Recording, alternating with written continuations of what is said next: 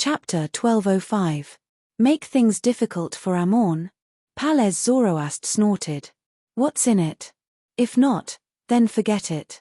Leonard was momentarily speechless. After a few seconds, he said, at least it will make you feel better. Palez chuckled. If you don't mention this topic, I'll feel better. Without waiting for Leonard's response, the Marauder Pathways sequence one angel sighed with a slightly aged voice. Doesn't your former colleague have a deception charm? Maybe we can think of something from this. After wiping out Beekland's avatar, Palez passed the guardhood symbols and magic labels for the 4 charms deception, parasite, deprivation, and aging to Klein through Leonard. Klein used this knowledge and the worms of time he obtained to create a deception bullet, parasite bullet, and deprivation bullet. Later, he used them against Kona's Kilga, but Leonard didn't know about it.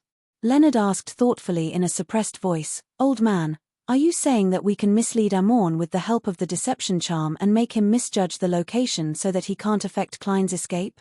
In his mind, Palez Zoroast replied in annoyance, that's right. Do you think it's possible to use a deceit charm in front of a Marauder Pathway King of Angels? That's not possible. Leonard laughed dryly and asked shamelessly, then what do you mean? Palez Zoroast's voice suddenly became more spirited. The rule that deception can only return to the original location of the body. The deception rule? You can do that too? Leonard asked in shock. Palez gave a self-deprecating laugh and sighed. Compared to deceiving Amorn, deceiving the laws is much easier. After all, the bottom of the world is crazy and chaotic. These words left Leonard momentarily speechless. On the one hand, he was not knowledgeable enough to know that rules and patterns could also be deceived. On the other hand, he did not expect that in the old man's heart, Amorn was more terrifying than the laws of nature and the laws of the world. After nearly 10 seconds, he spoke again. What are the chances of success if we use this method? Very, very low. However, Amorn's avatar contains a deceit charm made from a worm of time. The probability of it being able to deceive such a pattern is very, very low. Therefore, my suggestion is still the same. Get him to seek the fool's help. Don't waste time. In a confrontation with Amorn, the longer this drags on, the more dangerous it will be. Leonard pondered for a moment and nodded in agreement. I understand. I'll advise him to do the same. Of course, he would not forget to mention the method given by the old man that had a low possibility of success. It's good that you understand. Seriously, to disturb an old man's reading. As Palez mumbled, his voice gradually softened and vanished from Leonard's mind. 7. Pinster Street. The newspaper on the coffee table suddenly flew up and unfurled itself in front of the sofa.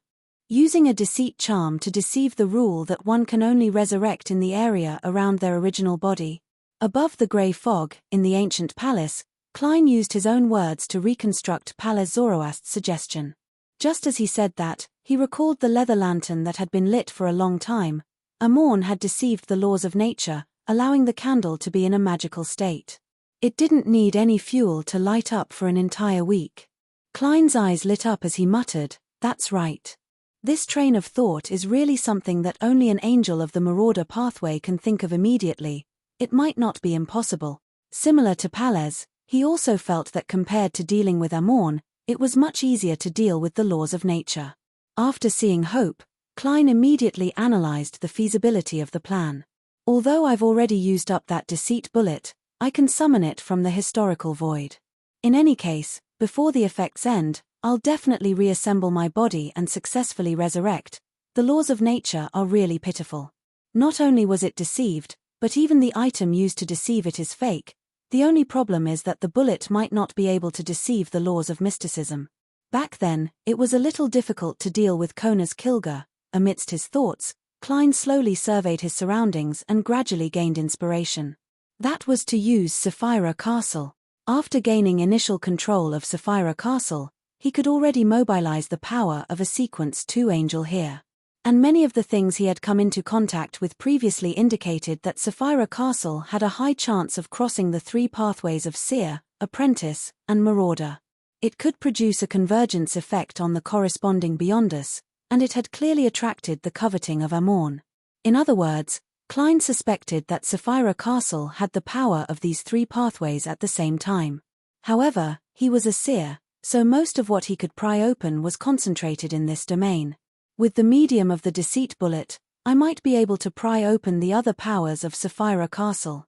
Since I can already use some powers related to miracles in the seer domain, then it's very reasonable to infer that the powers of the Marauder pathway have the might of an angel.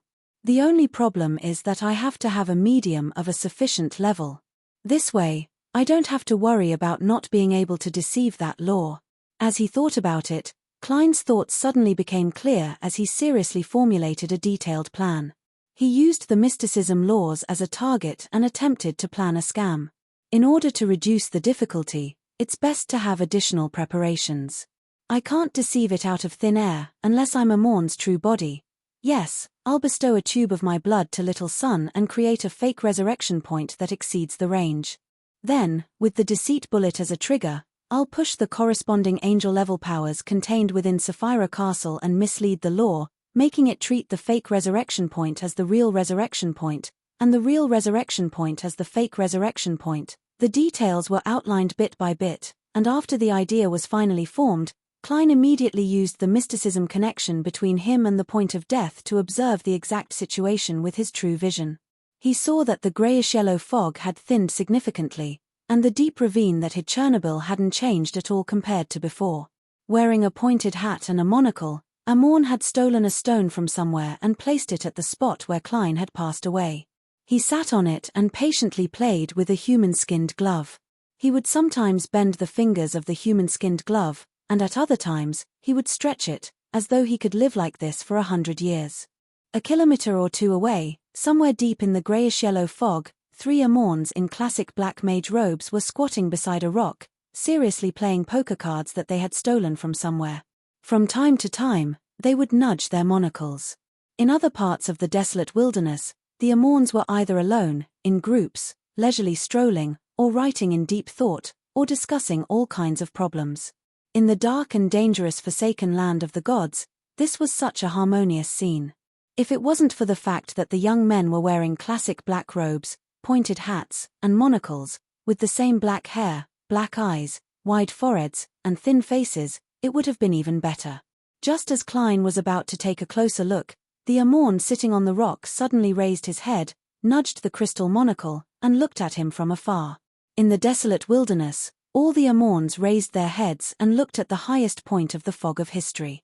Klein immediately retracted his gaze and severed the connection. City of Silver, Derek Berg arrived at the top of the spire and met Chief Colin Iliad. "Your Excellency, I've already received the promise of blessings," Derek said rather frankly and directly. The grizzled Colin Iliad, who had old scars on his face, heaved a sigh of relief and slowly nodded. "That's good. That's good." In a rare instance, he repeated a sentence. As an excellent demon hunter, as the chief of the City of Silver, he had always been very patient and never took unnecessary risks. Therefore, with the fool suddenly not giving him any feedback, he didn't immediately side with the true creator. He decided to wait patiently for another month. To the City of Silver, which had been waiting in the Dark Ages for more than 2,000 years, a month's wait was completely bearable. Without waiting for Derek to answer, Demon Hunter Colin left the window and said calmly, "Go back first. I'm going to begin preparing for the advancement ritual." Derek glanced at the chief and said sincerely, "Go back first. You'll definitely succeed." He didn't stay any longer and immediately left the spire to return home. After setting up the ritual again and placing the remains of the 6 powerful creatures he had hunted in the correct positions, Colin Iliad began concocting the potion. After all of this was done, the City of Silver's chief closed his eyes, lowered his head, and chanted in Jotun, "The fool that doesn't belong to this era, the mysterious ruler above the grey fog, the king of yellow and black who wields good luck, above the grey fog." Klein saw circles of light spread out and heard a slightly illusory prayer. He immediately summoned a paper figurine, fused the power of Sapphira Castle with it, and threw it into the prayer circle of light. He also marked the City of Silver's chief in passing. At the same time, he used the prayer circle of light to observe the entire spire and the entire City of Silver's situation. He confirmed that there weren't any parasites near the chief or Little Sunday. I have to seize this opportunity. Klein immediately conjured the world, German sparrow, and made him assume a praying posture. At this moment, Colin Iliad saw light. Amidst the holy and clear light, a holy angel with 12 pairs of illusory wings on its back suddenly descended. As the pure white feathers fluttered down, it used its wings of light to envelop the demon hunter. This was a blessing from Mr. Fool. Chapter 1206. Facing the embrace of an angel, Colin Iliad wasn't surprised. He calmly accepted everything, as though he was already prepared. The ritual began. He took a step forward, picked up the silver night potion, and poured it into his mouth. Without a sound, the demon hunter's body swelled up, turning into a grayish-blue giant that was a few meters tall and had a dark crack on its forehead. Every inch of the giant contained an indescribable mystery and terrifying power. Apart from its head, which still retained its human appearance, the rest of its body was close to that of a mythical creature, emitting a strange mental influence. In the next second, Colin Iliad's head seemed to suffer from osteochondrosis. His entire body caved in, and with the dark crack as the core, it slowly squirmed, as though it was about to form a nebular vortex. This pain made the City of Silver's chief, a demon hunter who had killed many powerful creatures, unable to contain himself. He let out a series of extremely chaotic howls that would make an ordinary creature's head split open. If it wasn't for the fact that Colin Iliad had evacuated the people in the spire ahead of time, leaving only the demigod-level Waite Chermont to guard the spire to prevent any accidents, many beyond us would have lost control. The remains of the 6 powerful creatures at different spots in the ritual floated up under the guidance of an invisible force. They circled around the mutating Colin Iliad, and with the help of a mysterious connection, they awakened a portion of the memories of this top demon hunter. It was the experience of hunting a devil. It was the experience of personally ending the former chief's painful attack. It was the life of defeating powerful monsters time and time again. These scenes that manifested in the altar were like paintings. At times, they would fuse into Colin Iliad, and at other times, they would separate from him. They helped him locate himself, allowing him to maintain a certain degree of lucidity amidst the extreme pain and changes. It was only at this moment that Colin Iliad understood the essence of this ritual. As a sequence 4 demon hunter, the hunt of every powerful creature was a battle that was filled with intense spiritual baptism. It left a deep mark in his life. With the help of these imprints left behind by intense spiritual energy, he was able to locate himself after consuming the potion and not lose himself in pain and madness. This reminded Colin Iliad of a name recorded in some of the books in the City of Silver, Anchor. At sequence 3, one could be considered a deity in a certain sense. They could respond to prayers within a certain range, but they needed a certain anchor. Because he had yet to reach the level of an angel, the anchor might not necessarily be a believer, and could be replaced with other things, such as those bright imprints in his life that had the meaning of mysticism. In his awakened memories, Colin Iliad slowly regained his sense of self. He felt his body again and grasped its changes. Then, layers of wings formed by illusory light grew out of his back. They combined with the surrounding scrolls and kept shrinking inward, collapsing into a solid, gorgeous, and weightless silver armor on the surface of Colin Iliad's body. After a demon hunter advanced to a silver knight, there would be a slight difference due to the different blessed deities. The previous leader of the king's court chasers, Light Slayer Merskagan, had received a blessing from the giant king, so the various aspects of the silver knight domain were stronger. Colin Iliad could occasionally condense a silver rapier that could teleport. When attacking, it would produce random, preferred, and unpredictable changes. In addition, when Mercury transformation, he could also obtain a certain uniqueness. As the silver armor finally took form, Colin Iliad completed his advancement. Apart from the fact that he didn't have a vertical eye on his head, he was equivalent to a mythical creature. At this moment, he raised his right hand and waved it to the side. On a small hill outside the City of Silver, a silver beam exploded out of thin air, tearing apart everything around it, splitting the hill into 2. During the process of Colin Iliad advancing to Silver Knight, Derek Berg completed the bestowment ritual and received a small metal tube. Seizing the opportunity when the City of Silver's chief created an anomaly and attracted most of the attention, Klein, who was in the ancient palace above the grey fog, suddenly reached out his hand and summoned a bullet and death knell from the historical void.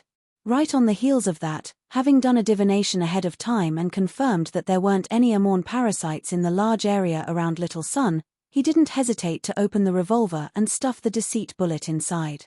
Pa. With a flick of his right hand, Klein closed the revolver.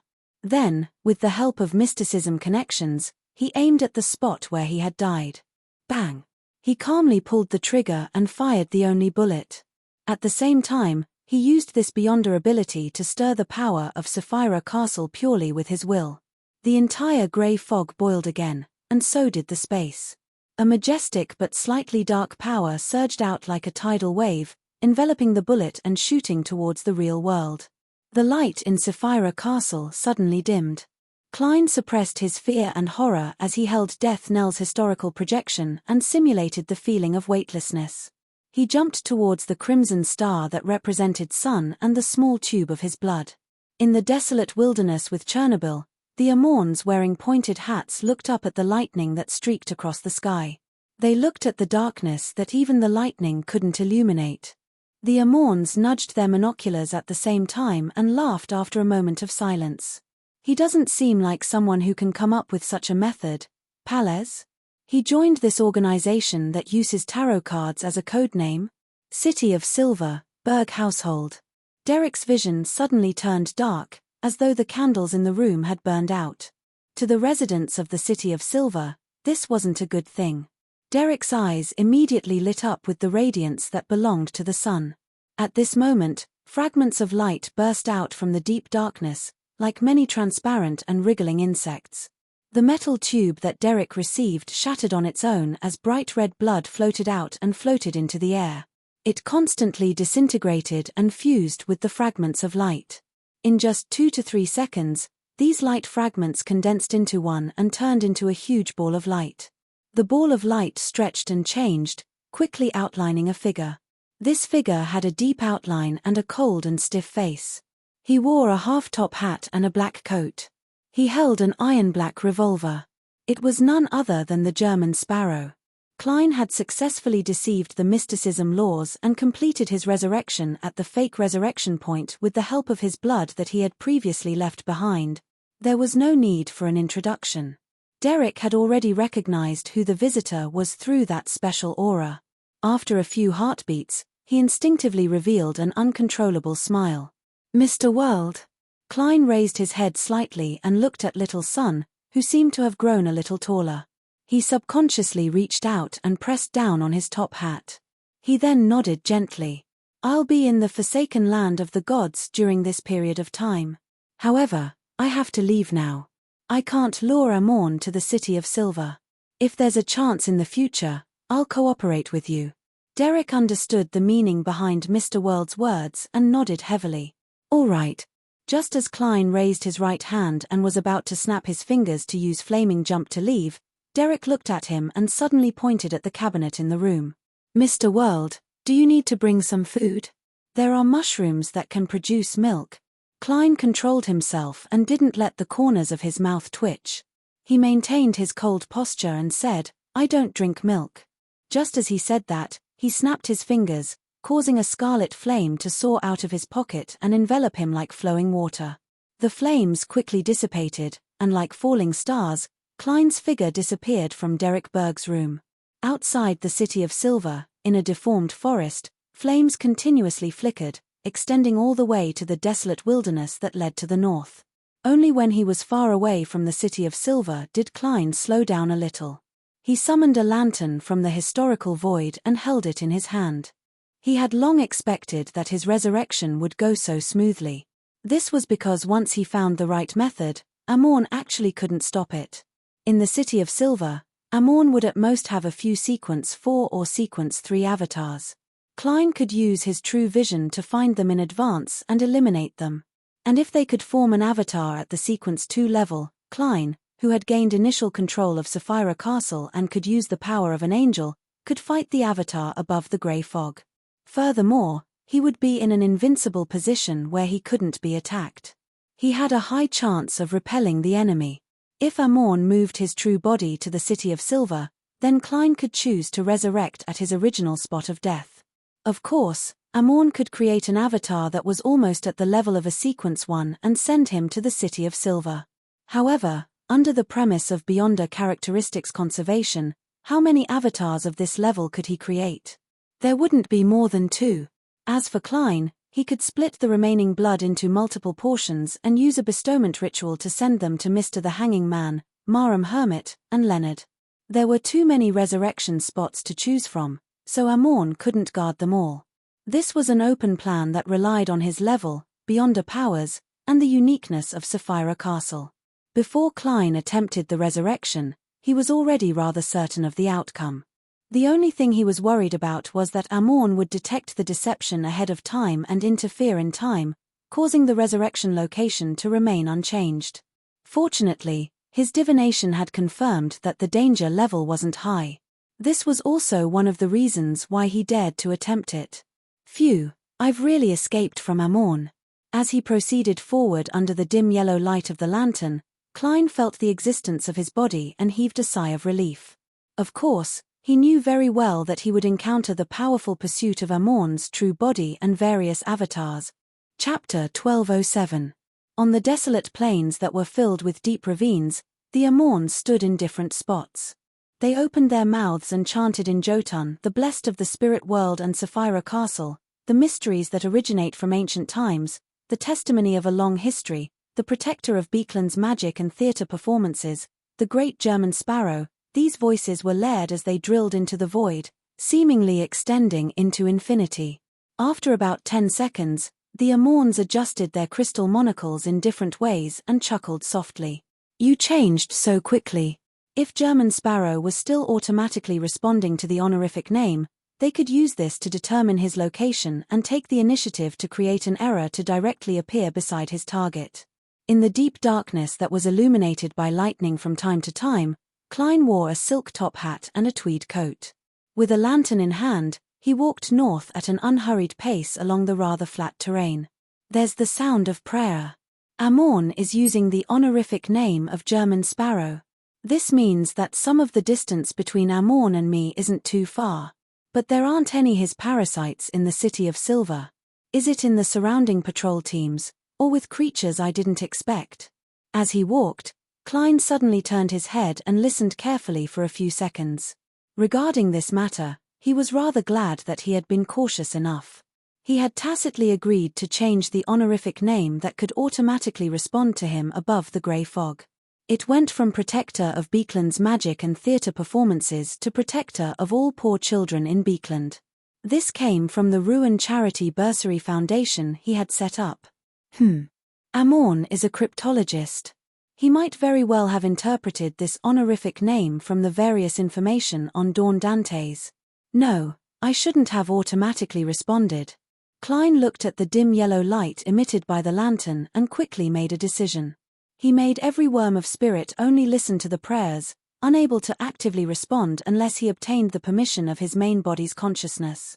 In this way, the frequent prayers would seriously affect his life, but it was not a big problem, because other than Amorn who maliciously harassed him, no one would pray to German Sparrow. He did not even spread his honorific name. After settling this matter, Klein thought of all the horrors of Amorn and suddenly had some doubts about what to do next.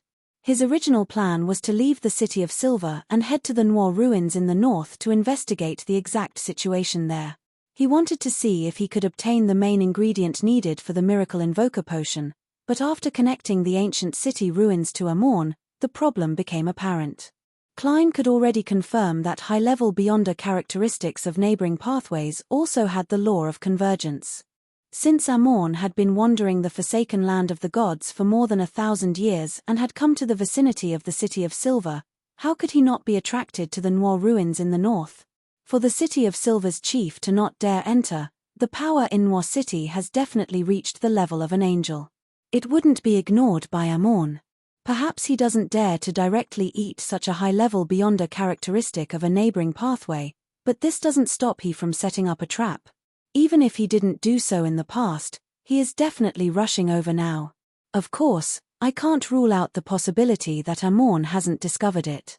This is because back when the City of Silver's chief first went there, The Noir ruins wasn't that dangerous. Perhaps, the power at the angel level only came to the Noir ruins later. He is constantly migrating to avoid Amorn. Amidst his thoughts, Klein didn't dare to head to the ancient city in the northwest.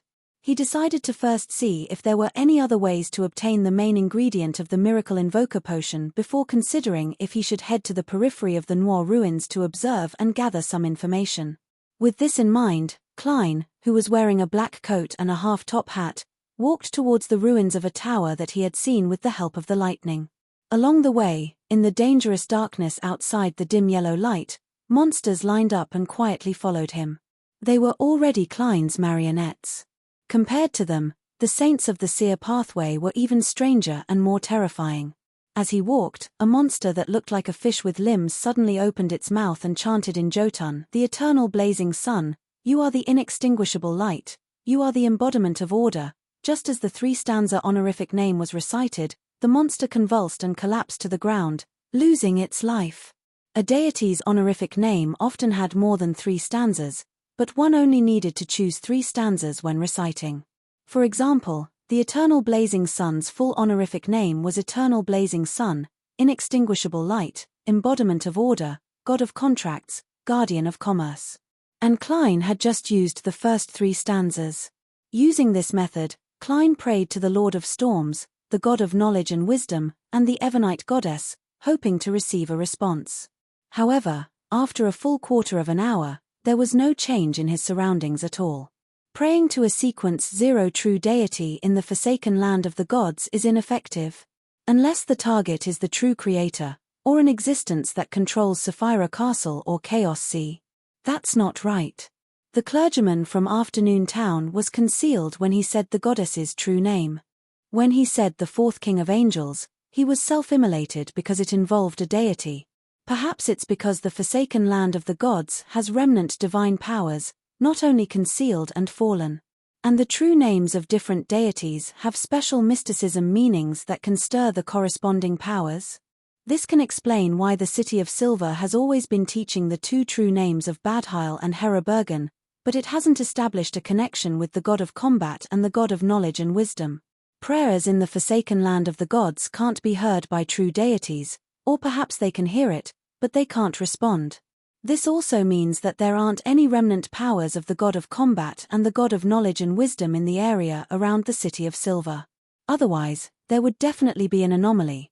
Yes, it's also possible that there aren't any anomalies, but that they've been eliminated by the 2 Grade 0 sealed artifacts of the City of Silver. In that case, if I were to directly say the goddess's true name, would it cause the surrounding darkness and concealed to boil? If I can control this power, I'll have another effective card when being pursued by Amorn. The probability isn't high. Directly saying a deity's true name is a form of blasphemy. I'll be attacked by the corresponding powers, just like the clergyman from Afternoon Town. Klein had a theory of the present situation based on the phenomena and logic. He was eager to read out the true names of the deities he knew one by one to see what effects it would have. Finally, he restrained himself and didn't blindly make the attempt. I should first head above the grey fog to do a divination. Otherwise, who knows if there might be an unbearable accident. Yes, divination that involves deities might not give a clear revelation. Klein mumbled inwardly before scoffing at his impulsive action. My previous thoughts are equivalent to, I haven't courted death for 2 days, so I have to be serious today. At that moment, he had already arrived at the collapsed tower and sat beside the wall that only had a small portion left. He reached out to take out a paper crane from the historical void and lit it up. He wanted to try and see if he could contact Snake of Fate Will Orsept in Ceres and ask where else he could obtain the main ingredient of the miracle invoker potion. Under the illumination of the lantern that had been summoned for the 3rd time, Klein fell into a deep sleep, but he didn't dream of anything. As expected, it doesn't work. After waking up, Klein shook his head and leaped into a historical void. Following that, he took 4 steps counterclockwise and arrived above the grey fog. Sitting in the seat belonging to the fool, Klein beckoned for a small paper box from the junk pile. Inside was a stack of paper cranes. They were all personally folded by a particular baby.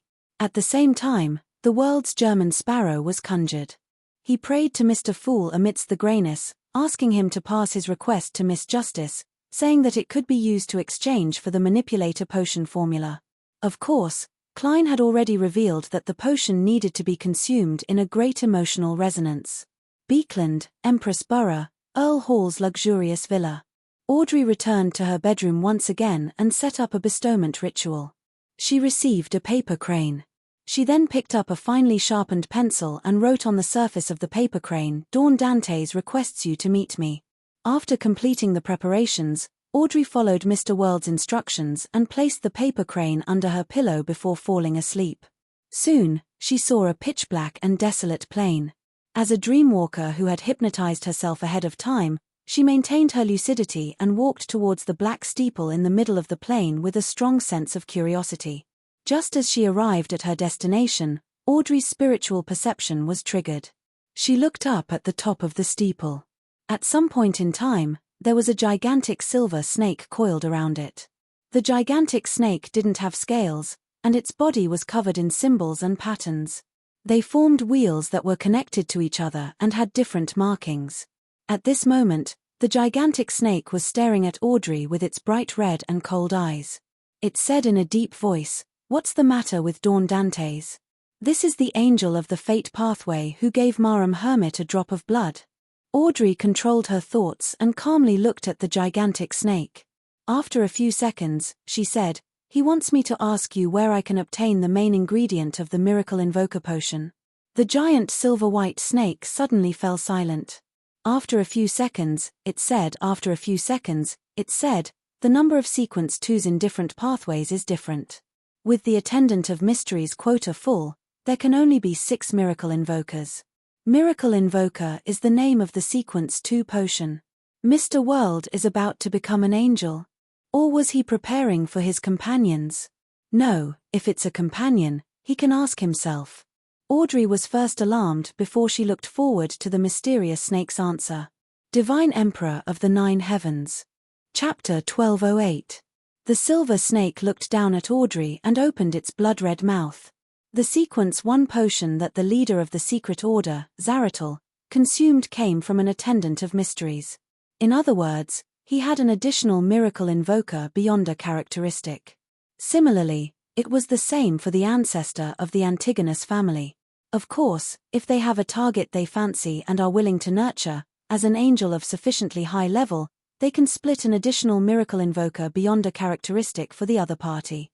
The third miracle invokers beyond a characteristic combined with the characteristic of a mysterious origin, becoming sealed artifact 0-05. This is also known as the magic wishing lamp. A true deity once attempted to destroy this item to separate the characteristics and reunite them, but to no avail. The fourth and fifth miracle invoker beyond a characteristic exist in the form of a grade 0 sealed artifact in the churches of the Eternal Blazing Sun and the Lord of Storms respectively. One of them is codenamed 0-13, originating from the creator of the Third Epoch. It's called the Last Banquet.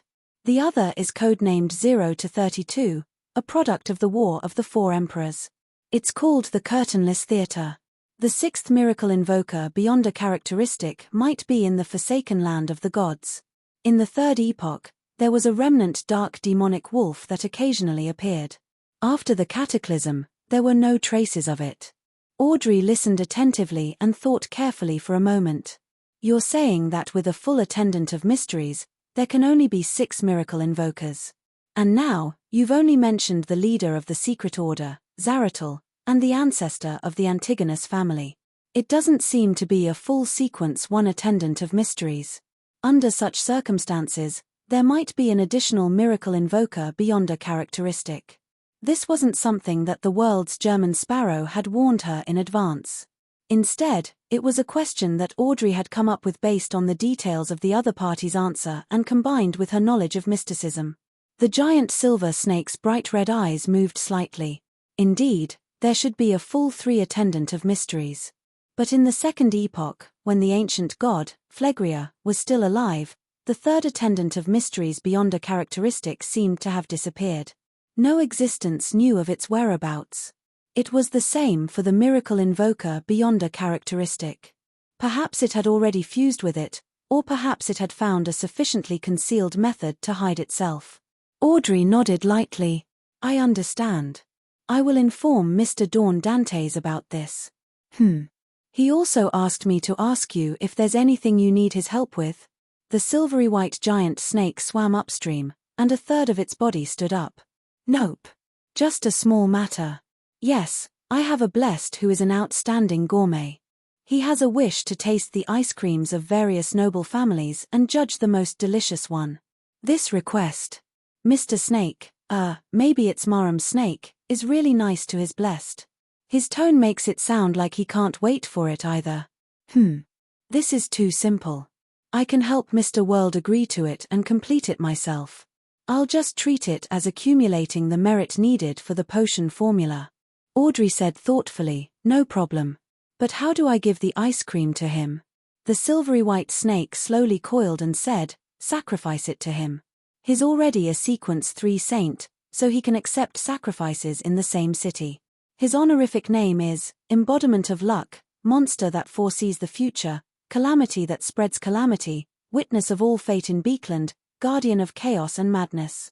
This honorific name is somewhat different from a normal sequence 3 honorific name. There's actually no name at the end. Audrey's eyes darted around slightly, but she didn't say anything else as she nodded in agreement. Guardian of chaos and madness. Will's honorific name at the end is a little interesting. This shouldn't be the honorific name of the Snake of Fate, but one that he used when he was at Sequence 3. It was later modified. The Monster Pathway's Guardian of Chaos and Madness. Or could it be said that in this world, even at the bottom of fate, there's chaos and madness? Monsters are working hard to resist all of this, making everything appear normal. As Klein listened to Miss Justice's report, he wasn't surprised by Will Orsepton's request for ice cream. Instead, he was more interested in the honorific name of the Life School of Thought's chairman. Having a blessed is equivalent to having a friend. Did Will learn this from me? No, I have a true blessed, Danny's. I have to get this fellow to sacrifice some food to me later. I can't really eat those mutated monsters or summon projections from the historical void, right? Yes, if there's a chance, I'll have to invite little son to taste it together. I can't let him be addicted to Frank's mushrooms. Will's blessed won't be fewer than mine, or even more. He has a huge organization like the Life School of Thought. Klein conjured the World German Sparrow and got him to respond to Miss Justice, indicating that the ice cream was worth a lot of contributions. After doing all of this, he tapped the edge of the long mottled table and seriously considered the problem of the Miracle Invoker potion's main ingredient. There's no need to think about Zaratal's Miracle Invoker beyond a characteristic. It's impossible for he to split it for me. He only wants to turn me into his marionette. It's not that there's no hope for Antigonus's 2 portions, but if that's the case, I'll have to beg the goddess again. I can't produce something of equivalent value. I'm afraid. Besides, the goddess might not be able to produce it. The reason why he sealed the half-fool who had lost control might be because he can't kill him. Once he is killed, he will be able to escape his current predicament and revive somewhere, just like how I escaped Amorn's control. Under such circumstances, the goddess has no way of directly separating the Miracle Invoker beyond a characteristic from Antigonus. There's no need to think about 0-05 that even a true deity can't crush. Even if I obtain it, I won't be able to use it. The origins of this sealed artifact are really mysterious. It's very problematic. The Church of the Eternal Blazing Suns 0-13 is called the Last Banquet. It comes from the City of Silver's creator. Why does this person always like to give names that have a dangerous meaning? The Church of the Storms 0-32 is Curtain's unending theater. It sounds like I can imagine what it's like. The chances of obtaining these 2 grade 0 sealed artifacts are very low, but it's not impossible. It all depends on whether the Eternal Blazing Sun and the Lord of Storms are willing to support my growth to restrain Amorn. Yes, up to now, they haven't shown any goodwill. I can't find a suitable way to make contact with the right person either. I can't possibly use divination to spy on the Eternal Blazing Sun and communicate with him, right? If that's the case, wouldn't it be better for he to directly invade Sapphira Castle and take control of this place? If I nurture Mr. the Hanging Man, when he has the qualifications to come into contact with Grade 0 sealed artifacts, I'll most likely become a Morn. The true creator knows clues to the third attendant of mysteries beyond a characteristic. His divine kingdom or holy residence is in the forsaken land of the gods. There might be a certain connection between the two miracle invoker characteristics and one attendant of mysteries characteristic are most likely in the forsaken land of the gods. I wonder which one is in the Noir ruins. Yes, the true creator should only know clues and isn't sure of the exact location. Otherwise, he would have obtained the attendant of mysteries beyond a characteristic before the War of the Four Emperors to effectively raise the strength of his subordinates. In other words, that attendant of mysteries beyond a characteristic is something that even a true god can't quickly obtain. I have to search for it, and it might not be so easy for Amorn to encounter it and use it to set up a trap. If the danger in the Noir ruins is recent and has just migrated, it matches this characteristic. From the looks of it, I still have to make a trip, but I have to be careful. The danger comes from Amorn, as well as the things inside the ruins. Yes, I'll do a divination first before doing peripheral observation and intelligence gathering. I won't enter blindly. I have to be sufficiently patient. Klein conjured a pen and paper, and just as he was about to write the corresponding divination statement, he suddenly recalled something and decided to make another confirmation. He drew a complicated symbol that was a mixture of concealment and prying and threw it into the crimson star that represented magicians. Using the image and tone of a German sparrow, he instructed Klein to ask a Rhodes questions. Beekland, East Borough. Force, who was about to move, drew the curtains, lit the candles, and set up a mirror. She got Zio to be a spectator. She then drew the symbol that Mr. World had given her on a piece of paper. Inside the room, the environment gradually became gloomy, and gusts of cold wind that made people shiver started to blow. The surface of the mirror suddenly rippled as dark red ancient Fasak text condensed. You have summoned the greater Rhodes. You have to abide by the corresponding rules.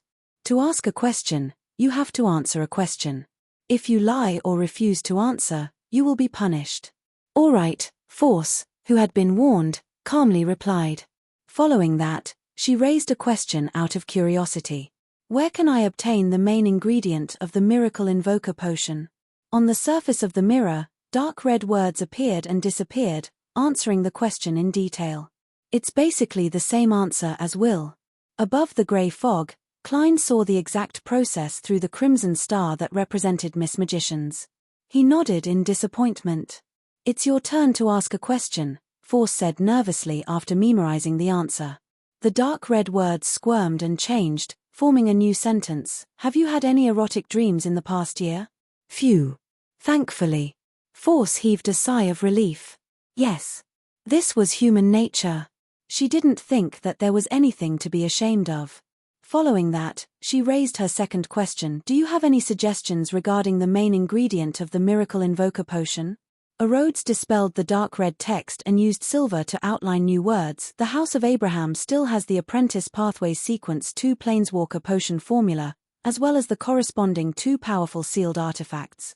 The Aurora Order also has one. This. Klein's eyes lit up as he thought of a new possibility. Is that so? Force frowned slightly and said, it's your turn to ask a question. On the surface of the mirror, the silver color vanished as dark red reappeared, forming a sentence. Who else were the main characters of your erotic dreams other than you? Force gaped as her face flushed red. Chapter 1209. At this moment, Force could only feel her cheeks heating up. Her whole body stiffened, and she didn't even dare to turn her head to look at her friend. She realized that she had underestimated the bottom line of the magic mirror. After her lips quivered for a moment, Force recalled Mr. World's warning. I choose to accept the punishment. With a crackling sound, a silver bolt of lightning fell from the air above the room. However, as soon as the lightning appeared, it disappeared without a trace, as if it was an illusion. On the surface of the mirror, the dark red words were suddenly dyed silver, and new content was quickly replaced. Today's quiz game ends here. Goodbye. Without waiting for Force to open her eyes or for Zio to react, the rippling light in the mirror instantly calmed down. The gloominess and darkness in the room shattered and was devoured by the candlelight. Isn't there a punishment? Force waited for a few seconds before opening her eyes slightly.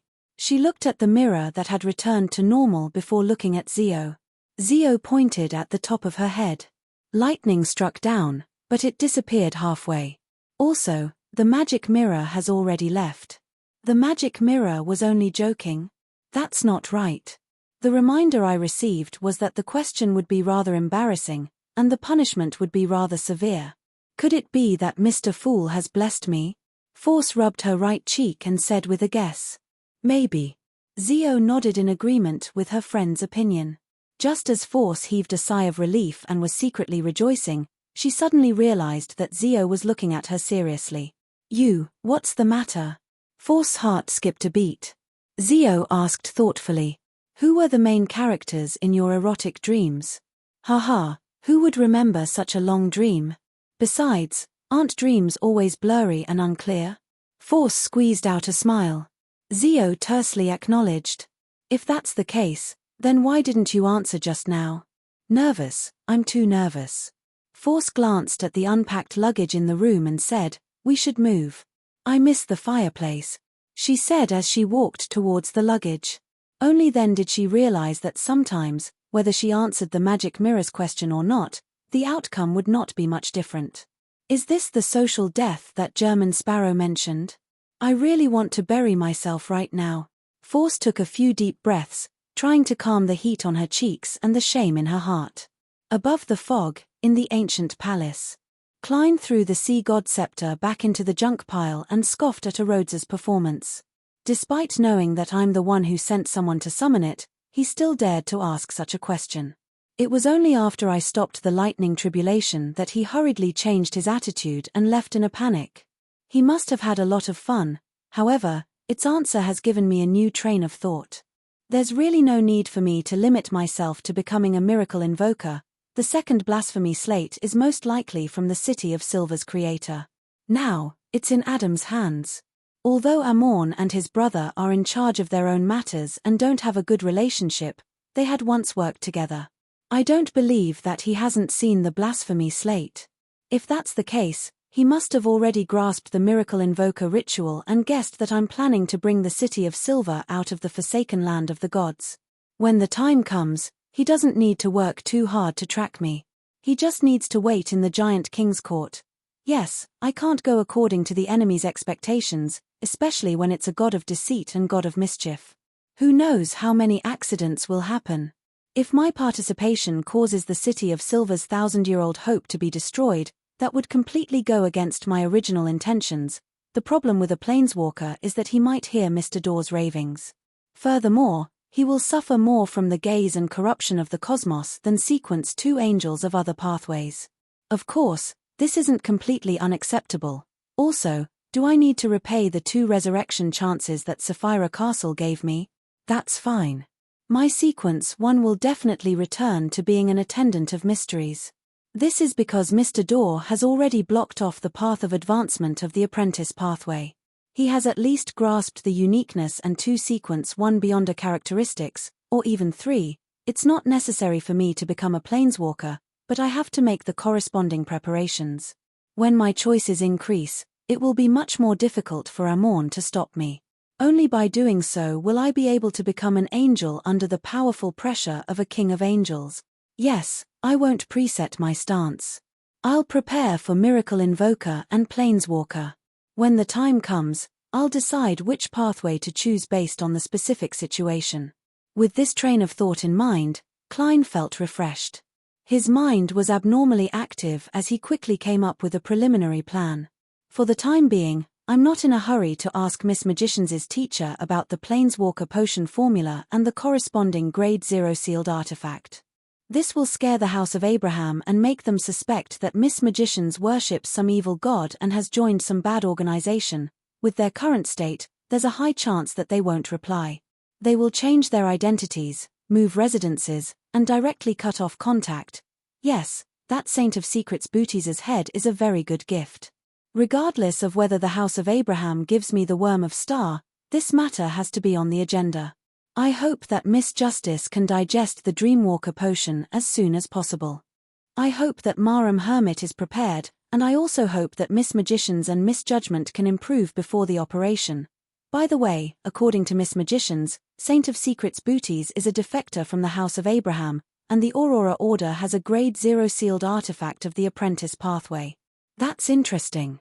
Perhaps I don't need to contact the House of Abraham. I might be able to obtain what I want from Saint of Secrets Booties. I have to remind Marum Hermit that Booties might carry a Grade 0 sealed artifact at times. I have to confirm it before the operation. If that Grade 0 sealed artifact isn't in the hands of the Saint of Secrets, I might have to face the Angel of Fate Ouroboros to obtain it. No, a Grade 0 sealed artifact is terrifying to begin with. It's one of the sources of danger. Phew, I'll wait for Miss Magicians' teacher to reply. I'll see if the House of Abraham is sensitive to the matter of the Worm of Star. With this in mind, Klein suddenly felt a little self-deprecating. He felt that he and the Aurora Order were destined to be enemies. They would always have all sorts of interactions.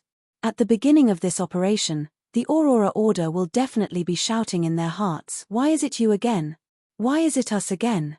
After exhaling, Klein gathered his thoughts and conjured the world, German Sparrow, and replied to Miss Magicians who had reported the answer. Following that, the fake world prayed again and asked Mr. Fool to pass his request to Danny's. On a particular island in the Fog Sea, Danny's, who was waiting for the Golden Dream to fetch him, turned his head to glance at Anderson and chuckled. "I'm going to summon the German Sparrow's messenger." Anderson raised his eyebrows and clicked his tongue. "You're qualified to consume the Conspirer Potion. You were the one who made it too obvious. Even I could sense that you were afraid of that messenger," Danny's said humbly, feeling increasingly smug. Anderson suddenly burst into laughter. "Why don't you suspect that I'm deliberately showing my fear? It's purely to find a reasonable excuse to avoid hearing things I shouldn't hear. T, do you think I'll believe a lie you came up with in a hurry?" Danny's was nearly convinced. Anderson threw up his hands and walked to the door. "All the ingredients for your Conspirer Potion have been gathered. Remember to remind German not to forget my Iron-Blooded Night Potion formula." Danny's waved his hand impatiently, indicating that he got it. After Anderson walked out of the room and closed the door, Danny's immediately set up a ritual and summoned the messenger with 4 blonde, red-eyed heads. Seeing the 8 eyes look over, Danny's puffed-up chest instantly shrank back. He forced a smile and handed over a gold coin. German Sparrow wants me to tell you that is fine. He's now in the Forsaken Land of the Gods." "Wait, what did I say?" "The Forsaken Land of the Gods." As a crewman of Vice Admiral Iceberg, Danny's mysticism knowledge was passable. After a moment of surprise, his pupils clearly dilated. "All right." Rionette Tynker bit the gold coin and replied in one bite. Then, she stepped into the void and vanished from the room. After reporting this matter to German Sparrow, Danny's received the Iron-Blooded Night Potion formula and new orders. "Prepare local delicacies and sacrifice them to see God Cavituous." "Isn't this mission a little too strange?" Danny's mumbled to himself, but he didn't dare raise any questions. He quickly tidied up the altar, found a piece of goatskin, and wrote down the supplementary ingredients and corresponding ritual for the Iron-Blooded Night Potion formula. Right on the heels of that, he opened the door and handed the goatskin to Anderson. Forming a team of at least 30 people. The higher the team's strength and rapport, the better the ritual's effects. Anderson unfurled the goatskin in front of Danny's and read it. As he read, his brows gradually furrowed. "If the rapport of the team is built on wanting to kill me, the captain, then this ritual is rather simple." Without waiting for Danny's mockery, he produced a white flame from his fingertip and burned the goatskin. Anderson then laughed and said, "I have to return to my homeworld to find an opportunity. I have to go back to my hometown to find an opportunity. It's being invaded by Fainapotter, and war is always the best place to train a team." After a pause, he looked at Danny's and said with a smile, "I've prepared some questions for you. Leave them in my room. When you become a conspirer, you can try to do them and see if your intelligence has been improved in any way. T. Are you trying to trick me into reading all the books in your room?" Danny's was nearly touched as he immediately understood what was amiss. No matter how high one's intelligence was, It was impossible to solve the questions without reading the textbook. Not bad. This time, you only used 3 seconds to grasp the crux of the matter. If it were in the past, you would have really believed me, Anderson praised as he turned around with a smile and left the inn. Divine King of the Nine Heavens. Chapter 12:10. In the forsaken land of the gods, it was a night when the frequency of lightning had dropped to a very low level. 2 pieces of white bread sandwiched with a piece of roasted meat doesn't feel bad. The sweet and sour beverage, a specialty of the fog sea, is better than I expected. After swallowing the last mouthful of food, Klein praised from the bottom of his heart. He then threw the remaining packaging into the depths of the darkness. After all, there was no concept of environmental protection here, nor were there any trash cans. Of course, he had dealt with these matters in advance. It was just like how he had to disinfect himself in Sapphira Castle every time he gave up a marionette to prevent Amorn's avatar from locking onto his whereabouts. Yes, inanimate objects won't be turned into a concealed state by the darkness here. Klein raised the lantern that Danny's had sacrificed and shone it at the items he had just discarded. After resolving the problem of food and clothing, he had the mood to attempt certain matters that he had previously divined to be dangerous. As the dim yellow light wavered, Klein grabbed forward with his right hand and dragged another version of himself out of thin air. It was the him in the historical void, also holding a lantern. In the next second, Klein entered the grayish-white fog and awakened his consciousness in the projection that he had summoned. The projection was surrounded by teams of monsters. In the endless darkness, it opened its mouth and planned on chanting the name Amanises. He didn't make a sound. It was as though the content he wanted to say had been concealed. Indeed, it's as I guessed. Wearing a half-top hat and a black trench coat, Klein slowly exhaled. Looking at the lantern that emitted a dim yellow light, he suddenly chanted in Jotun Leodero. Before he could finish his sentence, more than 100 bolts of lightning twisted and intertwined as though they were responding to a summons, instantly covering the area. Klein had no time to dodge. Even after switching places with his marionette, he was still within the range of the attack. Amidst the silver light, he fell to the ground. His body was charred black as he convulsed violently, as though he had turned into a gigantic piece of coal. Then, his figure quickly dissipated, vanishing like an illusion. Wearing a real top hat, an Inti's trench coat, and a simple lantern, Klein returned to reality and continued walking as if nothing had happened. After walking for a while, his figure suddenly blurred and became clear again. Then, Klein opened his mouth again and recited a name in Jotun. Oh, just as he said the first syllable, a transparent flame shot out from his body, instantly burning him to ashes. He didn't even have the chance to switch places with his marionette. Klein's figure appeared once again. He pressed down on his top hat and calmly walked forward on the hill that was covered in strange plants. Hera Bergen. Badheil. Omabella. There's nothing abnormal. There's no corresponding divine power remnant around the city of Silver, Medici, Ouroboros, Sasria. This is even more useless. They aren't deities. I thought that Afternoon Town and the Giant King's Court were special cases. Using the true name of Sasria outside can activate the power of degeneration in the forsaken land of the gods. As a king of angels with the uniqueness, Red Angel can be considered half a true god. To think that he didn't leave behind any traces at all. It's embarrassing. No, it's embarrassing for a king of angels. As his black trench coat fluttered behind him, Klein walked down the hill and followed his spiritual intuition to head northwest to the city ruins, Noir. He would sometimes take a detour or use flaming jump. He didn't completely follow the route that the city of Silver had explored to his destination. Beekland, late at night. Feeling that she had digested a little more of her potion, Audrey very enthusiastically used dream traversal to leave her mansion and enter the various dreams in the surrounding area.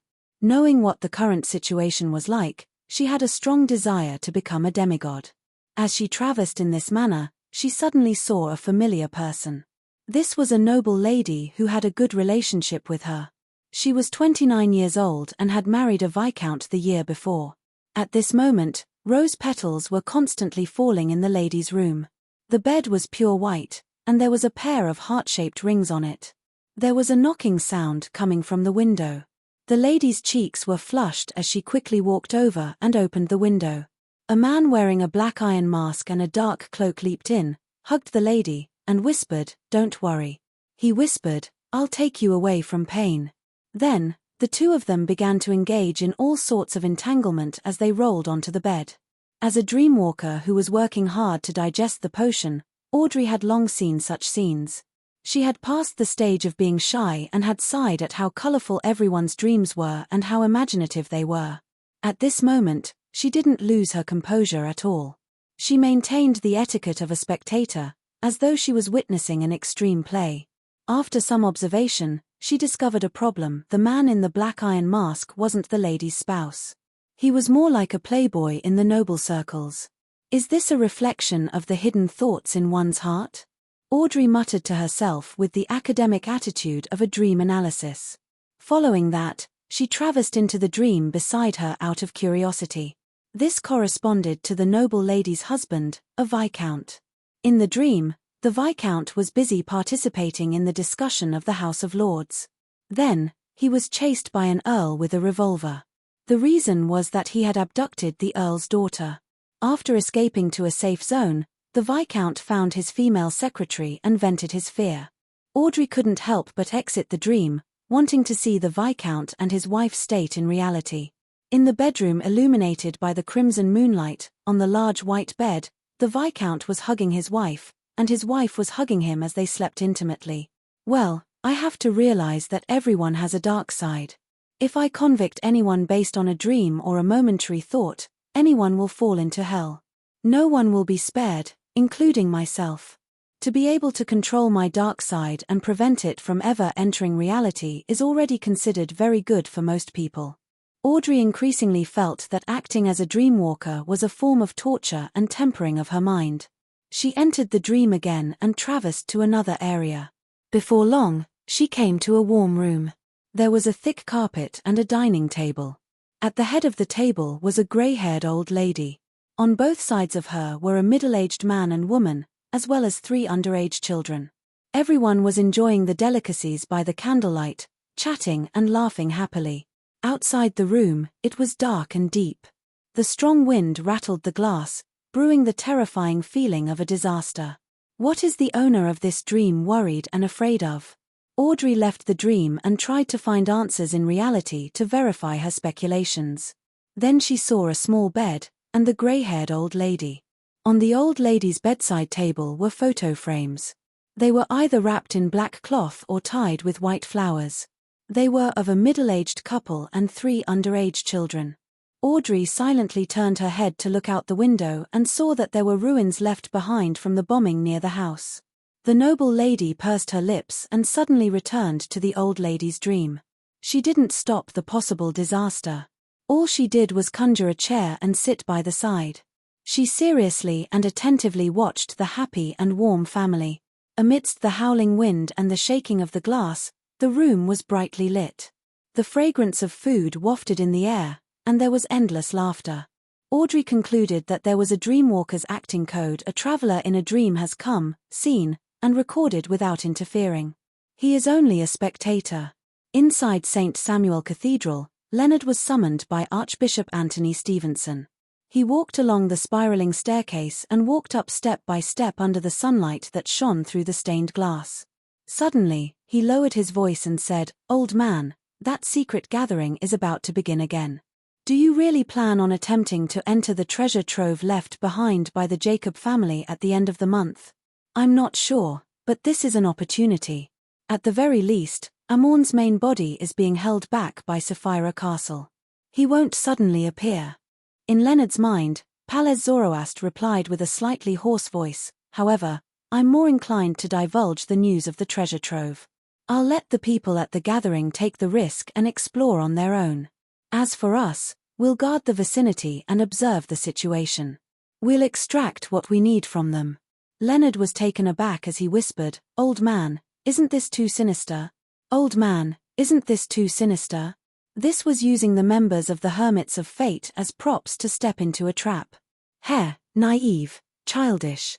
You can tell them the details and let them decide whether they want to go or not. Palez Zoroast sneered. Leonard didn't bring up the matter again and instead asked, "Old man, when can I become a demigod?"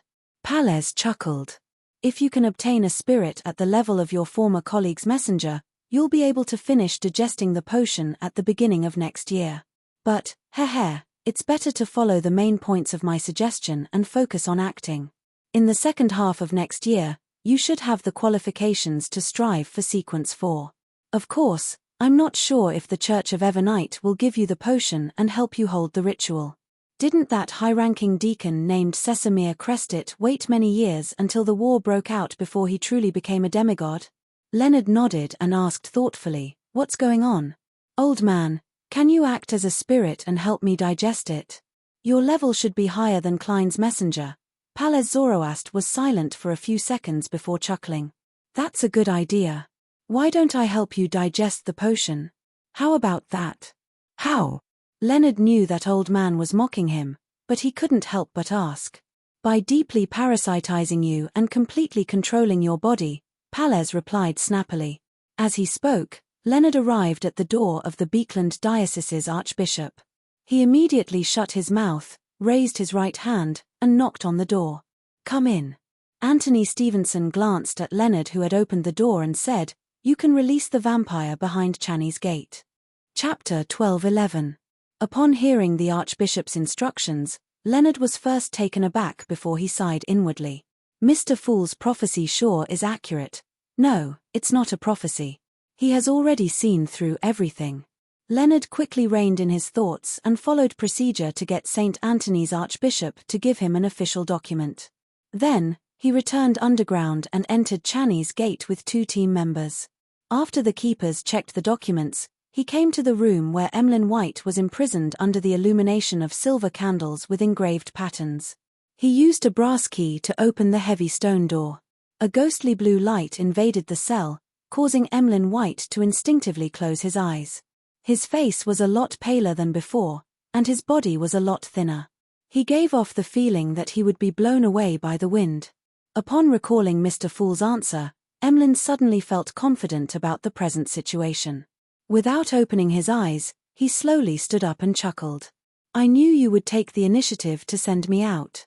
Would you be disappointed if I said that it's just a routine check?" Leonard lampooned and replied without any expression, "I'll give you 30 seconds. If you don't walk out of Channy's gate after this time, I'll treat it as you volunteered to stay behind."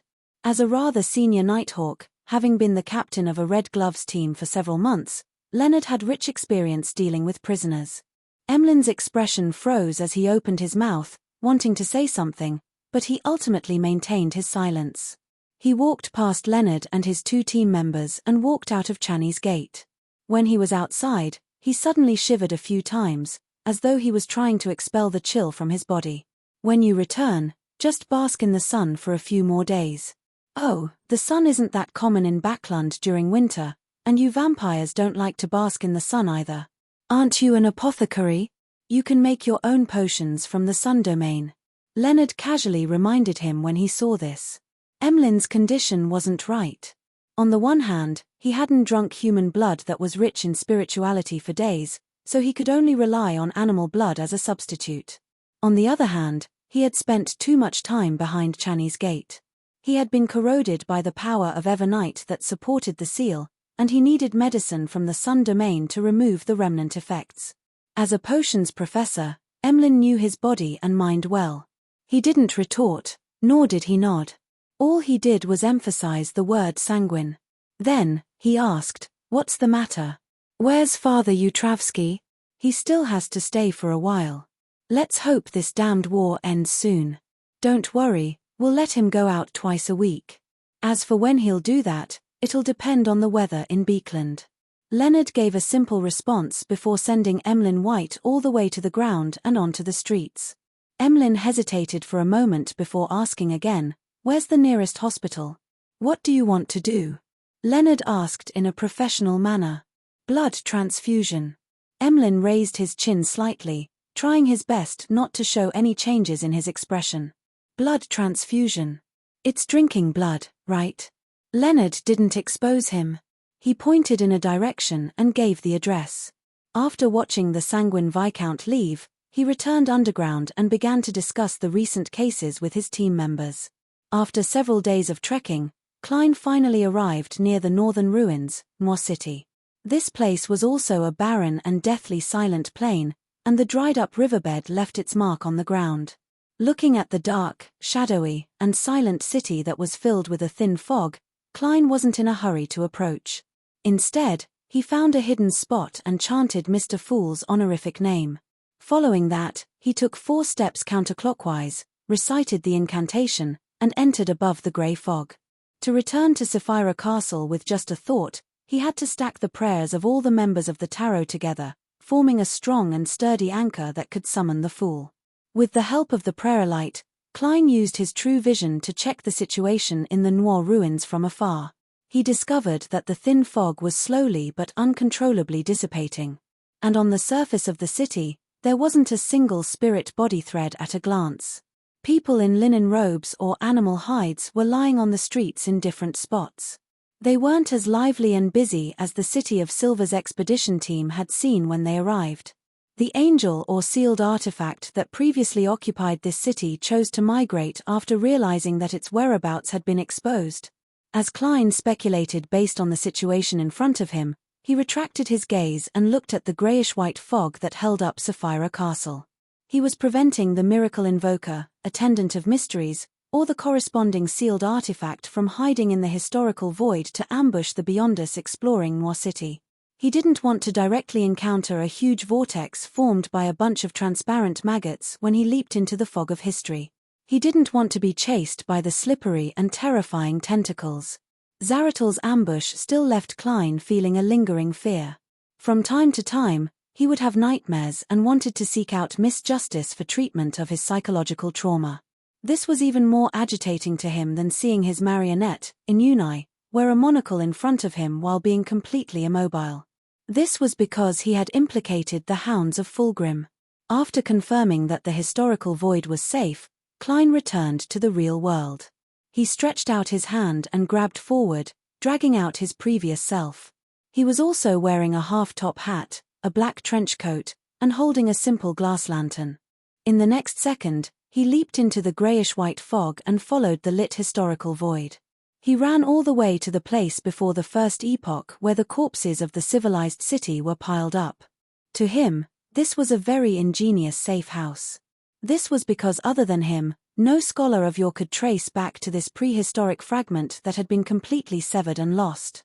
Of course, to Klein, coming all the way here had expended a lot of his spirituality.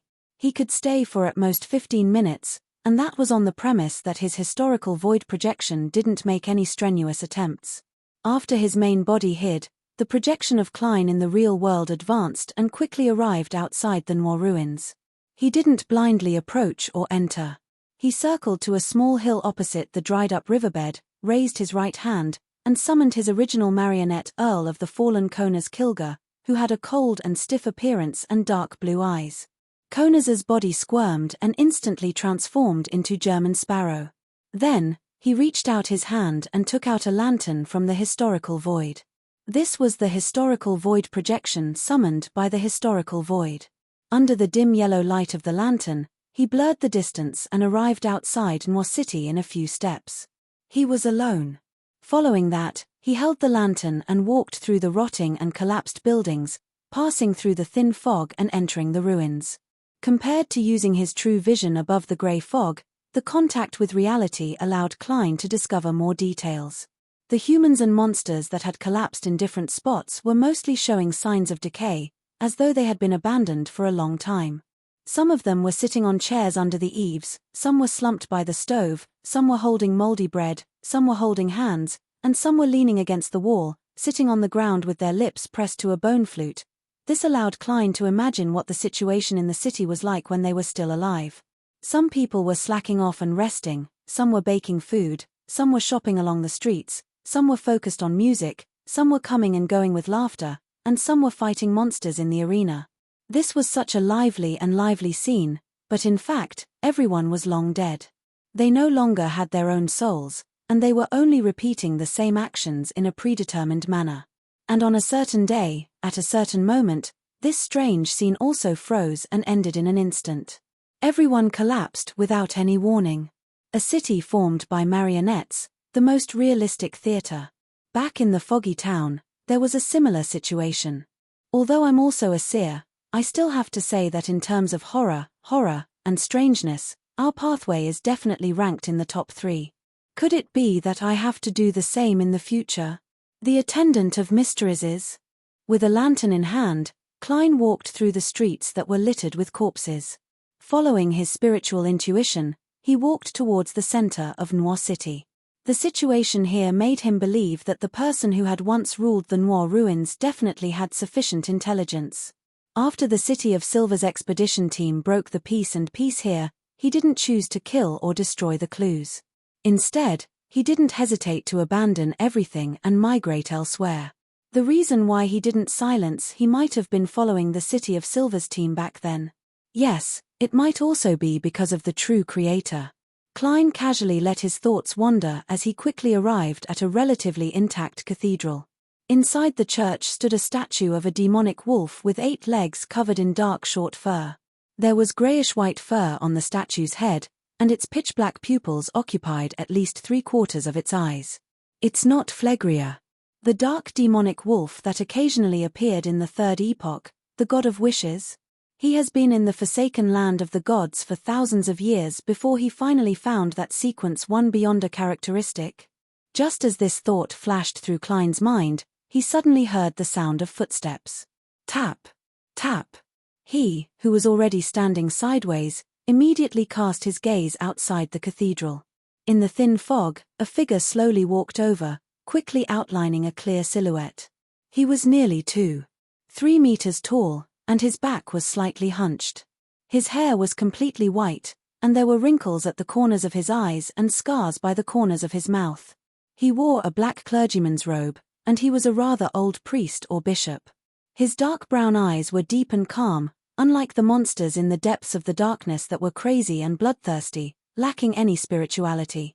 However, in the long night with very low frequency of lightning, this clergyman didn't carry an animal hide lantern, nor did he light a fire. All he did was quietly walk through the thin fog. Chapter 12:12. Although Klein had only been in the forsaken land of the gods for less than a week, he had already gained a sufficient understanding of this place through Little Sunday. He knew that ordinary humans, and even saints, had to use flames to create light in the darkness. Otherwise, it was very easy for them to be attacked by dangerous monsters hidden in the depths of the darkness, or be devoured by the darkness and disappear without a trace, never to be found again. At this moment, the elderly clergyman did not carry an animal hide lantern. He passed through the mist in the darkness and slowly entered the church that was illuminated by the dim yellow light of the lantern. If it wasn't for his deep and calm eyes, without a trace of madness, Klein's first reaction would definitely be that he had encountered a special monster. Of course, this state of being like a normal person and being immersed in darkness was so contradictory that any creature with a standard level of intelligence could easily conclude that the newcomer might be even more terrifying than special monsters. Klein had only seen one person who could walk through the darkness without being affected and had sufficient intelligence and spirituality. Blasphemer Amorn.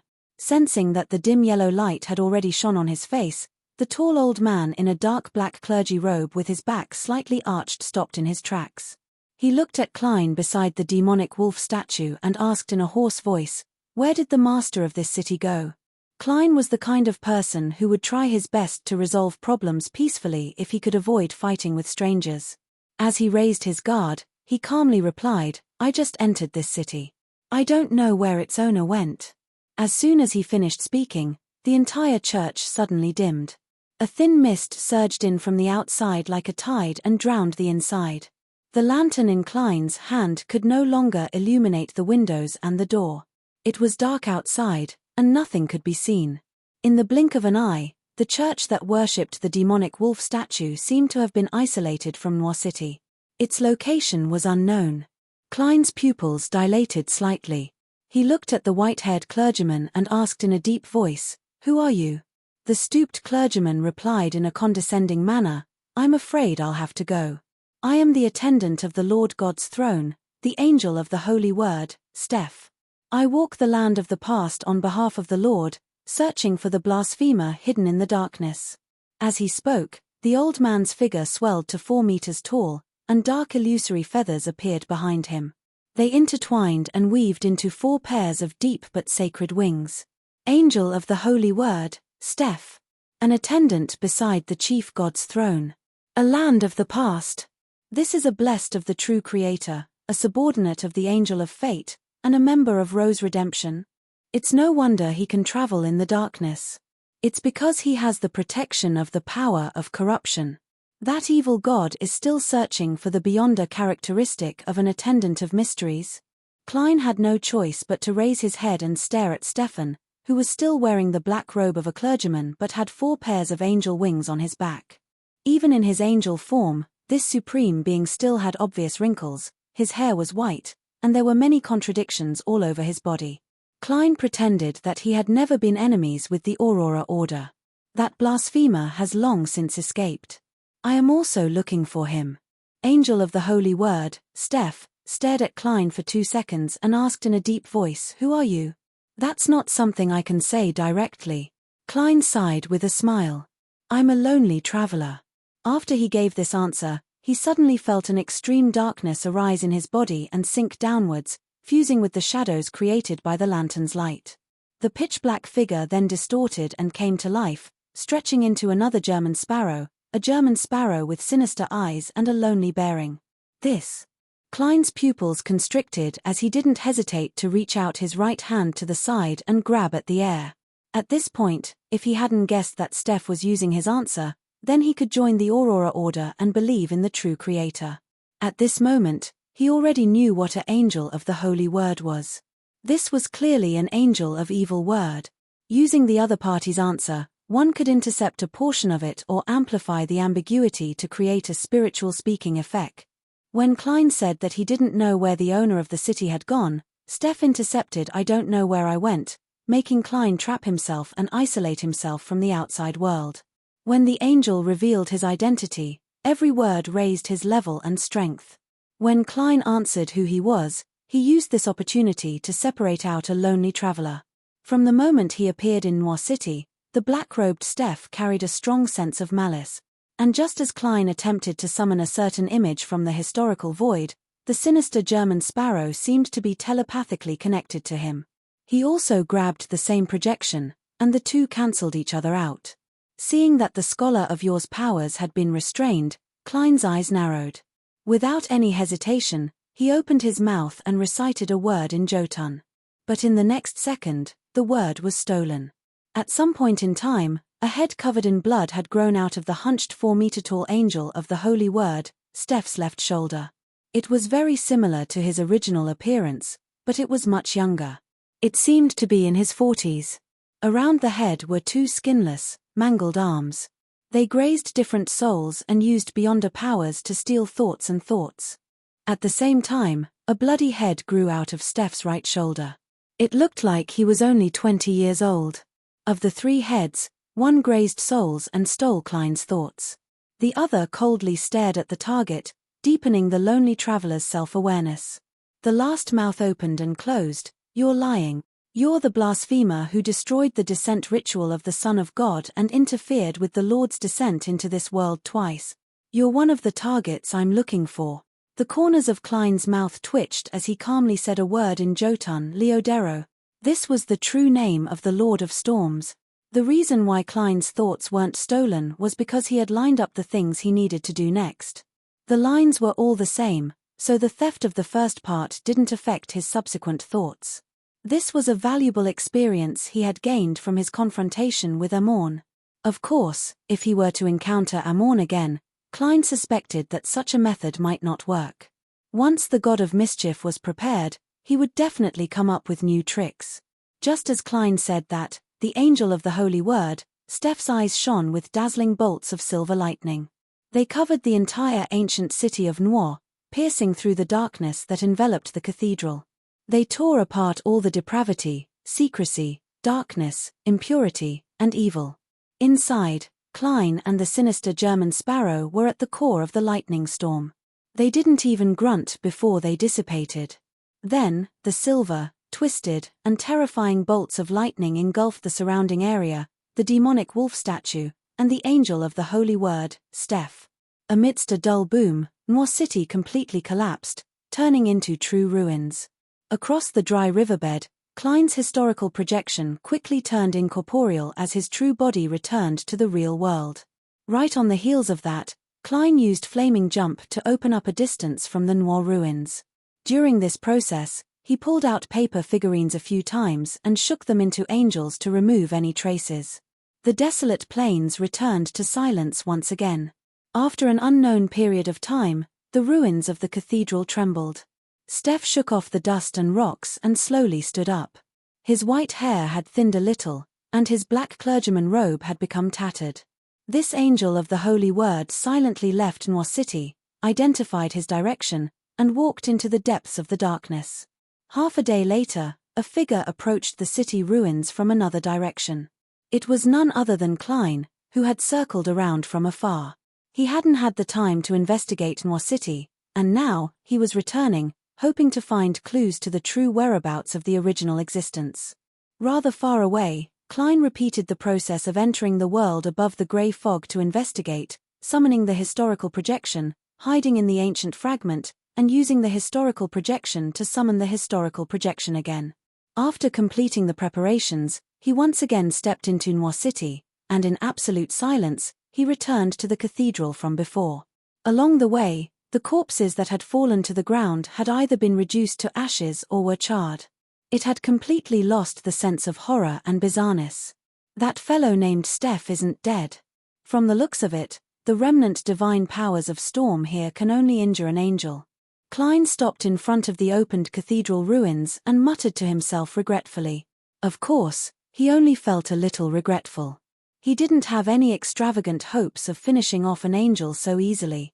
As he swept his gaze, Klein saw a few fragments of the demonic wolf statue. They were dark black on the surface and dark red on the inside. They didn't look like common stone. To be used by the dark demonic wolf to carve its statue, these stones are definitely not simple. Furthermore, they don't look like they're from nearby areas. Perhaps I can find out where the dark demonic wolf hid before coming to Noir City by investigating their origins. As a miracle invoker, or even an attendant of mysteries, the dark demonic wolf must be good at eliminating traces. It's very difficult to directly track his whereabouts, but if I can find most of his hiding spots, I can pry into his habits and style. By grasping a person's past, I can predict their future. Klein took 2 steps forward in thought, bent down, and attempted to pick up a fragment of the statue. At that moment, a charred hand suddenly reached out and blocked his fingers. From the corner of his eye, Klein saw a charred corpse standing up at some point in time. The charred corpse held a crystal monocle in its other hand and wore it over its left eye. Amorn. Left eye. Klein's heart tightened before he felt a strong sense of doubt and suspicion. In the next second, the charred corpse smiled and said, "Sorry. I wore it in the wrong place." As it spoke, it took off the monocle and moved it to its right eye. Chapter 12:13. Klein once again realized why Amorn was the god of mischief. At that moment, he didn't even have the desire to lampoon. All he wanted was to immediately end the historical void projection and escape from Amorn in front of him. The charred corpse that had been parasitized wiped away the charcoal on its face. Before Klein disappeared, it smiled and said, "There's no rush. You're just a projection from the historical void. I can't really parasitize you, and you should know very well that I'm not alone. It's difficult for you to make an effective counterattack. What are you trying to say?" Klein, who was holding a simple lantern, thought silently for a moment. He picked up a statue fragment that was black on the outside and red on the inside and asked cautiously. At that moment, Amorn had already transformed into his own appearance. The only problem was that his skin was still relatively dark. He adjusted his crystal monocle and chuckled. "You know that you're searching for that dark demonic wolf in an attempt to obtain a miracle invoker beyond a characteristic from him. And I'm also very interested in that. Why don't we play another game and see who can obtain it first? What's the point of this? Don't tell me that if I don't play this game, I won't pursue it, and you won't think of a way to snatch it from me." Klein remained calm for 2 seconds before shaking his head. I refuse. He had no intention of listening to Amorn's conditions. The more he listened to a top swindler, the more disadvantageous he would be. Amorn smiled and shook his head without any anger. You'll regret this. I originally planned on using a miracle invoker beyond a characteristic and an attendant of mysteries beyond a characteristic to exchange for Sapphira Castle if I won. I'll also give you some time to move the secret gathering you organized in advance. And now, I can only consider stealing your fate and bearing the burden of being corrupted by the source. All right, although it's dangerous, it's exciting enough. I'm already prepared to accept it. Let's see who becomes the leader in the end. With my father's experience, I don't think I'll perform too badly. What? Corruption from the source? The experience of the ancient sun god? Klein originally didn't wish to continue discussing the topic of miracle invoker beyond a characteristics and Sapphira Castle with Amorn, but his heart stirred when he heard that. He recalled Amorn's description and couldn't help but ask, the source refers to the original creator? He desperately wanted to know what kind of unbearable fate Sapphira Castle would bring him. Amorn pinched the edge of his monocle and looked at Klein for a few seconds. It's better if I don't answer this question directly, because you won't believe a single word I say. Why don't you tell me? I'll judge whether it's true or not. Klein suppressed the urge to blurt out and calmly replied, maybe it's just that you haven't come up with an excuse yet. Amorn didn't mind at all and smiled. You can take it that way.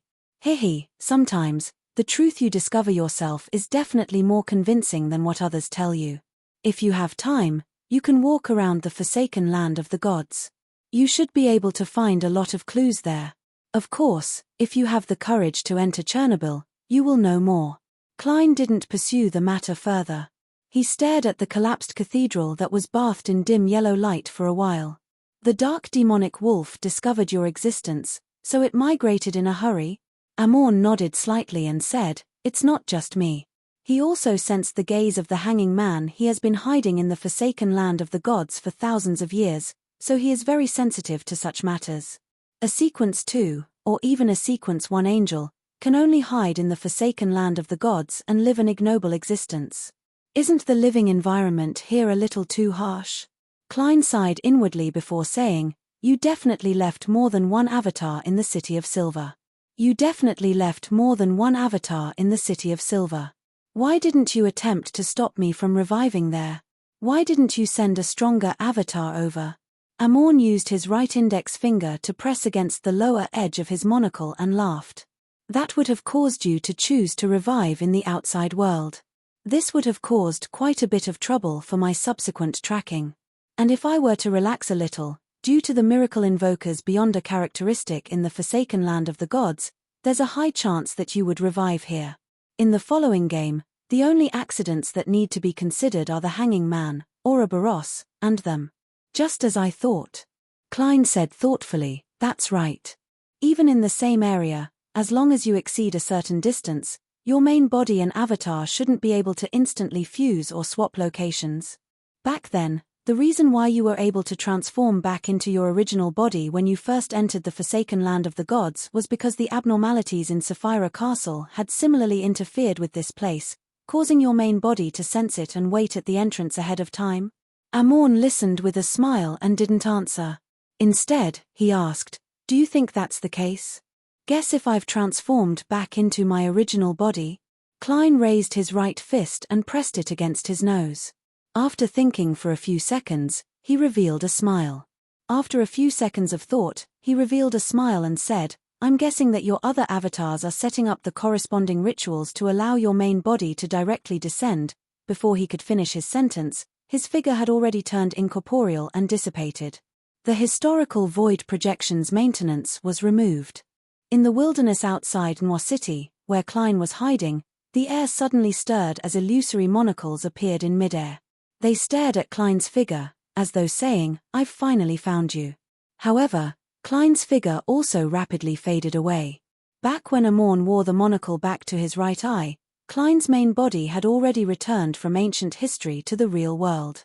With the help of Paper Angel, he used Flaming Jump and other Beyonder powers to quickly leave. The reason why his historical void projection could speak to Amorn normally was because he was essentially a marionette. He was a German sparrow that was projected by Kona's Kilga. He had a worm of spirit that originated from history in his body, and he was controlled by the projection of Klein outside the city. As for Klein's main body, he would frequently enter the historical void, allowing the projection outside the city to intermittently gain consciousness and maintain control over his marionette. This caused the Klein who was conversing with Amorn to fall into deep thought from time to time. Sometimes, he would stare for a few seconds, or he would need to recall what Amorn had said. Against the god of deceit, Klein didn't dare to be careless. After leaving Noir City, he circled 2 more times and went above the grey fog to investigate the nearby situation with his true vision before slowing down. Corruption from the source. I wonder if Amorn is lying to me. Indeed, I'll have to enter Chernobyl one day to take a look, but it has to be after I become a miracle invoker and have a certain level of self-protection. Otherwise, I'll be sending myself to his doorstep. With the lantern that Danis had sacrificed, Klein casually proceeded forward in the increasingly dark environment. Thanks to this experience, he finally had a deeper and more intuitive understanding of the dangers of the forsaken land of the gods. An extremely vile and distorted environment, fanatical cultists, fallen angels, groups of Amorn wandering everywhere, mythical creatures hiding in the darkness, evil gods watching everything from a certain spot, remnant divine powers that I can use, and others can use as well. As expected of the forsaken land of the gods. The danger far exceeds my imagination. As Klein sighed, he retracted his attention to the dark demonic wolf. To be frank, Klein didn't believe that he had any advantage in tracking this mythical creature. Be it his understanding of the forsaken land of the gods or his grasp of the target's situation, he was far inferior to Amorn, who had explored this place for more than 1,000 years, as well as the true creator's blessed and believers. My only advantage is that I'm of the same seer pathway as the dark demonic wolf. Furthermore, I have Sapphira Castle. The Beyonder characteristics between us have a strong tendency to converge. This will have a certain effect on fate and judgment. However, Amorn is a king of angels from a neighboring pathway. There's also the law of Beyonder characteristic convergence between him and the dark demonic wolf. The effects won't be much worse than mine. Worse. Klein thought carefully for a moment when he suddenly had an idea and found his greatest advantage. That advantage was he was very weak. Compared to Amorn, the true creator's attendant, and the dark demonic wolf, he was very weak. Under normal circumstances, this was a disadvantage, but at times, it wasn't impossible to give Klein what he wanted. My level is low and my strength is weak. This means that I can instead become the dark demonic wolf's hunting target. It's very difficult for me to find him, so I might as well get him to find me. A scholar of your might not interest the dark demonic wolf, but if this scholar of your can trigger Sapphira Castle, that's another matter. I can trigger Sapphira Castle from time to time, or leave behind the grey fog's aura to fish the dark demonic wolf out. The more Klein thought about it, the more he felt that there was a possibility of his idea being realized. Of course, this was definitely very dangerous. If he wasn't careful, he might end up baiting Amorn or even the true creator. As for the dark demonic wolf, it was very likely that he would choose to observe in secret before suddenly attacking, not giving him a chance to prepare. Before using this method, I have to make sufficient preparations. There's no rush. Klein took a deep breath and grabbed at the air, taking out a fragment of the demonic wolf statue that was black on the outside and red on the inside. Although he hadn't been able to obtain the item due to Amorn's obstruction, this didn't stop him from taking it out from the historical void. This was because he had already seen it and held it in his hand. Furthermore, the level of the item itself wasn't considered high. At this moment, Klein wanted to use the fragment to reverse engineer the dark demonic wolf's hiding spot and figure out its style of doing things step by step. In the wilderness ruled by endless darkness, Klein held the lantern that emitted a faint yellow light. After some identification, he changed directions and gradually went deeper. Beekland, Hillston Borough. Force, who had already gone on a trip, finally received a reply from her teacher, Dorian Gray Abraham. P.S. Seeking monthly recommendation votes on Monday. Chapter 12:14. There aren't any worms of star at the moment. He wants me to take note of what people who want to buy worms of star need. Force read through her teacher's letter and silently heaved a sigh of relief. However, thinking of how she was about to begin the hunt for the Saint of Secrets, booties, she felt nervous again. After all, he was a demigod existence. He was a sequence 4 saint a year or two ago, so it was possible that he was already a sequence 3. Although the leader of the operation is Marum Hermit, as bait, I still need to worry about my safety. Besides, the Aurora Order has Rose Redemption backing it. There's also an angel, a king of angels. Force didn't regret agreeing to German Sparrow's request. This was something she wanted to do, but due to the high risk, she couldn't help but feel flustered and uneasy. She couldn't help but think of another possibility. If Mr. World participates and is in charge, I definitely wouldn't be so nervous and worried. It wasn't that Force didn't believe in Marum Hermit's strength and experience, but that the World, German Sparrow's achievements were obvious. He had hunted more than 1 or 2 demigods. It made her feel at ease just thinking of him carrying out such a mission. Zio, who was sitting by the fireplace, glanced at her friend and asked, "Are we going to begin the hunt?" "Yes." Force nodded solemnly and said, "It's not that fast. Everyone needs some time to prepare." Hunting a demigod wasn't like hunting foxes in the suburbs in autumn. One could bring their equipment and gather friends before setting off. This required extremely strict and meticulous planning. Force believed that Marum Hermit had to personally come to Beekland or stay at another predetermined battlefield for a period of time to figure out the exact situation before she could formulate an effective plan. As for Miss Justice, she was still accelerating her digestion of the Dreamwalker potion. This might take another month or 2, or even longer. To Force, she could afford to wait. This was because she also wanted to digest the scribe potion and set up the ritual to become a traveler before the operation officially began. The only thing she couldn't be sure of was if the world's German Sparrow would rush her. "I'll try my best to convince him." "No, I'll let Miss Justice convince him. This is the strength of a spectator." Just as Force mumbled a few words, she saw Zio turn around and say hesitantly, "That MI9 liaison officer suggested that I officially join them today. He said that with the new king succeeding the throne, there's no need to worry about many things in the past anymore. People like him and I will also have a chance to be put in important positions." Force listened attentively and deliberated for a moment. "Isn't there an investigation against us? I should be able to find out that there's a certain force behind you." Zio nodded. "They believe that I was abandoned after that incident. Also, they suspect that the faction belongs to the Church of Evernite." Zio believed in the Evernite goddess, so the mention of the church was undoubtedly referring to the Church of Evernite. However, considering that her friend was a believer of the god of steam and machinery, she added another sentence to prevent any ambiguity. "Heh, that's a disguise that Mr. World got us to put up," Force said with a smile as she combed her hair with a relaxed expression. She then made herself serious and mature. "Zio, this is an opportunity for you. Acting as a judge clearly requires the support of the officials. Relying on yourself to be the judge of Beekland's underground world isn't enough. You also lack sufficient help. If you can really enter the magistrate's court, circuit court, or criminal court for a few months, your potion should be completely digested. Right, I heard that MI9 has an abnormal affairs court that specializes in handling beyonder cases. If you become a judge there, perhaps you'll be able to strive for the rank of a disciplinary paladin in February or March next year."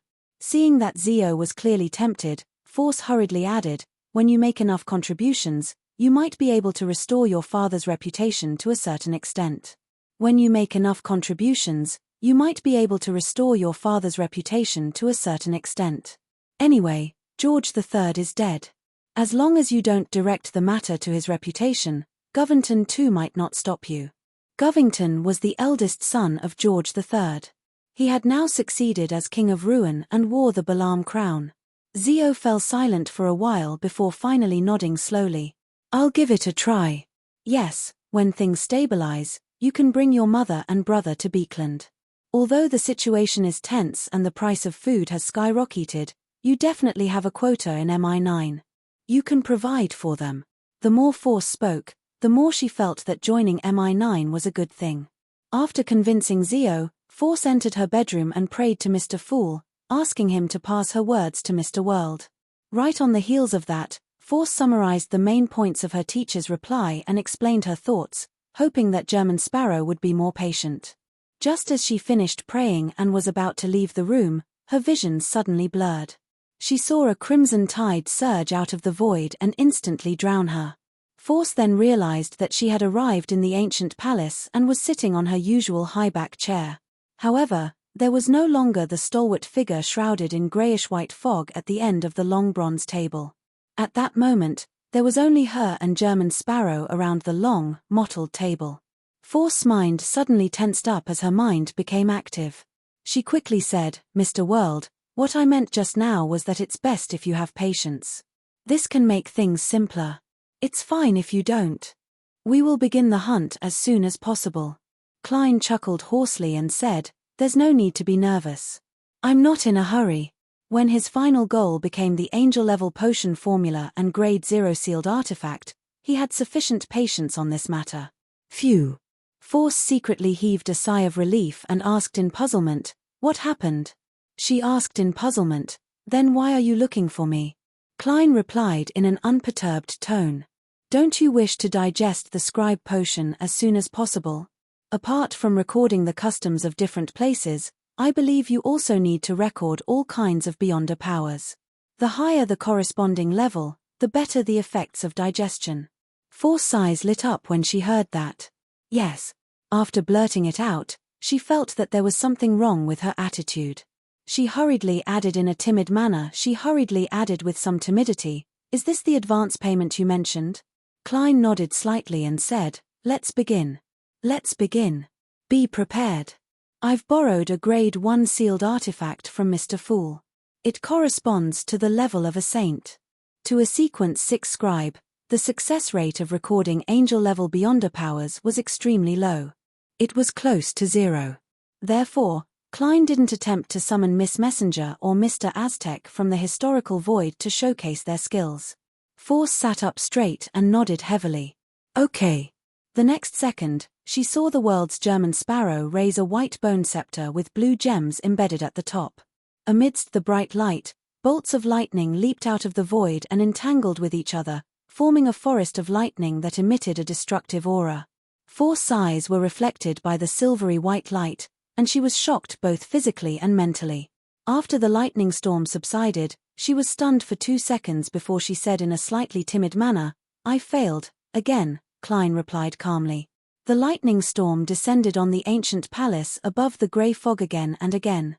After an unknown period of time, Force exhaled and leaned back in her chair. She couldn't hide her joy as she said, "The lightning storm has arrived. Success, success. She finally recorded a lightning storm. It's finally over." Force immediately relaxed. Then, she heard the world's German Sparrow say emotionlessly, "All right, next beyonder power. Next." Force saw the crazy adventurer at the bottom of the long, mottled table reach out his right hand and grab at the grayish-white fog. Out of thin air, he took out a thorny, bronze-green cross. "Record, this is the power of the cross." Force tried hard to make her expression appear normal. After the scribe potion had been largely digested, the number of godhood powers she could record had increased from 1 to 2. "No." Klein glanced at Miss Magicians and said, "Record my ability to summon the unshadowed crucifix." "I failed," Force whispered. The reason for her failure was that she didn't have the time to record. Klein dispelled the maintenance of the unshadowed crucifix and once again reached his hand into the fog of history, taking out an iron-black revolver. "I didn't succeed," Force replied with a complicated expression. All she wanted to do now was return to the real world and digest what she had just gained, but she didn't hear the bell signaling the end of class. Nearly 30 times later, when Force felt a throbbing pain in her head and her mental strength began to dry up, she finally recorded a historical void image summoning. At that moment, she felt tears welling up in her eyes, but she held back her exhaustion and tried her best to show the attitude of a good student. "This can summon people and objects that are related to me from the historical void. When the time comes, who should I summon or which item?" Klein looked at Miss Magicians and replied coldly, me. Force forced a smile and said, which era did you come from? The last time we met. Klein had already thought of an answer. That was when he had deliberately brought Miss Magicians back to Beekland from the world of ice and snow before destroying George III ritual. He had already become a scholar of your. Force nodded solemnly and subconsciously asked, what if I fail? The probability of failure when summoning someone beyond my level should be very high. Use Leymano's travels tomorrow to record this ability again, Klein said calmly. I'll succeed in 2 tries. Magician's Force instinctively had such a question, but seeing how certain the world German Sparrow was, she didn't dare to say another word. She raised her hand and gestured. Then, can I go back? Klein tersely acknowledged and made Miss Magicians leave Sapphira Castle with a look of joy. Sonia Island, in the primitive forest. Alger Wilson led a few of his subordinates and entered an elven ruin that was rarely visited by humans.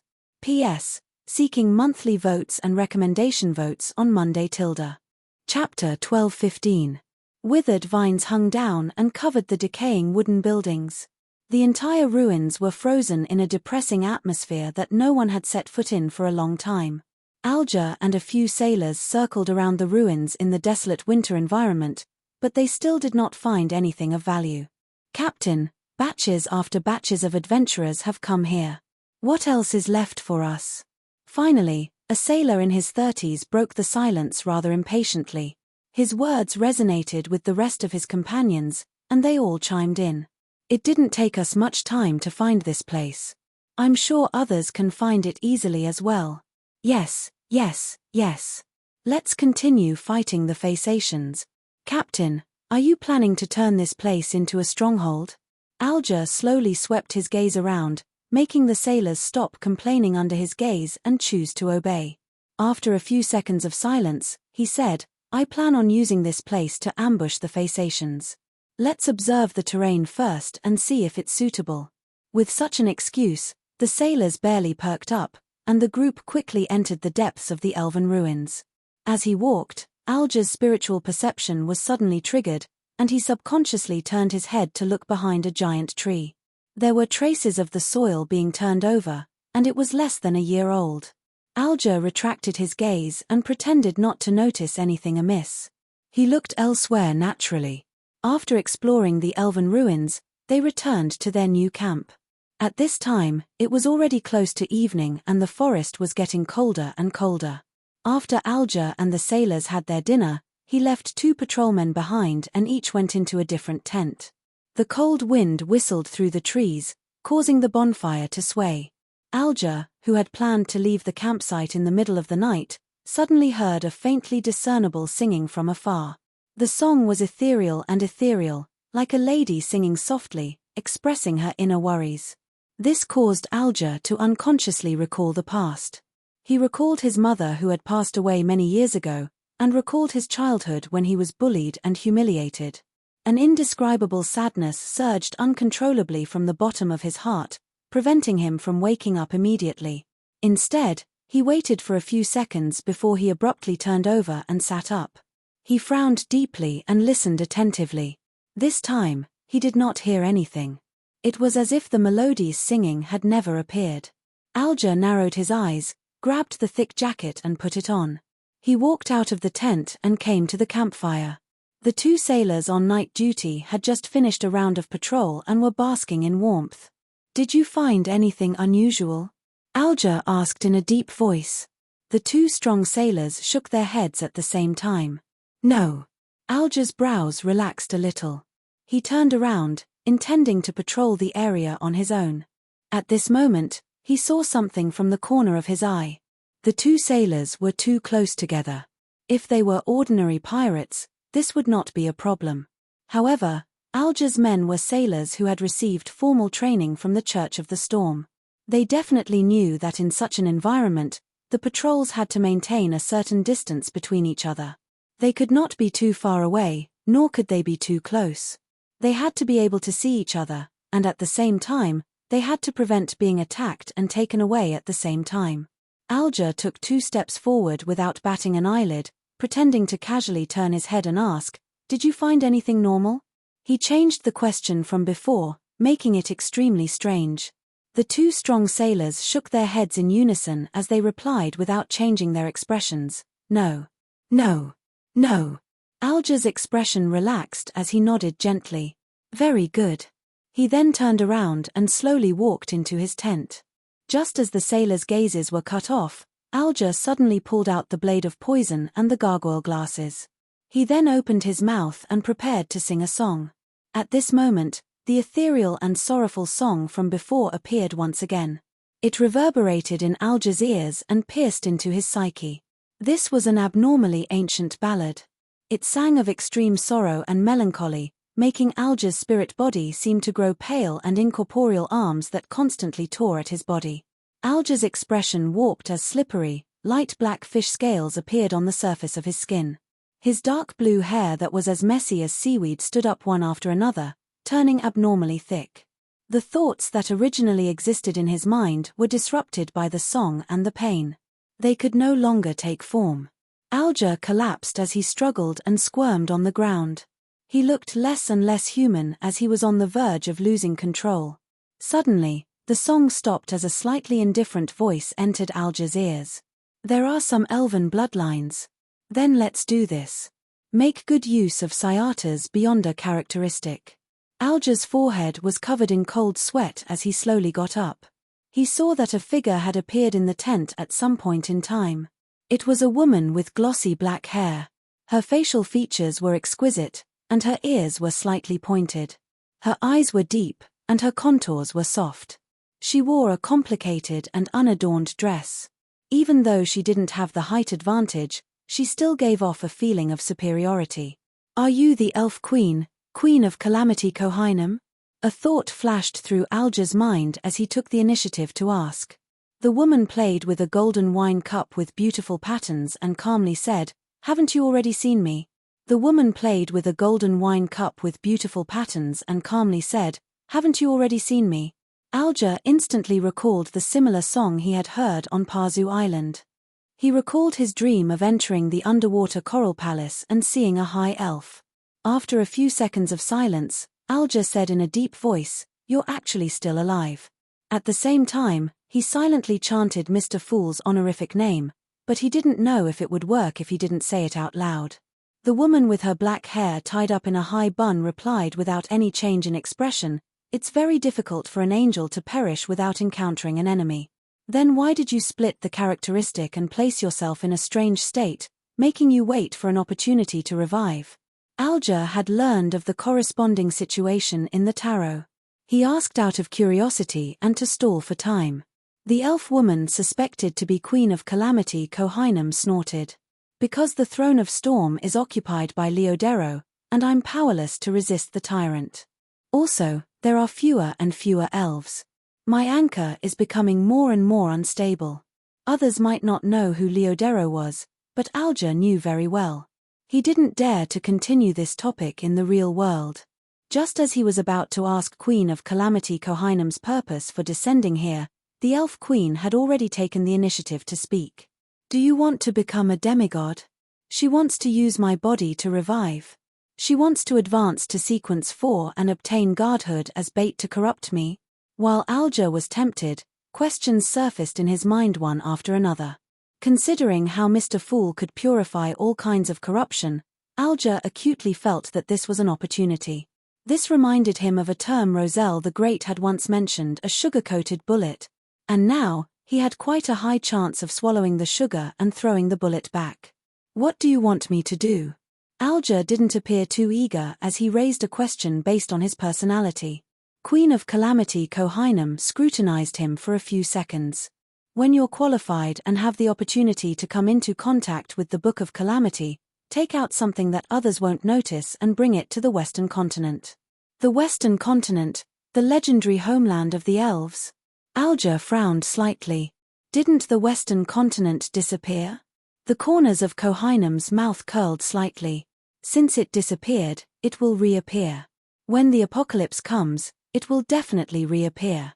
Without waiting for Alger to ask again, the Elven Queen paused and said, "You don't have to personally send that thing to the Western Continent, but you must entrust it to someone trustworthy. Although I'm not good with curses, I can still make you die in pain after you violate the agreement. But what if the Western continent doesn't reappear, or if we can't enter it? Alger said after some serious thought. The eyes of Kohainem, who had shiny black hair and gentle facial features, were somewhat vacant, as if he had sunk into a beautiful memory.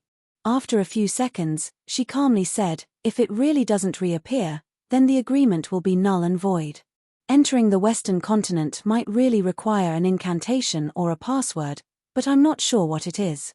However, you can ask an existence. Who? Alger asked in puzzlement.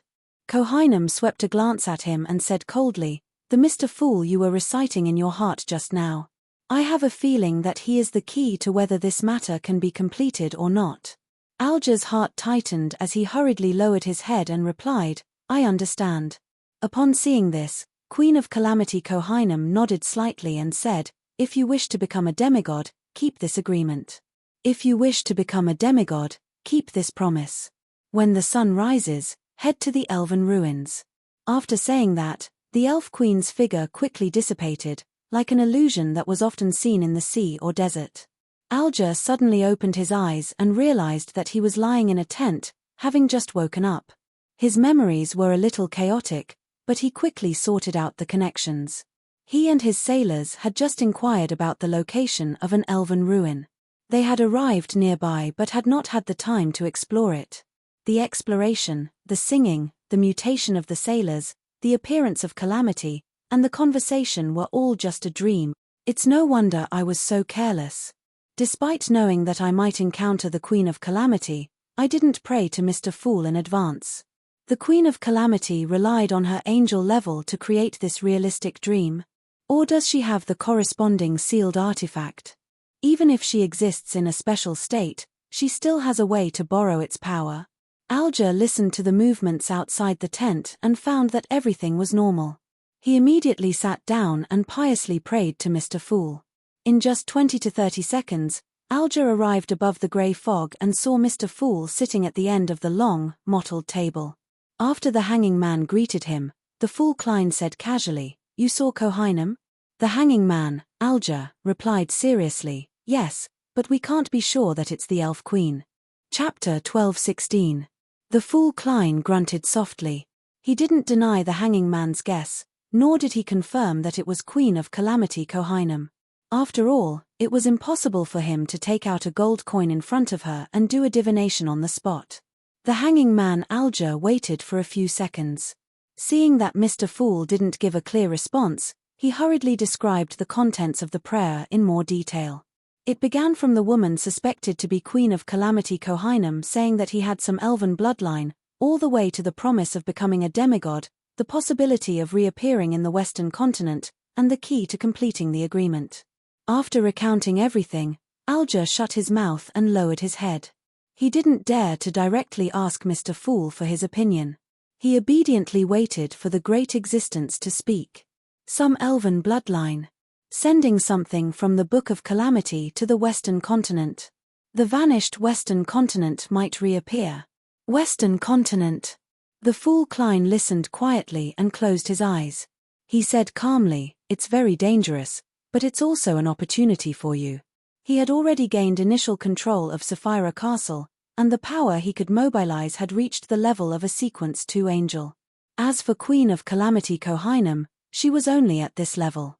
Klein was rather confident that he could resist the various accidents brought about by the Elf Queen. It was precisely because of this that he dared to say that this was an opportunity for the hanging man. Of course, the premise of seizing the opportunity was that the hanging man wasn't rash or rash. He had to constantly remember to ask for protection. Therefore, Klein deliberately emphasized that it was very dangerous, making the hanging man remember to pray to Mr. Fool before he took action. Such a short sentence contained two meanings, but Klein believed that Mr. the Hanging Man would definitely understand it. Alger was delighted as he mimicked the sun and replied rather sincerely, That's right. I only believe in Mr. Fool. This made Klein feel uncomfortable as he recalled the pain of being drowned by the endless lightning. All he could do was smile without saying a word. The hanging man Alger deliberated for a moment and took the initiative to ask, Honorable Mr. Fool, What's the incantation or password to enter the Western continent? I want to know too. The fool Klein sighed inwardly. It's not time for you to know yet. Yes, Mr. Fool. The hanging man Alger didn't ask further as he bowed respectfully. When he returned to the world of reality, he immediately walked out of the tent and took the sailors with him. Under the light of dawn, it took them some time to reach the elven ruins. The scene here was exactly the same as what he had seen in his dream. Withered vines covered the decaying wooden buildings, and inscriptions could be seen in some places. The air was a little stiff, as if no one had set foot here for a long time. After looking around seriously, Alger suddenly thought of a problem. That was, how should he face the church after he became a demigod with the help of the Queen of Calamity?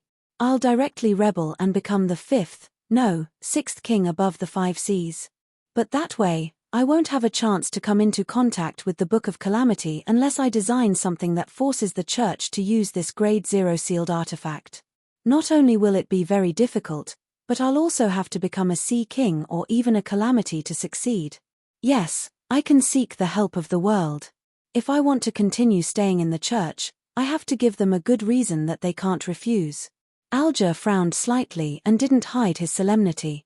In the eyes of the sailors who followed him, this was a sign that he wasn't at ease with the ruins. As his thoughts churned, Alger gradually came up with some ideas. Many of the church's documents have records of powerhouses who became demigods due to fortuitous encounters. 2/3 of them were corrupted by evil gods and devils, and they eventually lost their lives in the purification process. However, 1/3 of them passed the test and became high-ranking deacons or cardinals. Now that the war has erupted, the situation in ruin is tense. As long as no problems are found, the church likely won't mind having an additional sequence 4 demigod as cannon fodder. After that, I'll slowly regain trust. The premise of all of this is that the Queen of Calamity really doesn't attempt to corrupt me or leave a mark on me. Considering that the church has all kinds of sealed artifacts, I have to pray to Mr. Fool for blessings. According to Miss Justice, Angel's Embrace can effectively fool the mind and tests related to dreams. With the tarot members all advancing to demigod or about to advance to demigod, Alger really didn't want to become an existence at the bottom. Just like in the church in the past, he had done so many things in order to be superior to others. At this moment, he was naturally willing to take a certain amount of risk for this. Having made up his mind, Alger immediately led the sailors into the ruins and explored step by step according to the route in his dream. This time, he didn't split his subordinates into small teams. On the one hand, he was worried that accidents would happen, and on the other hand, he hoped that all of them would be his witnesses. After 15 minutes, Alger and his crew arrived beside the gigantic tree that had signs of being flipped over in the soil. Before he could take in his surroundings, his vision suddenly blurred as he saw a gorgeous palace formed from coral. Above the palace were layers of rippling dark blue seawater. Huge pillars stood tall, propping up an exaggerated dome. It was tall and magnificent, but also gloomy and dark. Alger looked around and realized that the sailors beside him had all disappeared. He immediately realized that he might have been pulled into an illusion.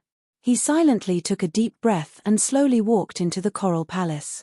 There were elves inside. They were either roasting fish, putting spices into the solidified animal blood, or using 2 tree branches to bring food to their mouths. None of them cared about strangers entering. Alger then cast his gaze at the 9 steps that were more than 100 meters away. On the steps was a coral seat inlaid with sapphires, emeralds, and lustrous pearls. The elf queen, Queen of Calamity, was sitting there, looking down at Alger. Very good. Kohainam nodded slightly and threw out the exquisite golden wine cup in her hand. The gentle but strong wind cheered as it held up the wine cup. They were like tiny pixies that lined up and carried the corresponding items as they quickly approached Alger. Alger reached out to receive it and looked down. He realized that there was a pool of blue liquid inside the golden wine cup. It was fake, dreamy, and not real enough. Drink it and head to the waters near Samim Island in the Rorsted Archipelago. Find this coral palace. There's something you want inside. If I don't drink this cup of wine, I won't be able to see the palace. Alger asked thoughtfully. Although he was facing an angel, he was still able to communicate rather calmly. This was because he saw a particular mighty existence every week, so he was already used to such situations. Queen of Calamity Kohainam nodded and said, "That's right. Yes. Will this leave a mark on me?" Alja asked cautiously. "Yes. Therefore, before you enter the Coral Palace and obtain the corresponding item, you can't return to Pazu Island or meet the angels under Leodero." "How can I meet His Holiness just because I want to?" Alja heaved a sigh of relief inwardly. He then asked, "When I obtain that item, will the effects of this cup of wine disappear?" Elf Queen Kohainam replied without any change in expression, "No. No, you need to eat that characteristic directly. When the time comes, this cup of wine will transform into a seal, preventing the characteristic from corroding your body for the time being. After that, how you prepare the ritual and explain it to the Church of the Storm will be up to you. Let the characteristic belong to me first before holding the ritual. This way, there might be a better way to make the Church accept it." Alja thought for a moment before raising his hand to bring the cup to his mouth. The ice-cold liquid slid down his throat before vanishing in an instant. The entire Coral Palace shattered as the light of dawn and the remnants of the gigantic tree with some green leaves appeared in front of Alja once again. "They didn't make me sign a contract or make me swear an oath. Yes, drinking that cup of wine is equivalent to making an agreement." Alja retracted his gaze and said to the sailors around him, who didn't notice anything, "There's nothing here. Let's take a deeper look." Above the grey fog, in the ancient palace, Klein also retracted his gaze from the crimson star representing the hanging man and nodded thoughtfully. "That's the grave of Syatas and Mobut. That golden cup has such a use, it's indeed Elf Queen Kohainam. What's her current state? Half of it is in the Book of Calamity, and the other half is hiding somewhere. Is it using the golden cup or its own characteristic to influence reality? Mr. the Hanging Man isn't corrupted for the time being. I'll take a look when he goes to the Rorsted Archipelago." As his main body could only last a limited amount of time in the historical void, Klein didn't stay any longer. He returned to the pitch-black wilderness and continued walking in a certain direction with the lantern that emitted a faint yellow light. As he walked, Klein turned his head to look at the east, which was the symbol of Chernobyl. He couldn't help but slow down. "Once I obtain enough information from the dark demonic wolf's hiding spot, I'll head east. I'll keep walking until I reach the border and confirm the situation. Then, I'll consider the matter of the miracle invoker beyond a characteristic. Amorn probably didn't expect me to suddenly leave. He definitely knows the dark demonic wolf's past very well. It's unlikely that he will do the same investigation as me. Yes, but he will definitely track me." Klein slowly exhaled and sped up his pace. A bolt of lightning streaked across the sky, illuminating the black and red desolate plains. The pattering rain began to fall. Klein dragged a black umbrella out of the historical void. With an umbrella in one hand and a lamp in the other, he walked forward alone. About a week later, the future docked somewhere along the long coastline of Ruin. Admiral of Stars Katlear held a stack of tarot cards in her hand as she said to Bosun Nina and company, "I'll be staying in Ruin for a period of time. I'll be staying in Lun for a period of time. You have to watch Frank and prevent him from doing any strange experiments." Chapter 12:17. Hearing the captain's instructions, Nina curled her lips and pointed out the window. "Is Frank's experiment not strange?" Katlear couldn't refute for a while, so she sighed and said, "If there are any signs of danger, write to me at once." As a mysticologist, she also had her own messenger. "All right." Nina puffed up her chest and said, "After all, I'm the most mature and staid person on the future." At this point, she asked curiously, "Captain, what are you doing in Ruin? What mission did he accept? Are we going to sabotage the enemy's rear?" Nina was of Fasak descent, and Katlear was considered half Intis. In the recent war, she would naturally have some inclination. Therefore, Nina guessed that the captain had established contact with the Intis intelligence department. "You can say that," Katlear replied strictly. In a sense, Nina's guess was not wrong. She had indeed accepted a mission to go to Beekland, the capital of Ruin, to wreak havoc. However, her target was not the official forces, but the cultists. Besides, There was still the chance to meet the Queen. She probably hadn't left Beekland yet, and the earliest she could do so would be after the new year. At this thought, Cat Lear suddenly felt a little excited. Ever since she left Dawn, she had never really met Queen Mystic. They only exchanged letters or were on the same ship, but for various reasons, they did not communicate at all. Nina didn't dare to ask further. She pointed at the door and said, "Captain, is there anything else? If not, we're going out." Admiral of Stars Cat Lear nodded, indicating that the bosun of the future could leave with her subordinates. Just as Nina was holding the handle and twisting it gently, Cat Lear suddenly thought of something and hurriedly shouted, "Don't worry. Nina." Nina, whose blonde hair was tied into a high ponytail, turned around with a confused look on her face. "Don't get drunk." Admiral of Stars Cat Lear emphasized seriously. "When I return to the ship, I'll let you have a good drink." Nina immediately revealed a charming smile. "Deal." Cat Lear thought for a moment and exhorted, "Apart from Frank, you also have to pay attention to Heath's condition. Don't let him get curious about the unknown voice and don't get too tired. Also, pull Ottolov out of his room frequently and control the frequency and number of times he comes into contact with mysticism knowledge." I know. Do you think I don't know them?" Nina waved her hand and agreed. After the bosun and her subordinates left the captain's cabin and closed the door, Cat Lear cast her gaze outside the window, looking at the Beekland that she could not see. After a few minutes, she pulled a tarot card out of her hand. It depicted a lonely old man with a glass lamp and a walking stick. The Hermit card. Late at night, Beekland, Queen's, Earl Hall's house. Audrey, who was wearing a white chiffon nightgown, suddenly opened her eyes. She took a blue cloak and draped it over her body. She then got out of bed and walked to the full-body mirror in the room. Using the crimson moonlight that shone through the curtains, she carefully observed herself. Her emerald green eyes seemed to glow. They were lustrous and clear, allowing people to clearly see every detail. Audrey closed her eyes, and when she opened them again, all the abnormalities had vanished. The corners of her mouth curled up bit by bit as her cheeks protruded slightly.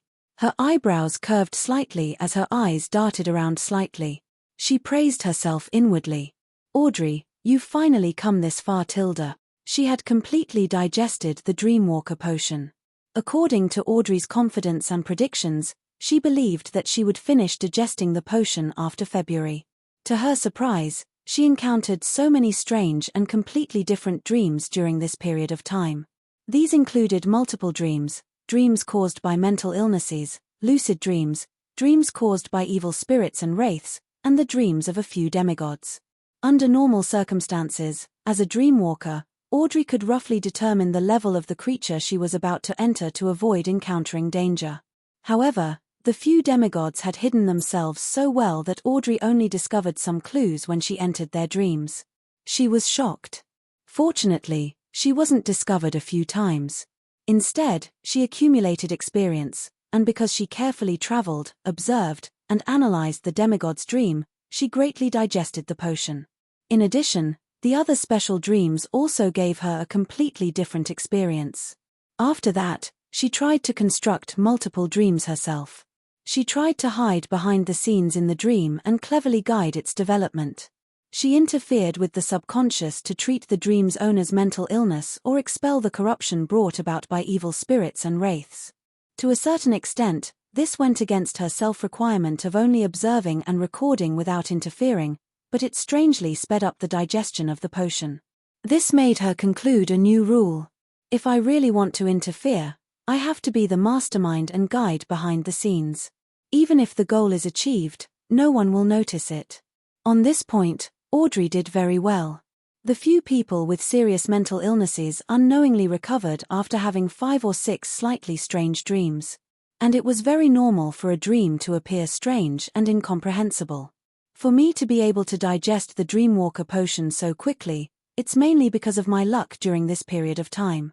Without so many unique experiences, I'd definitely have to wait another month or 2. Yes, I might even be captured by a demigod and thrown into a Beyonder prison, or I might be directly killed. When did my luck become so good? Since I sacrificed ice cream to the blessed of the angel in the domain of destiny. Audrey looked at herself in the mirror and blinked with a faint smile. She quickly retracted her gaze, scanned the bedroom, and walked to the dressing table. There was a deck of tarot cards there. In the room of a girl who liked mysticism, it was rather normal for there to be a deck of tarot cards. Audrey stretched out her right hand and touched the topmost card with her fingertip. She slowly took a deep breath and muttered to herself, "The battle in the Amatha Mountains is getting more and more intense. A port in Midseashire has already fallen. The defense line in the Hornacis mountain range in Civilaus County is said to not be able to last until spring. If it wasn't for the fact that we have a certain advantage in the war at sea, the connection with the southern continent's East Balam would definitely be severed. Alfred is still there. I don't know how this war will develop. Thankfully, I'm about to become a demigod. Mr. World has already given me the manipulator potion formula and the main ingredient.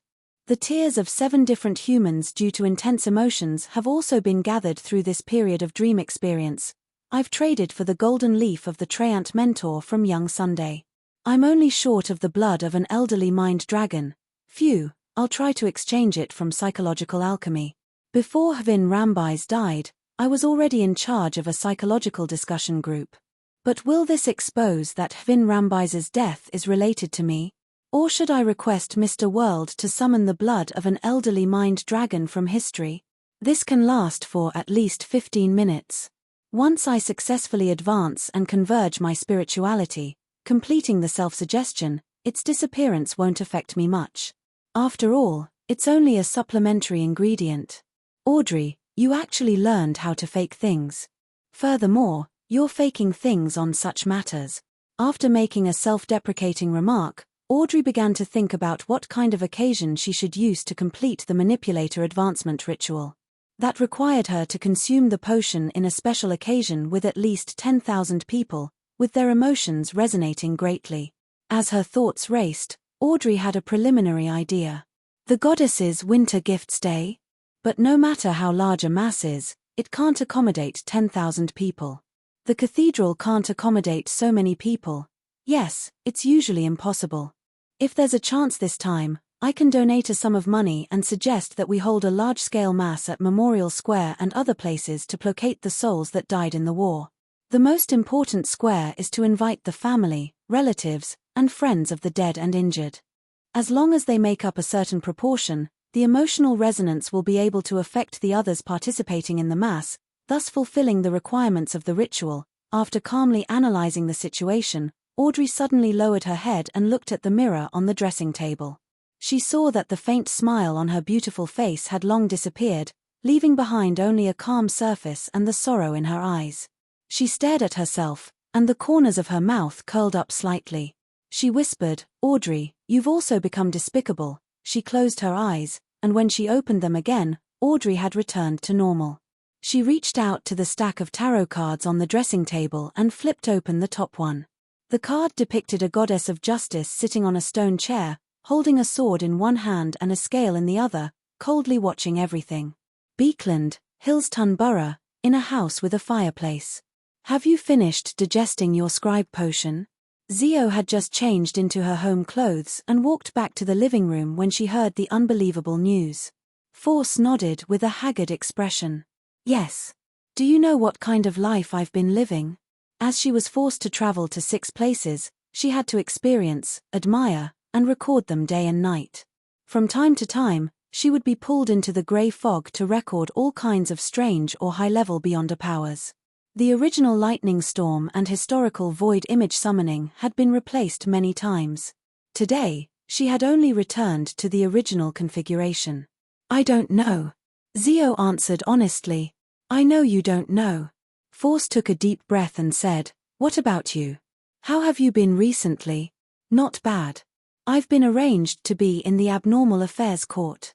I have some thoughts of acting, and the speed at which my potion is digesting has begun to accelerate, Zio tersely said. It's very hard for me to imagine you wearing a judge's robe and sitting on it to conduct a trial. Force sighed from the bottom of her heart.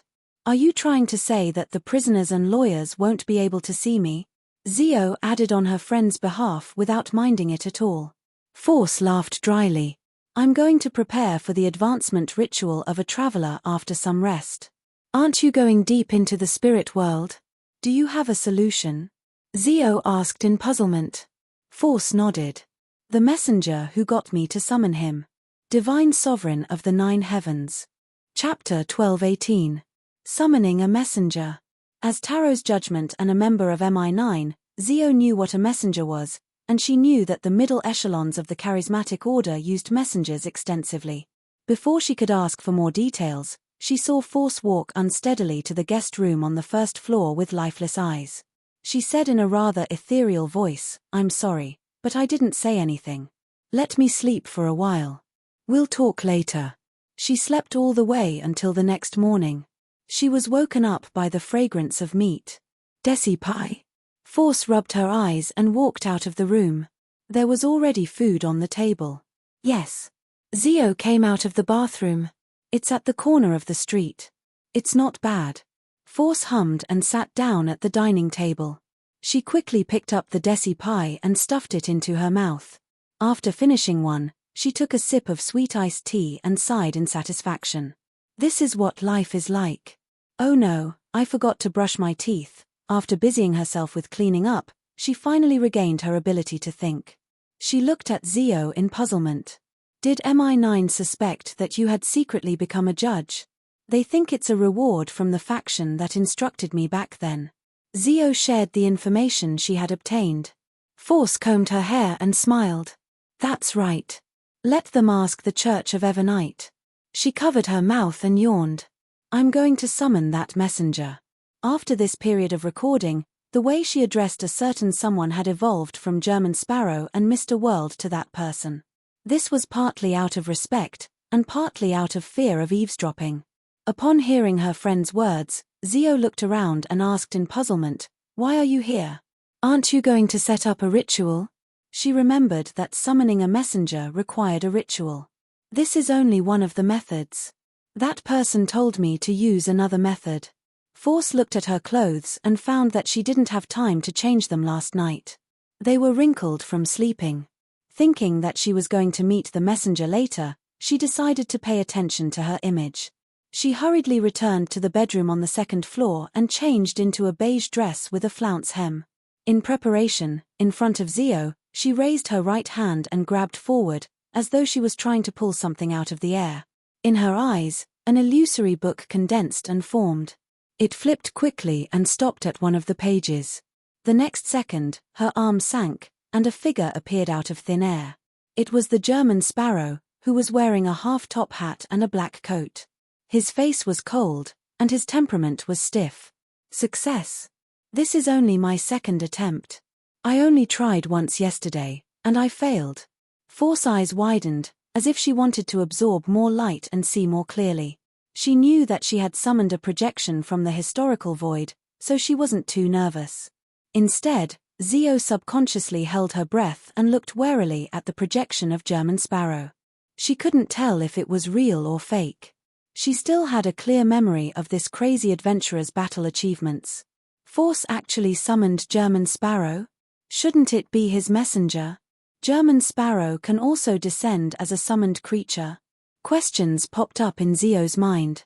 Just as Force was at a loss as to what to do next, German Sparrow's eyes darted around slightly. His gaze instantly turned spirited, no longer looking dull and sluggish. It gave off the feeling that he had come alive. Right on the heels of that, he took out an exquisite silver-white harmonica, brought it to his mouth, and blew into it. There was no sound, but the surroundings instantly turned cold as a bone-chilling wind blew. Then, a lady in a dark and complicated dress walked out of the void with 4 blonde, red-eyed heads in hand. Her 8 eyes looked at German Sparrow at the same time. German Sparrow nodded slightly and pointed at Force. This lady needs to go deep into the spirit world to set up 4 special coordinates. Please help her. All right. One of Rionette Tynker's heads bobbed up and down as it spoke. German Sparrow didn't say anything else. As he approached the window, he made the glove on his left hand turn transparent. His figure quickly vanished as he teleported out of the house. He's gone. He's gone. The historical void projection I summoned left just like that. Force watched with her mouth slightly agape, as though she was experiencing a farce. According to her understanding, the thing that was summoned should be under her control. How could it just leave on its own after saying a few words? Could it be that the historical void projection has a personality like the person himself? No, it's like the descent of German Sparrow himself. Force glanced at Zio and realized that she was equally confused. At that moment, Force suddenly shivered, as though she had been targeted by an extremely terrifying creature. She subconsciously turned her head and realized that German Sparrow's messenger was looking at her with 8 red eyes, carefully sizing her up. He's as terrifying as German Sparrow. Force forced a smile and said, "That's right. Sorry to trouble you." At that moment, Rionette Tynker's 4 blonde, red-eyed heads spoke one after another. "Requires payment. 800 gold coins, there's even a fee." Force turned agape once again, unsure of how to respond. After a few seconds, her mind suddenly became active, and she calculated her savings. After lending £2,400 to Zio, I still have £780 left. I've spent quite a bit during this period of time, but the royalties from before are still coming in. Together with some other income and the £300 Zio has returned, I have a total of £1,258. That's enough. Force was about to agree when she immediately realized a problem. All of it in gold coins? Rionette Tynker's 4 heads shook slightly. Yes. You can. Oh, as expected, it's all in gold coins. I remember that Mr. World has been trying to gather gold coins and exchange them for gold coins. Is it also to pay this messenger? The relationship between him and his messenger is so complicated. Mr. World should still have quite a lot of gold coins. I'll just get him to exchange it for 800 gold coins later. Force secretly heaved a sigh of relief. All right. After agreeing, she saw the head in the headless messenger's hand raise up and bite the clothes on her shoulder. The colors around her became richer and brighter. The red turned redder, the black turned blacker, and the white turned whiter. Just like that, Force was led by Rionette Tynker through similar scenes without any sense of direction. It didn't take long for them to arrive at a place that seemed to be filled with a faint fog. In the depths of the fog, eyes seemed to look over, but they quickly shrank back. When Magician's Force summoned German Sparrow's projection from the historical void to Beekland, Klein's main body immediately entered the fog of history and ran all the way to before the first epoch. His consciousness came alive in the projection, reducing Force expenditure. This way, Klein indirectly returned to Beekland. This was also the reason why he got Miss Magicians to use such a complicated method to summon the messenger. As for the messenger summoned by the adventurer's harmonica, it was an objective existence. It wouldn't increase the burden on Force spirituality. Even if the historical void projection of Klein disappeared, Rionette Tynker could still stay in the real world if she wanted to. After a teleportation, Klein's figure appeared in a secluded alley near St. Samuel Cathedral. He used his faceless powers to change his appearance and figure. During this process, although there were still a few pedestrians in the alley, they were affected by the illusion and didn't notice that a companion had suddenly appeared. Right on the heels of that, Klein straightened his clothes, pressed down on his hat, and quickly walked to St. Samuel Cathedral. He found a seat by the side in the prayer hall and sat down. After taking off his top hat and reciting the honorific name, he piously drew a crimson moon on his chest. Then, he clasped his hands, closed his eyes, and prayed to the Evernite goddess in a low voice. I'm searching for traces of the dark demonic wolf's past to grasp his exact situation. At this point, Klein recalled that the dark demonic wolf might be a former colleague of the Evernite goddess. They should have a sufficient understanding of each other, so he hurriedly added, I wonder if you can give me some hints. He didn't wait for a response as he maintained a calm state of mind and continued, after I'm done with this matter, I plan on heading east all the way to see if I can reach the western continent and see what state it's in. I'll also take this opportunity to escape Amorn's pursuit and search for other possibilities. After praying, Klein tapped his chest 4 times in a clockwise fashion and whispered, Praise the Lady. Just as he said that, a dark night sky dotted with countless stars suddenly appeared in front of him. Unknowingly, a piece of information appeared in his mind. It was information regarding the dark demonic wolf, Kota. Klein was taken aback for a moment. Only when the starry sky in front of him completely disappeared did he snap to his senses. He sincerely praised the goddess again. After leaving St. Samuel Cathedral, he used creeping hunger to teleport and arrived near the Holy Wind Cathedral in Sherwood Borough. He wanted to pray to the Lord of Storms. Looking up at the towering steeple, Klein was momentarily hesitant, unsure if he should really enter the headquarters of the Church of the Storm Beekland Diocese. I'm just a historical void projection. I'm not afraid. There's nothing to lose from praying. What if the Lord of Storms hears of Amorn's situation and decides to bestow 0 to 32 to me? That way, I won't have to take the huge risk of hunting the dark demonic wolf. One should always have some expectations. Klein thought for a moment before finally making up his mind. He carefully raised his hand and summoned Winner Inuni, who hadn't been parasitized by Amorn, from the historical void. He made the marionette transform into him and walk into the Holy Wind Cathedral. In just a minute or two, a dark cloud suddenly floated over Beekland.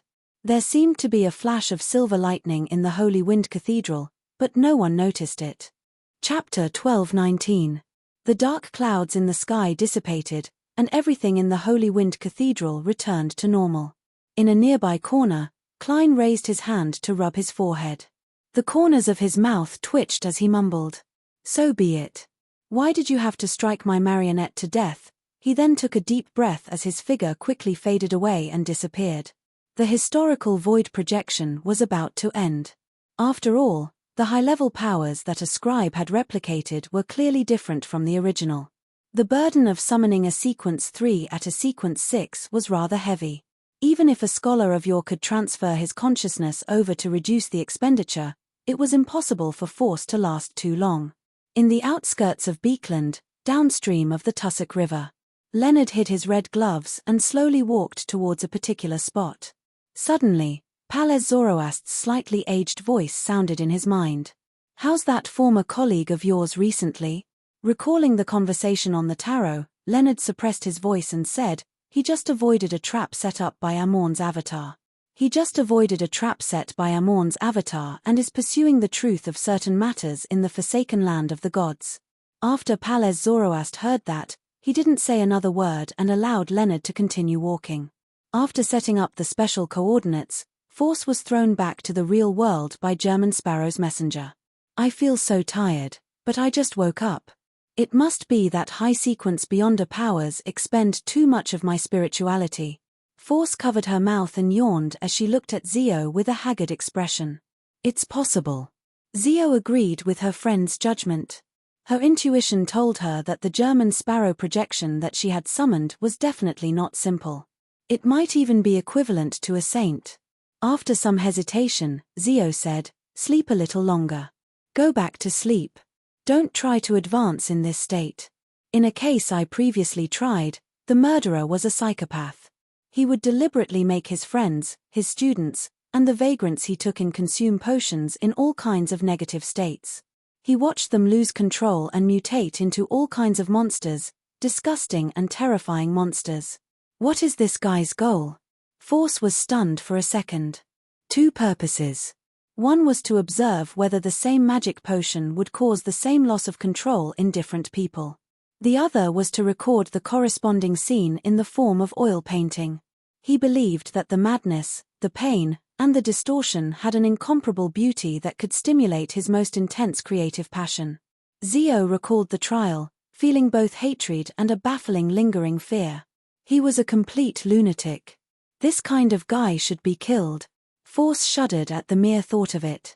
She grimaced and said, "Is he a cult member?" "Perhaps, but there are no clues.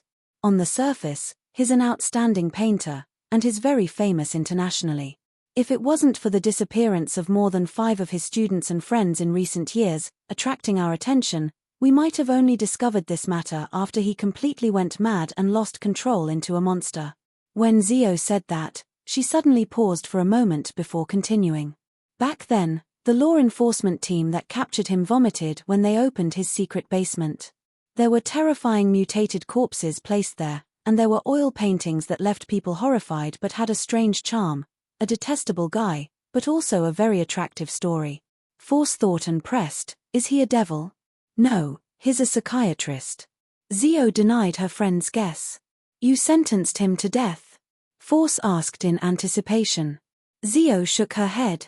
His defense lawyer convinced me that he's more suitable to be a sealed artifact researcher. There's a lawyer. Your abnormal affairs court has lawyers. Isn't it all a direct trial? Force asked in surprise. Zio combed her blonde hair that had grown longer. We have some beyond us of the lawyer pathway. They also need to act. Of course, they don't know that they're acting. All right. Force yawned again and pointed at the reclining chair by the fireplace. I'll take a nap first. Hey, aren't you going to work? I can apply for leave, Zio replied succinctly. Force didn't ask further. She walked to the fireplace and collapsed. 2 to 3 hours later, she woke up and meditated for a quarter of an hour. Following that, she found the Traveler Beyonder characteristic and supplementary ingredients that her teacher, Dorian Gray Abraham, had given her, and concocted a potion. The potion's color was white but transparent, like half-melted snow. From time to time, light green bubbles would emerge from it. Holding the potion, Force looked at her good friend who was guarding her and smiled. She smiled and said, "If I lose control, don't hesitate to behead me. No, pray first. Perhaps there's still a chance to save me." Zio nodded slowly. "Maintain your current state." Force silently exhaled. Without any hesitation, she raised the potion and gulped it down. In the blink of an eye, she felt beams of light appear in her body and in front of her. They rampaged about, opening one illusory door after another. Force consciousness couldn't help but enter one of the doors as her body turned transparent and vanished. In this chaotic state of mind, Force nearly lost her sense of self. Thankfully, she had been tormented recently and had a strong will. Furthermore, from time to time, she would sense the 4 special coordinates in the spirit world. Finally, she woke up bit by bit. After an unknown period of time, she realized that she had entered the depths of the spirit world. It was difficult to determine her exact location, nor could she find her way back. With the help of the 4 special coordinates, Force slowly traversed back to a familiar place. She left the dense stacked colors and the thin fog and walked out of the spirit world. Those 4 special coordinates aren't only used to help me find a way back, but they can also effectively maintain my self-awareness. Teacher is only a sequence 7, and he doesn't have any actual experience. It's inevitable that there will be some flaws in his knowledge. As Force's thoughts raced, she cast her gaze at Zio and smiled. I'm a traveler now. Zio heaved a sigh of relief. What additional Beyonder powers did you gain? The main thing is that there's an additional teleportation, as well as invisible hand. In addition, the number of demigod-level Beyonder powers I can record has increased to 4. The exact effects should be close to sequence 4. Force did a self-examination. She then raised her hand and drew a tarot card from the room that was used for divination. It was a man with a scepter in his right hand pointing to the sky and his left hand pointing to the ground. In front of him were the Holy Grail, scepter, sword, star coins, and other items. The Magician's card. The day of the longest night every year was the birthday of the Evernight goddess, commonly known as Winter Gifts Day. On this day, all the believers of Evernight would head to a nearby cathedral to witness the sunset. When night came, they would participate in Mass, enjoy Holy Communion, listen to the choir, and do all kinds of activities. 1350 was a heavy year for the Evernight believers of Ruin. The intensity of the war and the rise in prices made them lose their good mood. However, on this Winter Gifts Day, they still walked out of their homes. This was because the Church of Evernight would be holding a large-scale mass in the various squares to appease the souls that had passed away. At the same time, many foundations would also distribute food vouchers at the mass. Those who received them could use them to obtain the corresponding items at any relief point or cathedral. This caused some of the believers of Storms and Steam, who didn't celebrate Winter Gifts Day, to head to the nearest square. Westborough, Memorial Square, the place where George III was blasted to death. Audrey wore a black cloak and carried the golden retriever, Susie, who carried a small leather bag on her back. She walked among the nobles with a plain expression. Her expression didn't seem abnormal, but there was some pain and guilt hidden within. She had already obtained the blood of the elderly mind dragon and concocted the manipulator potion. It was placed in the small bag on Susie's back. Susie was already a Sequence 6 hypnotist, so Audrey believed that not many people present could discover her abnormality and snatch the item from her. The blood of the elderly mind dragon came from the hermit Catlear. It was said that she had obtained it from Queen Mystic, and Audrey had paid £3,000 to buy it. This was in line with her expectations. This was because she didn't really want to obtain the ingredients from psychological alchemy. After all, her immediate superior, Hvin Rambais, had only died a few months ago, and she was already gathering the items needed for her advancement. It would inevitably arouse suspicion, and the other members of psychological alchemy had the ability and wisdom to notice this. Furthermore, becoming a demigod means coming into contact with the counselors of the Psychological Alchemy Council. According to Mr. World, there might be an angel of the mind domain hidden among them. I should prepare for a while longer. When I have a suitable encounter and excuse, I'll consider raising my status in the council. I'll first conceal my strength for a period of time.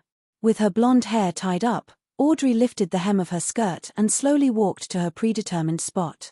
Along the way, many nobles extended a friendly hand to her, hoping to help this beautiful, noble, but weak girl pass through crowded areas and obstacles.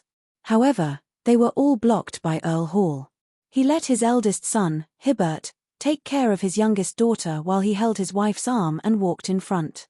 From time to time, he would turn back to look at the most dazzling jewel in Beekland. Not long after their family arrived at their destination, the Archbishop of the Church of Evernight's Beekland Diocese, St. Anthony Stevenson, walked up the platform in a black robe with red patterns. He looked around, raised his right hand, and tapped his chest 4 times in a clockwise fashion. Praise the goddess. When the believers below gave a response, the saint said in a low voice that everyone could hear, "That's right. Today is a celebration of the night," but the goddess responds with mercy. He has compassion on every mother who has lost her child, on every lonely child, on every person who has suffered greatly. He said that all of this will come to an end. All of this suffering will return to silence and peace. Chapter 12:20. As Anthony Stevenson's words echoed in Memorial Square and spread to other places, the people of Rouen who participated in the Mass of Repose felt touched, sad, warm, and depressed. In different squares, different choirs began reciting the poem. The ethereal and holy voice seemed to resound deep in everyone's hearts. The crimson full moon rises and reflects on the land. Everyone sinks into a sweet dream, dreaming of themselves, of parents, wives, husbands, and children. This is forever. Note 1. Unknowingly, everyone felt as though their minds had been baptized, and their spirituality was naturally released. They seemed to have really entered a dream, strolling in a quiet darkness. Here lay their children, their parents, their wives, their husbands, their friends. There was no more suffering, no more pain. There was peace and gentleness in their expressions. We will look up at the night sky, tenderly say her name, Evernight Goddess. If she hears it, she will definitely agree, she will definitely reveal a pure smile to the dead. Come, rest, sleep in peace, my children. Note 2. The people strolling in the dream once again felt a strong sense of sadness, as though they understood that they were really going to bid farewell. They recalled all the beautiful scenes of the past, the scene of the family sitting around the dining table enjoying delicacies and chatting to their heart's content. They recalled the person who looked at them warmly. They recalled the pain of seeing them hurt and hearing of their passing that seemed to tear their souls apart. They recalled the dark clouds and parting brought about by the war. They slept peacefully in this peaceful kingdom, no longer having any worries. However, the survivors had to suffer day and night, turning haggard and withering. A tear slid down, followed by another. The people at Memorial Square's remnant mass could no longer suppress the emotions in their hearts. They silently and unreservedly vented the accumulated pain. Great sadness filled the air, intertwining with the choir's chanting as though it had a corporeal form. Cross your hands, place them on your chest, say the silent prayer, and shout from your heart, the only home is peace. Note 3. The people who were crying silently with their eyes closed subconsciously followed the content of the poem and did similar actions. Then, they were infected by each other and shouted in their hearts, The only home is peace. The sadness reached its peak. More than 10,000 people in Memorial Square felt a strong resonance.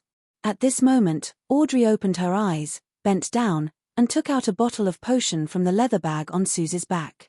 Countless fragments of light floated in the potion, as though it was the manifestation of the sea of collective subconscious. Audrey didn't hesitate. Under such circumstances, she unscrewed the cap and gulped down the liquid inside. Unlike in the past, where she could still experience the potion sliding down her throat and into her stomach, Audrey felt. She felt that she could no longer feel her body. Her entire being seemed to have condensed into a ball of thought and merged with the illusory sea around her. This was the first time that she had seen the sea of collective subconscious without going through the island where her dreams and mind were. It was like she had returned to her mother's arms before she was born. She had returned to the very beginning, where she was washed, disintegrated, and influenced by the imprints left by the ancestors of mankind. There was fear, madness, and all kinds of terrible mental pollution in it. Audrey couldn't resist it for a moment. Her consciousness faded, and her figure swayed, about to melt. Affected by this, Audrey, who knew that she was about to be assimilated by the sea of collective subconscious, also resonated with it. She felt uncontrollable grief. The grief passed from one thought to another. Soon, it filled the thoughts that Audrey had mutated into. It pierced into her soul body and her soul. Affected by this, Audrey, who knew that she was about to be assimilated by the sea of collective subconscious, also felt a resonance. She felt an uncontrollable grief. The grief passed from one thought to another. Soon, it filled the sea of collective subconscious. It pierced through her soul body and soul. The voice in her ear became clearer and louder. Finally, it echoed in the sea of collective subconscious. The only home is peace. The only home is peace. The only home is peace. Audrey repeated the prayer as her figure quickly became clear. With just a thought, she split into many transparent and illusory versions of herself. They roamed the sea of collective subconscious, arriving at the mind islands that represented different people and climbing them. In these places, she directly saw where the sadness of different people came from. It came from the cannonballs that fell from the sky, from the airships that formed a formation, from the letters sent back from the front lines, from the bad news delivered by the postman, from the splattering of flesh and blood in front of her eyes, from the sudden collapse of a loved one, from the pile of toys that no longer had an owner, from the violent coughing in the great smog. The only home is peace. The golden retriever, Susie, also closed her eyes during Mass. She recited the words in human language in her heart, not noticing any abnormalities around her. Suddenly, Audrey's voice sounded in her soul, her body of heart and mind. Susie, I succeeded. I've always been very worried. I was worried that as my sequence advanced, I would be more and more affected by the potion. I would become colder and colder, becoming more and more like a mythical creature instead of a human. Susie looked up in a daze, only to see that the blonde girl beside her had her eyes closed, but her face was covered in tears at some point in time.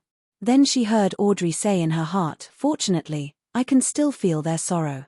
How nice. In Susie's eyes, another drop of tear fell from the corner of the golden-haired girl's eye, sparkling and translucent. At this moment, the sun withdrew its last ray of light, and the night brought peace. Everyone opened their eyes at the same time and said in a calm voice, "The only home is peace." After crying uncontrollably for a while, Audrey, who was originally bright and cheerful, became a little more delicate, with a touch of sadness, which made everyone who saw her feel affection from the bottom of their hearts. Under all kinds of protection, she returned to Empress Borough and returned to her room. Only at this moment did she have the chance to seriously examine herself, digesting the knowledge and experience she had obtained from the potion and the sea of collective subconscious. Others might not be able to tell, but Audrey knew very well that the tall, beautiful blonde girl in the mirror already possessed immense strength and exaggerated dragon scales for defense. She was the kind that could shatter a piece of steel with a single punch. Oh, I can still dragon transformation, which is equivalent to using an incomplete mythical creature form. However, I have to wait until I get used to the potion and constantly stack the correct psychological cues. Otherwise, I'll directly lose control. Every dragon transformation can't exceed a certain amount of time. Otherwise, even if I have treatment methods that target my mind and soul, I'll be deeply infected by madness and chaos, causing me to lose control.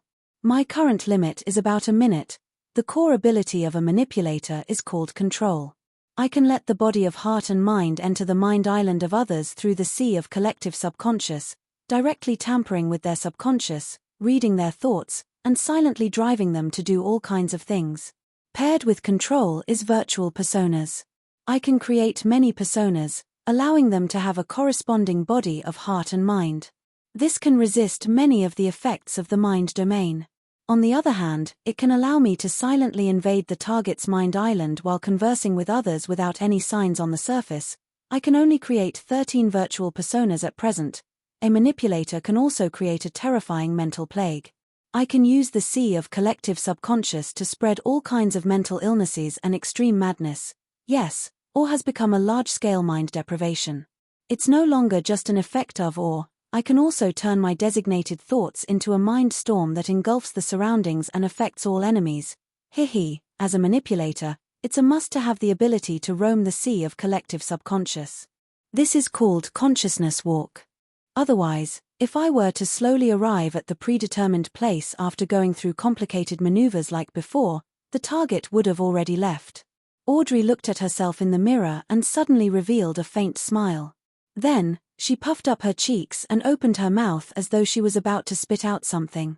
Since her mythical creature form was a mind dragon, she definitely had psychic breath. This could directly stimulate and damage the target's body of heart and mind body. It was an area of effect, enhanced version of psychic piercing. Audrey's green eyes darted around slightly as she retracted her gaze and sighed inwardly. This is a demigod. These powers even make me afraid. And how powerful must Mr. World be to be able to kill Hvin Rambais, above the grey fog, in the ancient palace? As the participants of the hunt finished their preparations, they decided to organize a private meeting to discuss the specific details. Manipulators are that terrifying? Magician's Force looked at Miss Justice beside her and blurted out in shock. Just now, Audrey had briefly mentioned the changes she had undergone after becoming a demigod. Although she didn't go into detail to protect her trump card, it still left the magicians, the hermit, judgment, and the star alarmed. Actually, it's not that terrifying. Mr. World knows very well. Audrey cast her gaze to the bottom of the long, mottled table. The World German Sparrow didn't nod as he tersely acknowledged. I also had a powerful helper to kill Hvin Rambais. He paused for a moment, then said, before we discuss the hunt, I want to know how to make the House of Abraham feel my friendliness. Note 1. Adapted from Tennyson, Lotus Eater. Note 2. Adapted from Iber Browning, The Children's Cries. Note 3. Adapted from Thomas Hood, The Bridge of Sighs and Tennyson, Lotus Eater. P.S. Update before making changes. Chapter 1221. Friendly. Upon hearing World's German Sparrow's question, Magician's Force nearly doubted her ears. The image of Mr. X's head, which was covered in cracks, and bloodstains, instantly surfaced in her mind. Just as Force was deliberating over a good excuse, Audrey glanced at her and smiled at World's German Sparrow. To make the House of Abraham feel your friendliness, what's important isn't what you do, but what Miss Magicians writes in the letter. That's right. Unless I directly appear in front of Miss Magician's teacher, his understanding of me will only be limited to the various rumors and the things Miss Magicians tells him. As long as the story she tells is good enough, it doesn't matter even if it doesn't match the actual situation. Klein suddenly realized that he had gotten into a dead end when thinking about the corresponding problem. Magician's Force understood Miss Justice's words, but she didn't think it through thoroughly enough. After looking at the hermit, the star, and company, Audrey said to Force, you need to convey Mr. World's goodwill to your teacher. You need to convey Mr. World's goodwill to your teacher. For this, you can weave some stories instead of telling the truth. Then what do I need to say? Magician's Force took the initiative to ask. It wasn't that she wasn't good at fabricating stories. On the contrary, it was what she was best at. But the problem was that writing a novel that people liked and writing a story that people believed weren't the same. The latter would undoubtedly be easier if she could obtain the advice of a senior psychologist. Audrey had already thought of the details of the letter before she opened her mouth. At that moment, she replied in an unhurried manner, "That's right." At that moment, she replied unhurriedly, "Clearly, your teacher must have noticed your rapid advancement, and because of Mr. X's death and all kinds of sensitive issues, he has a certain degree of suspicion and wariness towards the beyonder circles you participate in." "Yes." Force nodded slightly, agreeing with Miss Audrey's judgment. If her teacher, Dorian Gray Abraham, was a careless person who was abnormally insensitive to various signs, she wouldn't have survived until now. She would have long been captured by the Aurora Order or died in the hands of other forces that were interested in the House of Abraham. Audrey continued, "That's right.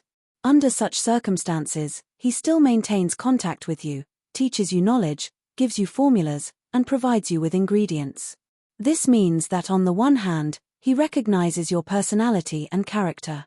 On the other hand, he has certain expectations for you to become a Sequence 4 demigod and for you to obtain important information from the mysterious and dangerous Beyonder Circle. What we want to do is exploit this mentality." Audrey originally wanted to use the more neutral term grasp to replace exploit, but after a slight pause, she chose to face herself and the essence of the matter. Seeing that Magician's Force was listening attentively, and that Judgment, the Star, and the Hermit were looking forward to what she was going to say next, Audrey pursed her lips and said, "After you return, you can write to him and tell him that you've become a traveler.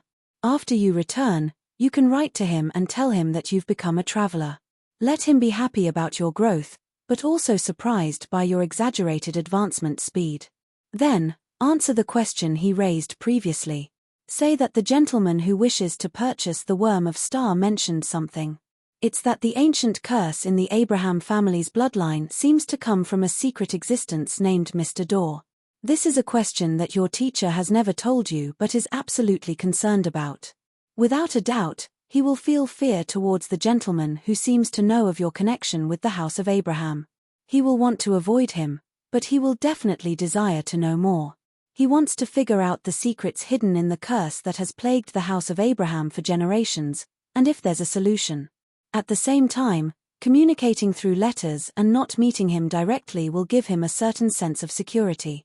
He might change his residence, change his identity, and use a more roundabout method to send and receive letters, but there's a high chance that he won't lose contact. Maintain this connection and reveal more valuable information step by step to awaken your teacher's desire. Then, you can use this to shape Mr. World's image and let your teacher experience some kind of kindness."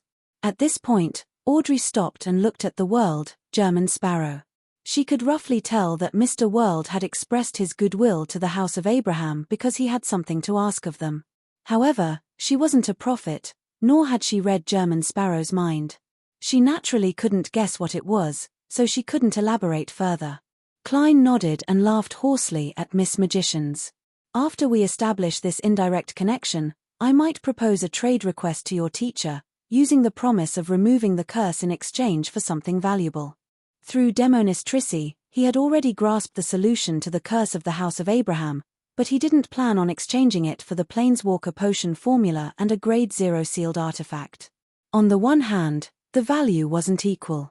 If the difference was too great, Klein would feel guilty. On the other hand, he didn't want to release a dangerous existence like Mr. Door back into the real world. That would be irresponsible to himself and all the innocent people. He was considering finding another way to make the curse of the House of Abraham disappear to a certain extent. In other words, it might still exist, but it wouldn't affect the normal lives of the Abrahams and their advancement within a certain range. So that's how it is. Mid- and high-level Beyonders in the mind domain are really powerful. They can make people unknowingly do the corresponding things according to their arrangements. Compared to when I first met her, Miss Justice seems to have undergone a complete transformation. She's both fearful and admirable. Magician's Force glanced at Zio and seemed to read the same wistful emotions in her eyes. She thought for a moment and mustered her courage to say to the World, "German Sparrow, what if my teacher rejects your request for a trade? Do you think I'll kill and plunder?" Klein lampooned in his heart in Mandarin and scoffed. "Don't worry, I won't harm him. I won't force him. Phew. Although Mr. World is a little terrifying, he still keeps his promises. Magician's Force slowly nodded.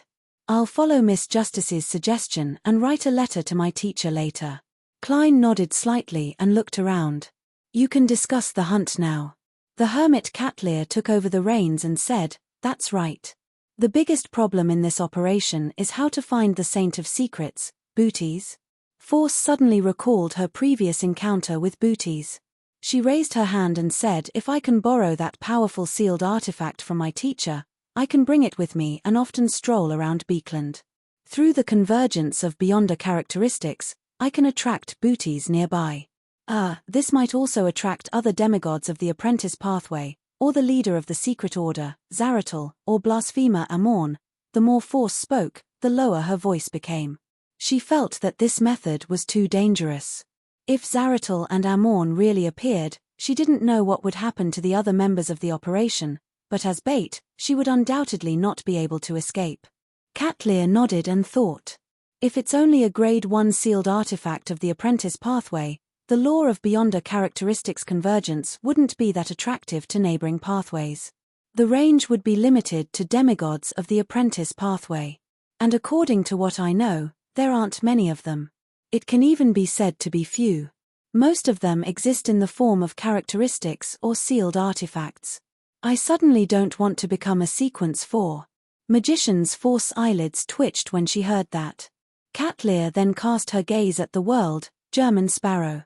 Let's not talk about whether or not there's a Grade 1 sealed artifact of the apprentice pathway. To let the Saint of Secrets and Miss Magicians encounter each other, the premise is that he's also in Beekland. Furthermore, he's not that cautious and often goes out. Upon hearing this, Leonard said from the perspective of a professional official Beyonder, that's actually not difficult. This actually isn't difficult. As a demigod of the apprentice pathway, Botis is definitely in charge of dealing with accidents and providing support to different places in the upper echelons of the Aurora Order. He has sufficient mobility. This is a term that appeared after the invention of steam locomotives and airships. As long as you can create some incidents against the Aurora Order in Beekland, there's a high chance that he will come. As he spoke, Leonard glanced at Klein. According to what he knew, in the chaotic battle outside Bayam caused by German Sparrow, the Saint of Secrets had appeared and picked up a glove. That's a solution. Audrey and company nodded. At this moment, the world, German Sparrow suddenly said, let me remind you that the Aurora Order is an organization that worships a true god. Let me remind you that the Aurora Order is an organization that worships a true god. Once you take action against them, with the implied goal of hunting their upper echelons, the true creator might foresee it and give you a warning. That's possible. Audrey's eyes widened slightly as she observed Catlear, Leonard, and company. She realized that they were equally stunned. This was something they had never considered before. It wasn't that they weren't smart enough, but rather that they had never participated in matters that involved high-level existences. Or rather, even if they had participated, they didn't know anything about it. Then what should we do? Magician's Force couldn't help but ask. Klein replied in an enlightening tone, I'll use a gentler method that doesn't directly target the Aurora Order to fish out Saint of Secrets booties. Chapter 1222. A softer method. However, Catlear, who lacked experience when it came to high-level matters, instantly had a new idea. Let Miss Magicians participate in the various Beyonder gatherings in Beekland, and accidentally reveal her connection to the House of Abraham, thereby attracting the attention of the Aurora Order. Seeing that the world's German Sparrow didn't deny it, Catlear thought as she looked to the other side. How to make this matter reasonable and not arouse suspicion, how to design the steps and process of exposure, and how to lay the groundwork for each gathering, I might need Miss Justice's help.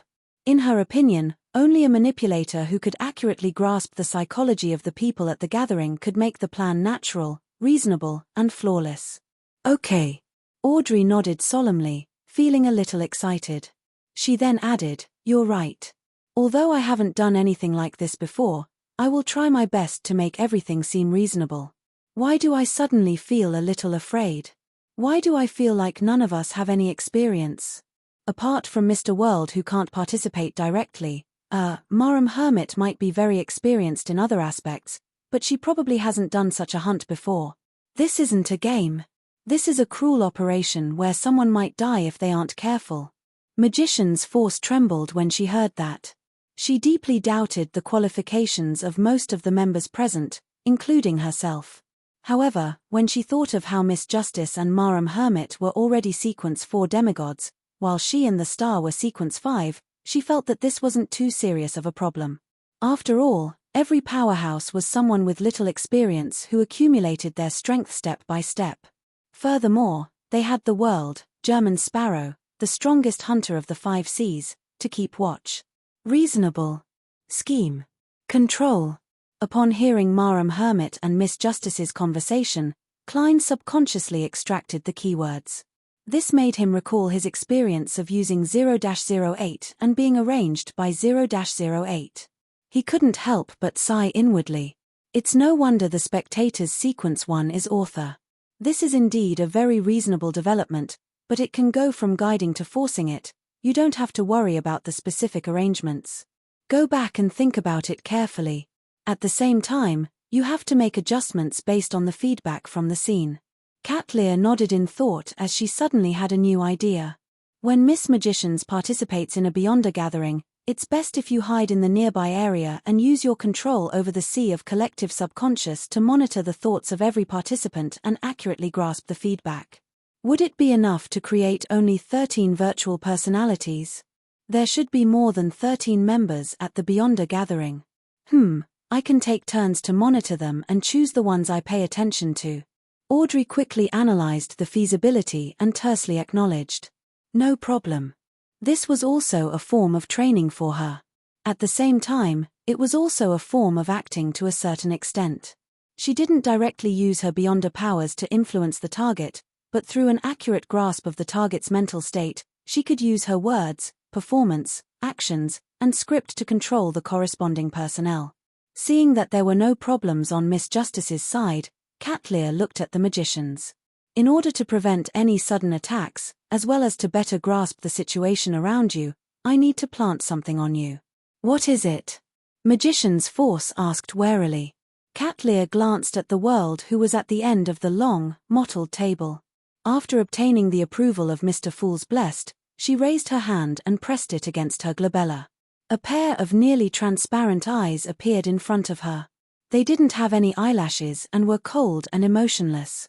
This is the eye of mystery prying. After becoming a mysticologist, I can place it on someone else's body. What it sees is equivalent to what I see. Furthermore, once it enters a concealed state, it will be very difficult to be discovered by other means. Catlear gave a simple introduction.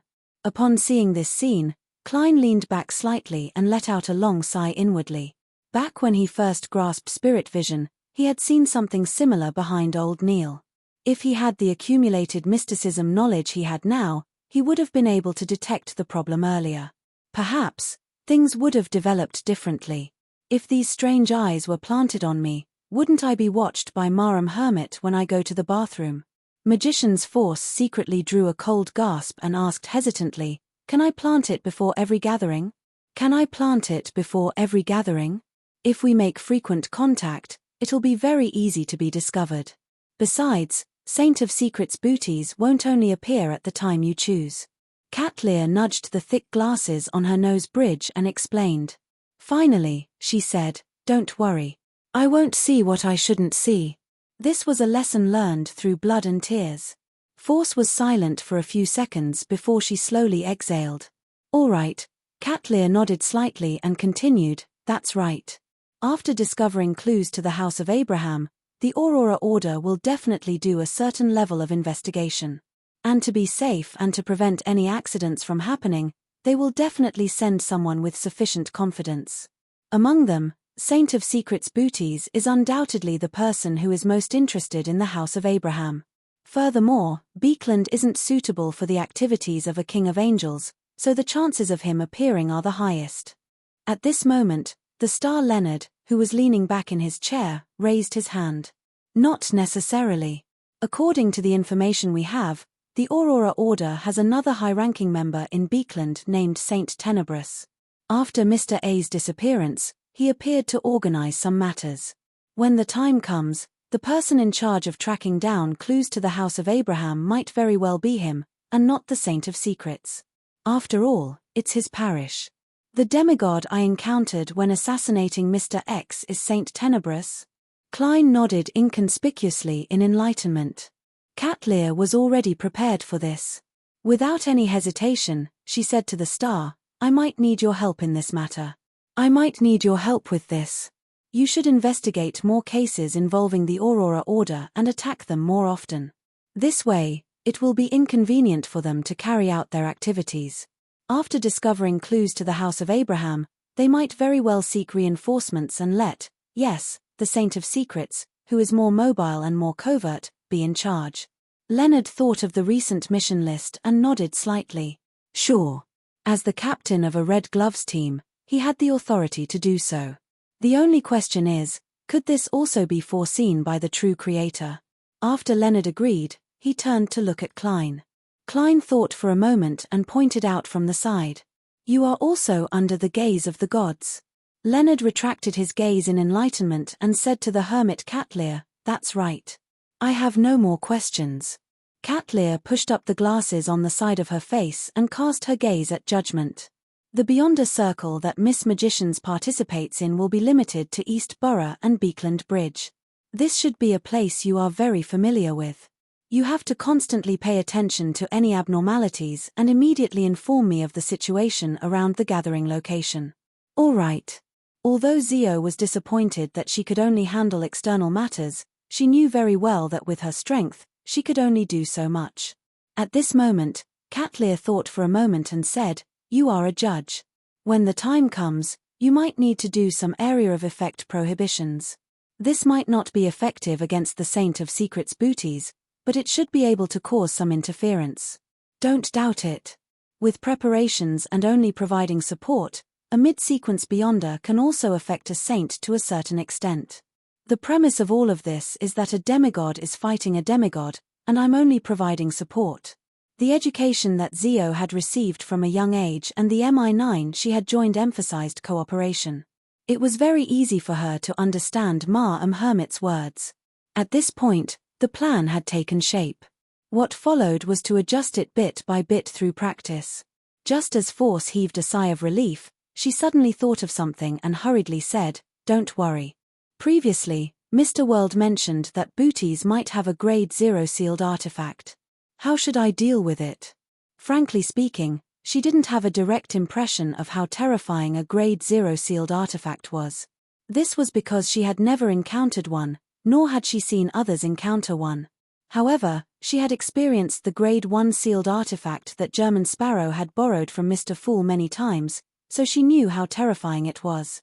And a Grade 0 sealed artifact was an entire level higher than a Grade 1 sealed artifact, so its might was obvious. In the rumors that Force had heard, some Grade 0 sealed artifacts could even destroy Beekland, or even the world. Cat Lear fell silent for a few seconds. On the one hand, we can use Miss Justice's grasp of the minds of the people around her to search for possible traces. On the other hand, we can use Miss Judgment's understanding of the various anomalies in the area and combine it with divination to determine if there's such a sealed artifact. If we don't receive any feedback, and the Saint of Secrets booties really has a Grade 0 sealed artifact with him, you don't have to be too afraid. He won't kill you immediately. He will definitely try to control you and find a safe place to interrogate you. We will have enough time and opportunity to separate him from the sealed artifact. Remember, the sealed artifacts a Beyonder possesses aren't completely a portion of their strength. During this process, didn't you also record some high-level Beyonder powers? If the situation is dire, don't hold back. Escape with all your might. You don't sound very confident. Magician's Force face suddenly turned pale as she forced a smile. I'll do my best. At this moment, German Sparrow, the world, took the initiative to say, when necessary, you can pray to Mr. Fool. When necessary, you can pray to Mr. Fool. I will also ask him to provide some protection ahead of time and give some revelations. As this operation couldn't threaten Klein's true body no matter what, and it might involve a Grade 0 sealed artifact, he, who had gained basic control over Sapphira Castle, could only obtain some revelations. That's good. Magician's Force, Zio, and company silently heaved a sigh of relief. As the private gathering came to an end, Klein looked at Katlear and said, "From the looks of it, there's no way to end the operation before the new year. Looks like we won't be able to end the operation before the new year. I'll pay you in advance." He then condensed a portion of mysticism knowledge that he hadn't mentioned before into a pale white brilliance and pushed it to the hermit. Chapter 12:23. Dark Angel Sasria might very well be a negative personality that was separated from the ancient sun god. Mr. Dor was once the most powerful king of angels. The House of Abraham also has at least 2 Grade 0 sealed artifacts that correspond to the angel level beyonder characteristics of the apprentice pathway. The underlying laws of this world are chaos and madness. Mysticism knowledge reverberated in Katlear's mind, making her feel a heavy weight amidst her shock. If it wasn't for Tarot, Mr. Fool's blessings, and the world's German sparrow's provision, it definitely wouldn't have been so easy for her to understand this knowledge. She would definitely have to bear a huge risk. If she wasn't careful, she might attract the attention of certain high-level existences or be pestered by madness and pain. "Thank you for your advance payment. This will greatly help me digest the potion." Katlear opened her eyes and sincerely thanked him. According to her original plan, she should be able to obtain some mysticism knowledge after meeting Queen Mystic. With German Sparrow's advance payment, there was a high chance that she could completely digest the mysticologist potion. Unfortunately, a few days before she arrived in Beekland, Queen Mystic Bernadette had left the city after following a clue. This left Katlear very disappointed. Upon hearing Marum Hermit's words, Klein, who was disguised as the world, laughed hoarsely. "There is a price to this gift." As his voice echoed, he nodded at Justice and Magicians, indicating that he was also speaking to them. After the private gathering ended, the members left Sapphira Castle one after another. Klein stood up and walked from the bottom of the long mottled table to the seat of honor, sitting at the Fool's seat. He leaned back in his chair and rested his elbows on the armrest. The void beside him rippled and condensed into circles of halos. This was a prayer point of light, a marionette controlled by the historical void projection that Klein had summoned. It had already existed before the gathering, but the corresponding area had been shielded by Klein. No one could sense it, and it had only returned to normal now. Klein cast his gaze at the circle of light. Using it as a base, he expanded his field of vision into the distance. In the real world, a dark mountain stood tall. There was a hole at the waist that extended all the way underground. There had once been many humans who had survived the cataclysm hiding here. Later, they were turned into his marionettes by dark demonic wolf Kota. During this period of time, Klein had been retracing all sorts of traces and found 3 places where the dark demonic wolf had hidden in the past. However, he didn't gain much. The reason was very simple. Just like now, there was a rock at the entrance of the cave, and on top of it sat a young man wearing a classic black robe and a pointed hat. He had a wide forehead and a thin face. Amorn. This angel of time seemed to sense the gaze from Sapphira Castle. He raised his head, adjusted his crystal monocle, and slightly curled up the corners of his mouth. Klein retracted his gaze as his facial muscles twitched slightly. He muttered, "What a persistent ghost. It's not like this fellow doesn't know about the dark demonic wolf's past. Is there a need to destroy all the clues I need? Furthermore, it's always done a little earlier. If it wasn't for the fact that he couldn't beat him, he would have hung him up and given him a beating." Phew. Klein exhaled and immediately returned to the real world. He wore a black top hat and held a dim yellow lantern. He dispelled the historical void projection and left the mountain without looking back, heading deep into the silent wilderness. Klein's footsteps didn't hesitate at all. This was because he had long obtained detailed information about the dark demonic wolf, Kota, from the Evernite goddess. He had a sufficient understanding of the god of wishes' character, style, and habits. The reason why he was still pursuing the dark demonic wolf's past was mainly because he wanted to verify something. After all, the Eastern continent had been the forsaken land of the gods for 2,000 to 3,000 years. The dark demonic wolf had been away from the Evernite goddess's attention for a long time.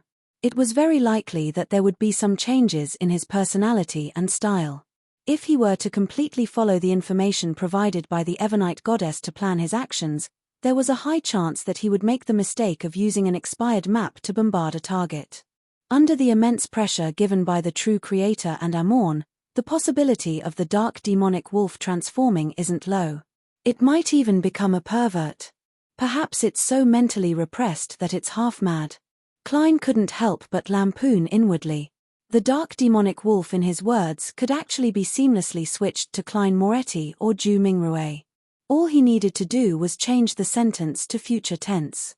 There was another reason why Klein insisted on pursuing the dark demonic wolf's past. It was an attempt to deceive Amorn, making it difficult for him to guess that he had already grasped the key information. Of course, this might not be enough to fool the god of deceit. Klein's main goal was to obtain a mental victory so as to adjust his overly repressed mental state. He didn't need to seek misjustice for treatment. Yes, from the looks of it, the dark demonic wolf still maintains the clarity and rationality of the late Second Epoch. It's not as manic, bloodthirsty, and crazy as it was when it first fused with the other Beyonder characteristics. His most important personality trait doesn't seem to have changed. He is still that suspicious. He doesn't even trust his marionettes. Once he decides to migrate, he will leave behind all the marionettes he previously had and erase all connections. Also, the dark demonic wolf seems to have migrated from the east. As he thought, Klein suddenly stopped. In the darkness without the stars or the crimson moon, he relied on his spiritual intuition to cast his gaze in a particular direction. His expression gradually turned solemn as he raised his right hand and pressed down on his half-top hat.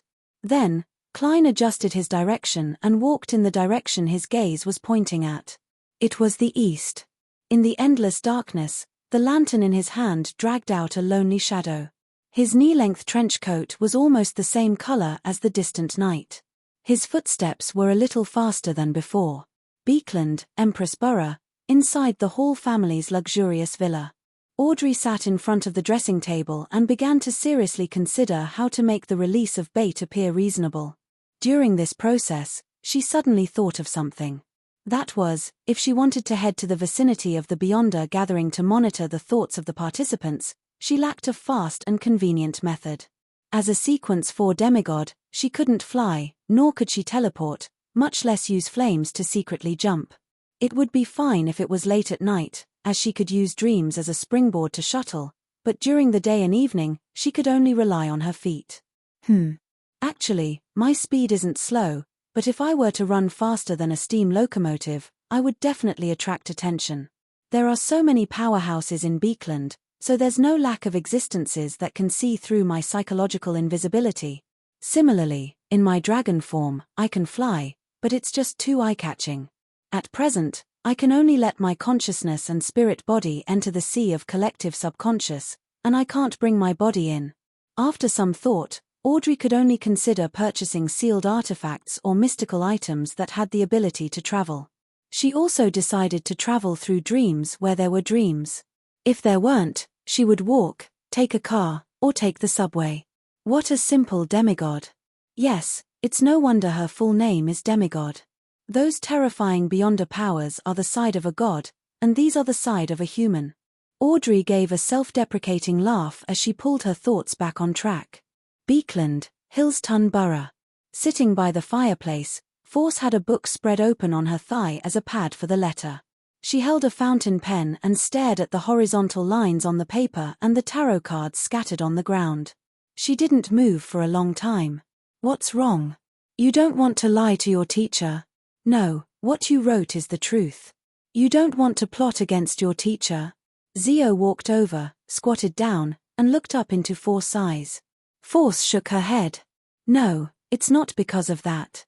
I do feel a little guilty, but I know that this is a good thing for him and the House of Abraham. I'm just hesitating. I have a nagging feeling that our fates will change after writing this letter. Ah! Zio was somewhat taken aback when she heard that. She didn't quite understand what her friend meant. Force slowly exhaled and said, "The war from before and now isn't that dangerous for us. The war from before and now isn't actually that dangerous for us. We have the ability to avoid it, obtain the corresponding resources, and continue our peaceful lives. Therefore, my feelings towards it aren't that deep. We are like people standing beside a torrent. We could have watched everything from the sidelines, but after writing this letter, we might be swept into the torrent by the surging waves. Zio listened quietly as she gaped her mouth and pursed her lips. She pursed her lips and said, "If not for this matter, do you think we can avoid the torrent of fate?" As she spoke, she picked up a tarot card from the ground. The surface of the card depicted an angel blowing a horn and the dead. The Judgment card. Force looked at the tarot card for a while, closed her eyes, and combed her hair. She smiled and said, "I understand. This is our inescapable fate." After praying to Mr. Fool and obtaining the Magician's card, they were destined to an inescapable fate. The fountain pen in Force's hand finally landed on the letter. Pritz Harbor. Dorian Gray Abraham, who had long left the Fishermen's Association and changed his identity, opened the letter sent by his student. As he quickly scanned through it, his expression changed from shock, joy, and confusion to horror. Bang! Dorian threw the letter in his hand and knocked the table in front of him, as if the piece of paper was cursed and hid a monster. He retreated to the other side, pulled open a drawer, and took out some items. Then, he rushed to the door and prepared to leave. When his right palm touched the brass handle, Dorian's movements suddenly slowed down and finally froze. He slowly turned around and cast his gaze at the letter on the ground with a complicated look in his eyes. After a few seconds, Dorian Gray Abraham slowly walked towards the letter. She walked very hesitantly, and struggled, but she didn't stop, as if she had been tempted by the devil. Chapter 12:24. Finally, Dorian stopped beside the letter. He bent down and reached out his right palm. His fingers trembled slightly as he pinched the edge of the paper and picked it up. This time, Dorian was very careful. He read it word by word from the beginning. Sometimes, he was enlightened, sometimes confused, and sometimes in pain. The letter from Force wasn't long. He only took 3 minutes to read it twice before falling into a long silence. The sunlight shone in from outside the window and shone on the toppled table. Dorian Gray Abraham's lips suddenly quivered, but in the end, he didn't make a sound. He rubbed his right thumb and index finger quickly across the paper, causing the letter to ignite into a scarlet flame. After doing all this, Dorian packed up his belongings, put on makeup, and left the rented house. He used the identity he had previously prepared to go somewhere else. After he settled down, he sat by the desk and stared at the brass ornament, deep in thought. As the sunlight became sparser and dimmer, Dorian's eyelids twitched as he let out a long, slow sigh. He then spread out the letter, picked up a pen, and wrote as he thought. "I'm very happy to see you digest the scribe potion in a few months. This means that you really have a chance of becoming a demigod. These are the key points of acting as a traveler that I understand, but you have to remember that everyone has a different personality. There will always be some differences in acting in practice. You can't completely copy them. This doesn't mean that the key points of acting are wrong, but they can cause great conflict in your heart and affect your mental state. Sometimes, making appropriate adjustments may slow down the speed of the potion's digestion, but it's more beneficial to you. You have to remember that acting is just a tool, not a master. I look forward to the day you completely digest the traveler potion. I will prepare the corresponding ingredients and a gift for you. I'm very interested in the curse of the Abraham family that the gentleman mentioned. I think you should have noticed that I have a certain amount of research in this area. Otherwise, you wouldn't always ask me about related things." Linley frowned. "I hope you can take a step further to understand." After writing the reply, Dorian Gray Abraham closed her eyes and quickly folded the paper. In January 1351, the new year in Beekland was much quieter than before. In the basement of a house in the West District, a few candles flickered with a yellowish flame, illuminating the altar, chairs, and round table placed around it. At the edge of the light, in an extremely dark place, a silhouette was faintly discernible. Sometimes it swayed, sometimes it stretched. It was a thin layer without any thickness, like a living shadow. Suddenly, the figure spoke in a deep voice. "You arrived earlier than I expected." Next to the candle, where the light was the brightest, a figure quickly appeared. It was a man dressed in a mysterious black robe. His brown hair was slightly curled, and each strand was hard. His eyes were deep, as if they were hiding countless things. He was one of the 5 saints of the Aurora Order, the saint of secrets. Booties smiled. To me, distance isn't a problem. He then pulled a chair over and sat down, saying to the long and narrow shadow, he said to the long and narrow shadow, "Have you investigated the matter? Did you discover anything abnormal?" The shadow that had almost fused into the darkness replied in a deep voice, "No problem." Really? Booties instinctively doubted the definite answer. Kesma, could this be a trap? The Aurora Order's Saint Tenebris Kesma slowly shook his head. The target is very careful. She definitely didn't deliberately expose herself. If she wasn't seeking to purchase the cursed item of an ancient wraith, we wouldn't have been able to detect her connection with the House of Abraham. Saint of Secrets Booties said in thought, a cursed item of an ancient wraith. An ancient wraith's cursed object. This is one of the main ingredients for scribe. I remember that the Abraham family does have an extra brain of Asman. To be unwilling to directly provide the scribe beyond a characteristic and wish to do some tests is indeed the style of the Abrahams. To put it simply, they don't trust me enough. Saint Tenebris Kesma didn't echo Botis's words as he continued, "Don't worry." He continued, "Even if she was seeking to purchase the main ingredient of the scribe potion, we didn't discover any problems. After all, not every believer knows the corresponding mysticism knowledge. However, she was still raising questions related to apprentices and Abraham. She's really very careful in this aspect. The circle of Beyonders who seek to purchase ingredients is different from the circle of Beyonders who ask questions. Different matters are handled in different circles. Besides, at times, she would hire other gathering participants ahead of time to help her raise her requests. If it wasn't for the fact that we have people in a few of the circles who eventually gathered the information, we wouldn't have noticed her." Saint of Secrets Booties nodded slightly and asked, "Why didn't you take action directly? Why didn't you take action directly? Why did you call me over?" Darkness floated in the shadows and answered softly, "The situation in Backlund is getting more and more tense. The Nighthawks, mandated punishers, and machinery hivemind teams are cleaning up the area round after round. We're being watched very closely. If I were to handle this matter, it would be fine if there were no accidents. But if an accident were to happen, I wouldn't be able to graze a secret sorcerer, so I might not be able to escape in time. Besides, aren't you the one who's most interested in the House of Abraham?" Booties chuckled and said, "I'm not interested in them at all.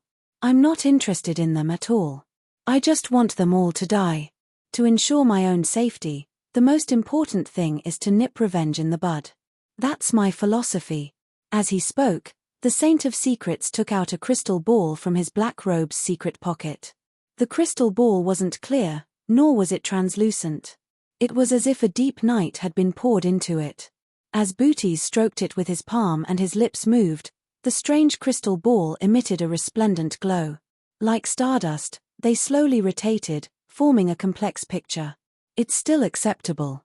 Booties glanced at the crystal ball in his right hand and nodded lightly. He then looked at the ghostly shadow. "Tell me more specific information." When he learned that there would be a Beyonder gathering of a certain circle tonight, and that the target might appear, Saint of Secrets Booties stood up and said to Saint Tenebris Kesma, "You're not the only one. I must be prepared." As soon as he finished speaking, he opened his right hand, raised it slightly, and closed his fingers. The area he was in instantly distorted and disappeared. The candles, firelight, round table, and chairs that had been there had also disappeared, leaving only the floor tiles and the ceiling. After a while, the shadows moved, and everything returned to normal. Saint of Secrets Booties didn't look any different from before, but Saint Tenebris Kesma's figure had unknowingly appeared from the darkness. He looked at Booties and said in a deep voice, "You're being more cautious than necessary. But this isn't a bad thing. I hope to resolve the problem without anyone noticing." Booties replied with a smile, "Follow me. Hide in the shadows and be my support. Don't appear directly. Once you discover anything abnormal, leave immediately." "All right." Saint Tenebris Kesma slowly walked out of the shadows.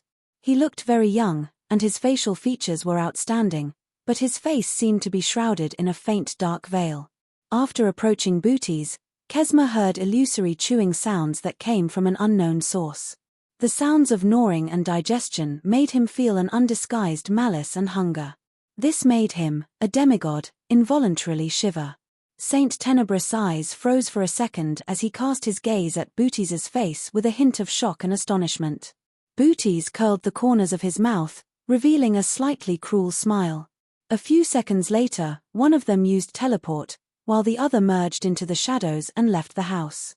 At the intersection of Beekland's East Borough and Bridge District, in a dilapidated apartment building, there were a few connected rooms on the first floor of what was originally a cheap hotel. When Booties walked out of the spirit world, there were still 2 to 3 hours before the Beyonder gathering began. No one had arrived yet.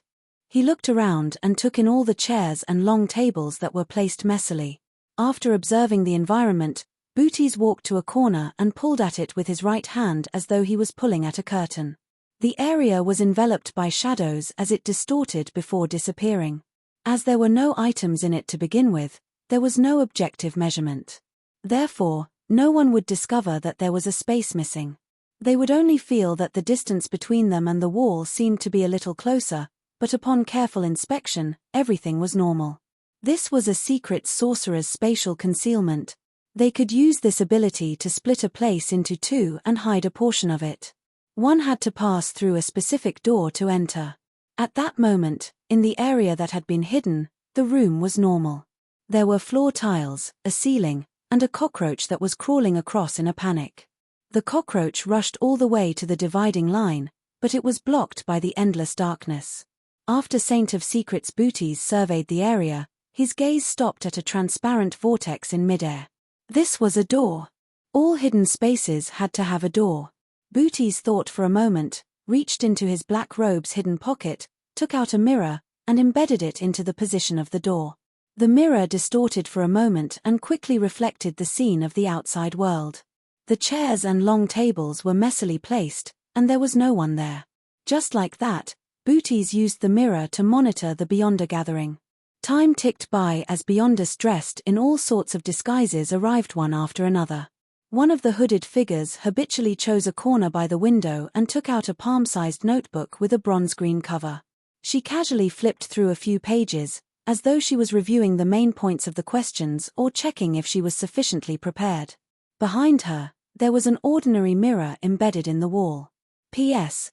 There will be additional updates at 7 p.m. Chapter 1225. In the hidden area, Saint of Secrets Booties narrowed his eyes slightly. He had already recognized Leymano's travels.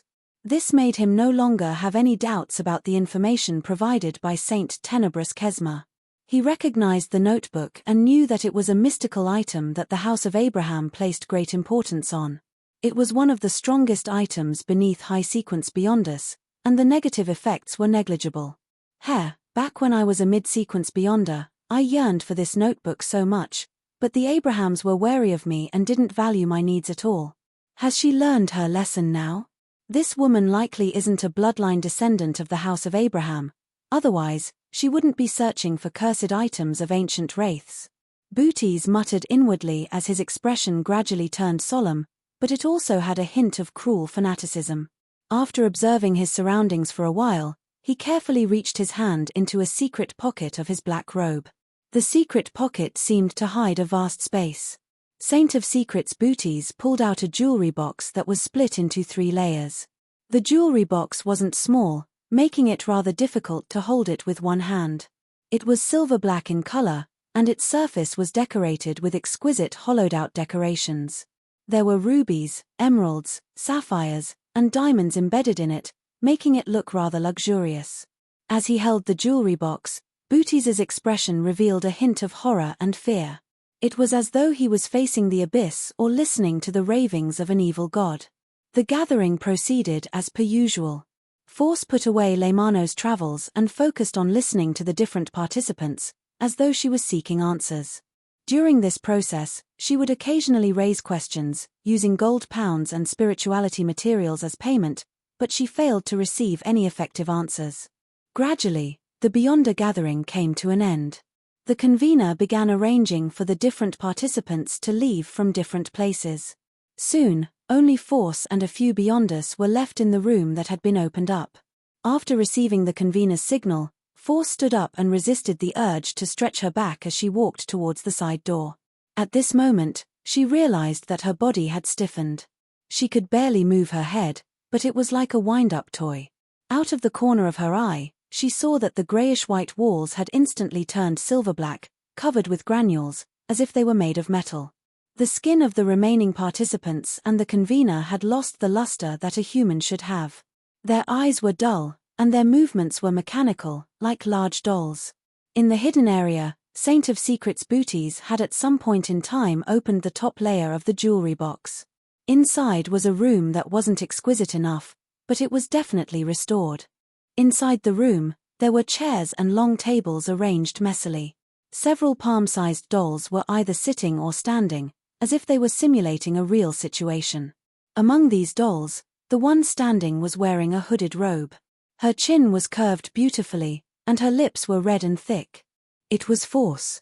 She, the remaining beyond us, the convener of the gathering, and the entire room silently turned into toys and were kept at the top of the jewelry box. As for the room that had been opened up in the outside world, there were only grayish-white walls and nothing else. The corners of Saint of Secrets Booties' mouth curled up bit by bit. He exerted force with his right hand and closed the jewelry box's lid. In just a breath, he had miraculously controlled his target. This silver-black, three-layered jewelry box was the Grade 0 sealed artifact he had snatched from the House of Abraham. As it had never been obtained by the Orthodox churches or had been deeply understood, it didn't have a corresponding number. According to what Booties knew, this jewelry box originated from an angel from the House of Abraham during the Fourth Epoch. He liked to roam the cosmos and head to different places in the vast universe. But once, he silently died in his palace when he returned to his family to rest. His face was filled with fear and warped, as though he had seen something extremely terrifying. A true mythical creature, an existence that could be considered a subsidiary god in the Second Epoch, had perished in an extremely strange manner without causing any commotion.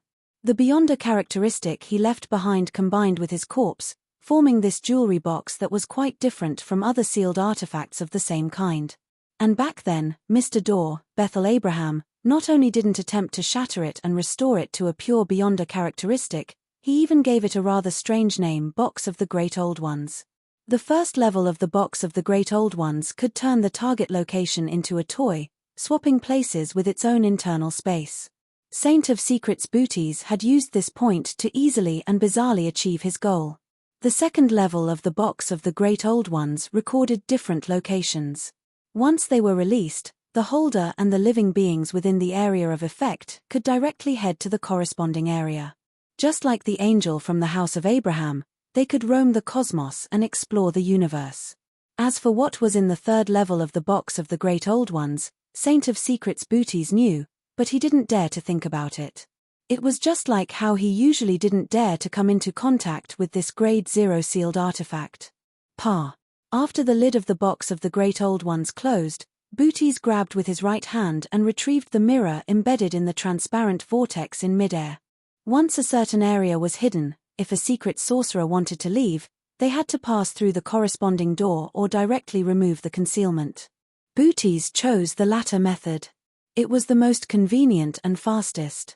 Shadows floated, and the vanished area returned to the real world. The room was finally complete. Booties didn't stay any longer. Without even looking at his surroundings, he quickly made his body turn transparent. He held the silver-black box of the Great Old Ones that was embedded with many gems. He traveled through the spirit world, which was filled with strange creatures. In just a few seconds, he walked out of the void and attempted to enter the ruins of the Battle of the Gods through the abyss that split the sea. At this moment, Booties slowed down and stopped in midair. He narrowed his eyes as his pupils instantly turned black, dotted with countless resplendence. It was as if a starry sky had been reflected in his eyes. The gravel formed from the stars quickly spun, causing the bottomless rift that split the sea to rapidly turn incorporeal. It made everything in front of Booties shrink, condensing into a swaying orange-yellow flame. This flame grew on the tip of a matchstick and was about to be extinguished. Everything that Saint of Secrets Booties experienced after dispelling spatial concealment was actually an illusion. He was still standing in his original spot, and the source of this illusion was the ignited matchstick. The matchstick was held by a fair-skinned hand. The owner of the hand was a hooded woman wearing a purple-patterned black robe. She was sitting on a carriage made of a huge pumpkin that passed through the wall. Pulling the carriage was a bunch of grey rats. This was none other than Admiral of Stars Catlear, but her looks, image, and bearing had changed. This was given to her by Cinderella's magic. The core beyonder power of the Mystery Prior Pathways sequence for Mysticologist was called mystical reenactment. It fully embodied the saying that knowledge is power. To put it simply, a mysticologist could draw power from the different mysticism knowledge they grasped and create all kinds of magic or witchcraft. And the fewer people who knew about the corresponding mysticism knowledge, the more difficult it was to spread it, the more powerful the magic would be. The converse was also true. Once a certain piece of knowledge or legend became widely known and was no longer mysterious, the magic or witchcraft created by drawing on its power would become nearly ineffective. Catlear didn't know why the Queen was able to create all kinds of magical and fantastical magic from the personal fairy tales that Roselle the Great told her, but this didn't stop her from learning and applying them. After all, she had heard those fairy tales from Queen Mystic. The magic she used to transform and disguise herself was called Cinderella. The one that made Saint of Secrets Booties fall into an illusion was the Matchstick Girl. She had used this to prevent him from teleporting away, creating an opportunity for the following battle. Just as Booties escaped the illusion, Cinderella, who was sitting on the pumpkin carriage, stepped onto the ground and spread out her arms, causing a huge cross to appear behind her. As for Catlear, it was as though she was carrying this illusory object on her back. In the empty room, candlelight lit up, illuminating a long table with flesh and blood placed on it. Around the long table, there were 3 extremely blurry figures holding the flesh and blood as they constantly devoured it. As though sensing something, the 3 figures turned their heads at the same time and looked at Booties. It made the Saint of Secrets' heart beat faster as he felt a chill surge out from the depths of his soul. Following that, he heard the illusory sounds of chewing, and digestion. He felt an undisguised malice and hunger. Booties' eyelids twitched as he hurriedly lowered his head and cast his gaze at the box of the Great Old Ones in his hand. At some point in time, the silver-black mysterious box had opened by itself. The magic that Catlear had just used was called Banquet of Betrayal. It came from the mysticism knowledge of the death of the ancient sun god that she had learned from the tarot. Its effect was to temporarily awaken or bestow sentience upon the items in the target's hands, making them betray them. Without a doubt, this would be very effective when encountering a sealed artifact that was filled with malice towards the wielder. However, if it wasn't for the fact that she had obtained Mr. Fool's blessings every time she monitored the gatherings, Catlear wouldn't have dared to use this magic. Once the 3 protagonists of the Banquet of Betrayal sensed it, she would definitely die a baffling death. She would die without being able to put up any resistance, and it would be an abnormally horrifying death. Therefore, mysticologists were definitely a high-risk group. Their strength came from walking at the edge of the abyss, from what they shouldn't know, see, or hear. In comparison, Queen Mystic Bernadette, who could create magic from her father's private fairy tales, was much safer than her peers at the mysticologist stage. P.S. November's monthly votes will be added for the first time. Seeking monthly votes during the double period tilde. Chapter 1226. In the first level of the box of the Great Old Ones that had been opened, the long table, chairs, force, and company were like dolls. They were either motionless or powered by a spring as they repeated simple actions. Upon seeing this scene, Booties' hair stood on end. For some baffling reason, he had the feeling that he was about to join in and become one of them. He instinctively wanted to react to the Grade 0 sealed artifact in his hand, but he saw the hooded, purple-robed woman beside the pumpkin carriage retract her right hand and half-clench it to her mouth. A dark-colored, ancient horn instantly condensed in her palm. It had an extremely heavy and powerful aura. The magical horn, the horn of destruction. Booties' pupils suddenly dilated.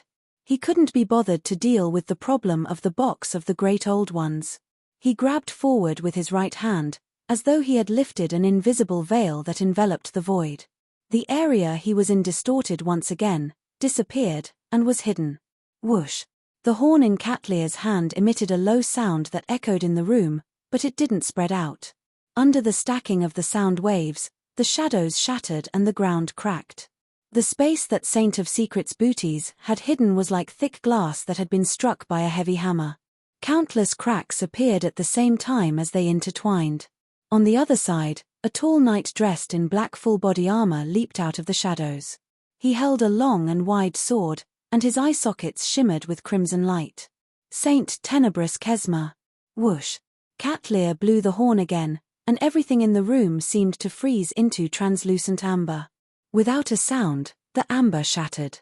Even the knight who was covered in black full-body armor fell to the ground like a mirror, turning into tiny pieces. The distorted and hidden area returned to reality. However, Saint of Secrets' booties also seized the gap between the two horns to make illusory doors appear around him. Some of them were facing each other, some were deep, some were covered in mysterious patterns, and some were hollow in the middle. One could vaguely see the endless darkness behind them. These illusory doors were numerous and densely packed. They overlapped with each other and nearly enveloped the Saint of Secrets' booties. Booties didn't have the time to look or think. He immediately opened a grayish-blue illusory door with 7 brass keyholes and threw the box of the Great Old Ones, which was about to open the second level, in his hand. This was a secret sorcerer's exile. He could throw a target under his preliminary control into the corresponding spatial turbulence, and different illusionary doors represented different scenarios. Danger and opportunity coexisted.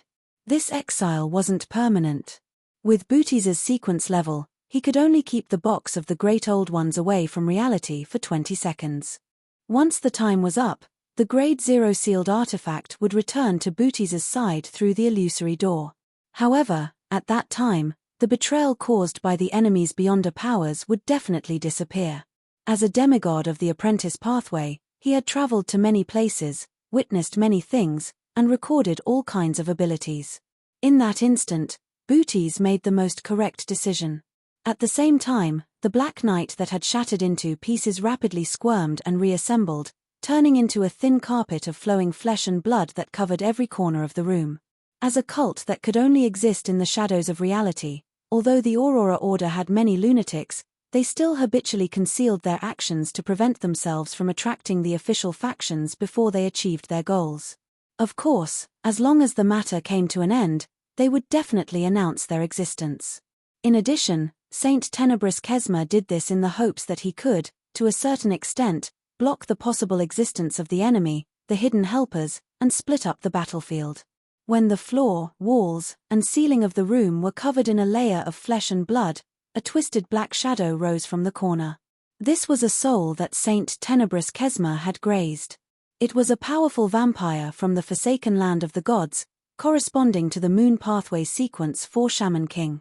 If a shepherd grazed a target at the demigod level, due to their robust spirit bodies, they could be directly released. However, only one could be released at a time, unless the corresponding shepherd had become a sequence 3 Templar of 3 heads.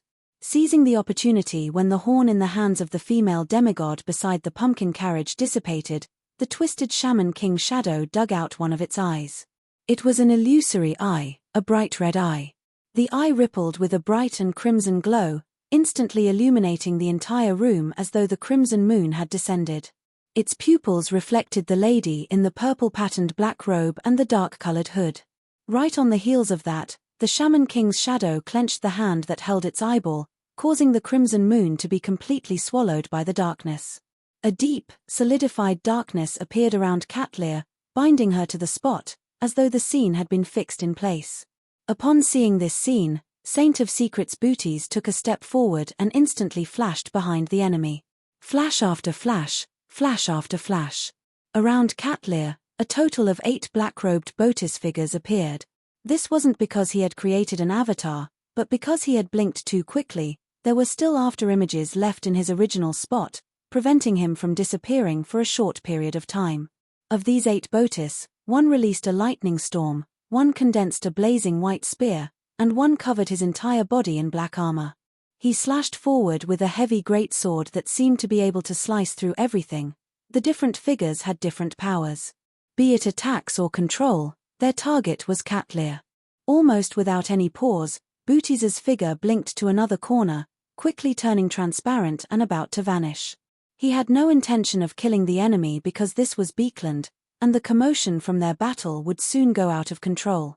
It would spread outside, and when that happened, an official angel might directly descend. The reason why he had launched a counterattack before teleporting away was because he wanted to suppress the enemy and prevent her from interfering with him and Saint Tenebrous Kesma's escape. This was a very reasonable strategy. However, a few seconds ago, in a room on the upper floor of the old apartment, Zio had already learned of the anomaly at the gathering through Miss Justice's mind voice. Although she was worried and anxious, she didn't panic at all. She followed her plan and jumped down from the window, turned around in midair, and pointed at the target area. Teleportation is prohibited here. After doing this, she immediately distanced herself from the dilapidated apartment, so as to not distract the demigods on her side. With such interference, Saint of Secrets Booties failed to successfully enter the spirit world. It was as though a rusty and abnormally heavy door had appeared in front of him, tightly sealing off the path. To Booties, an illusory door of such a level was unable to stop him from leaving. With a little adjustment, he could directly open the door and leave. But at this moment, another anomaly happened to the female demigod in the purple-patterned black robe. A silver glow appeared in Cat Lear's eyes. They connected together like a mysterious gigantic snake. This was temporary luck, a knowledge she had obtained from analyzing the snake of fate's blood. Be it the terrifying lightning, the blazing white spear, or the Black Knight's slash, none of them hit their target. Cat Lear seemed to be standing at the core of the storm. No matter how dangerous the surroundings were, she wasn't affected. The attacks and controls either passed by her or were negated by her companions. None of them achieved the desired effects. They even helped her weaken the restraints of the darkness. In an instant, Cat Lear's back arched slightly as white, illusory feathers grew out. They didn't belong to an angel, but a swan. The ugly duckling had transformed into a swan. As for what a swan was, the answer was obvious to a Sequence 4 demigod. It was an incomplete mythical creature form. And the ugly duckling could also transform into a swan. This was a powerful spell that allowed a mysticologist to reveal an incomplete mythical creature form. It could be used once a day for 10 seconds each time. The surface of Cat Lear's body immediately cracked open as the flesh and blood inside condensed, forming black and white eyeballs. These countless eyeballs scanned their surroundings indifferently, as though they were the manifestation of a vast amount of mixed knowledge. As a result, the figure that bore them turned into a black blob of a higher dimension and more abstract form. Upon seeing the dense number of eyeballs, Saint of Secrets Booties and Saint Tenebrous Kesma felt dizzy as a storm of knowledge resounded in their minds. The layer of flesh and blood that enveloped the entire room trembled slightly. It either dripped to the ground or squirmed without any order. At this moment, an unimaginable aura penetrated the barrier formed by flesh and blood and surged into the first floor of the dilapidated apartment, instantly enveloping every corner of the place. Saint of Secrets Booties and Saint Tenebrous Kesma suffered a shock at the same time. Their bodies, minds were in an uncontrollable state. This was a qualitative change in Dragon's might. This was mind deprivation. Taking this opportunity, the black blob that was covered in cracks and eyes condensed a spear in front of him. The spear looked ancient. From the tip to the handle, it was dyed with blobs of dark red. It emitted a strong aura of destruction and blood, as though it had once harmed a mighty existence.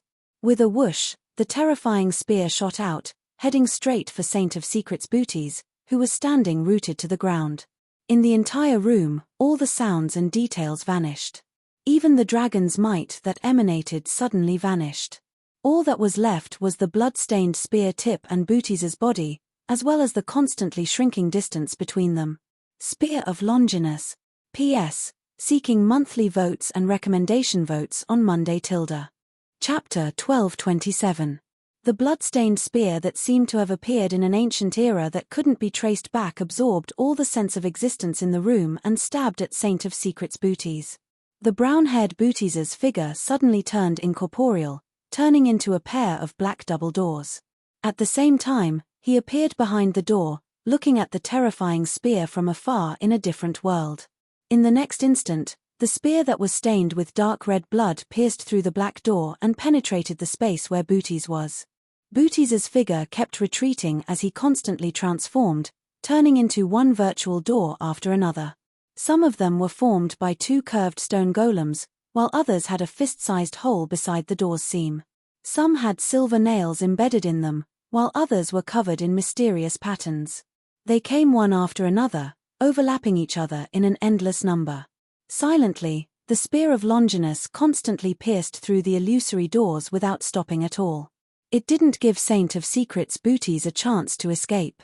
In less than a second, the blood-stained spear that emitted a strong aura of destruction shattered countless illusory doors.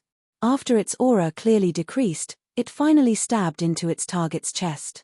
Booties' body instantly cracked with countless cracks, as though he was a ceramic object that had fallen to the ground. With a crack, the Saint of Secrets turned pitch black and disintegrated into pieces that scattered to the ground. This didn't seem like his actual body, but more like his shadow. This was the shadow substitution spell he had recorded from a sequence 3 Saint under the true creator. Of course, if not for the layers of doors weakening the spear of Longinus, Booties felt that it was very likely that his shadow would shatter along with his body.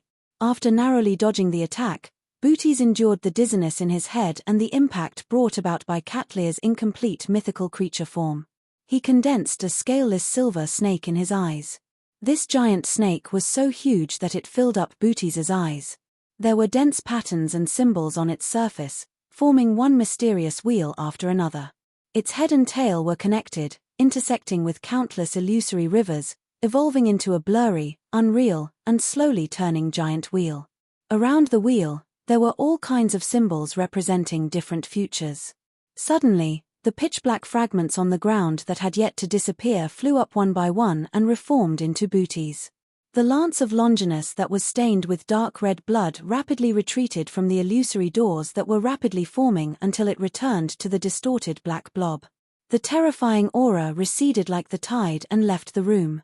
The black blob that was full of cracks and eyeballs wriggled and recovered, turning back into the woman wearing a dark hood and a purple-patterned black robe.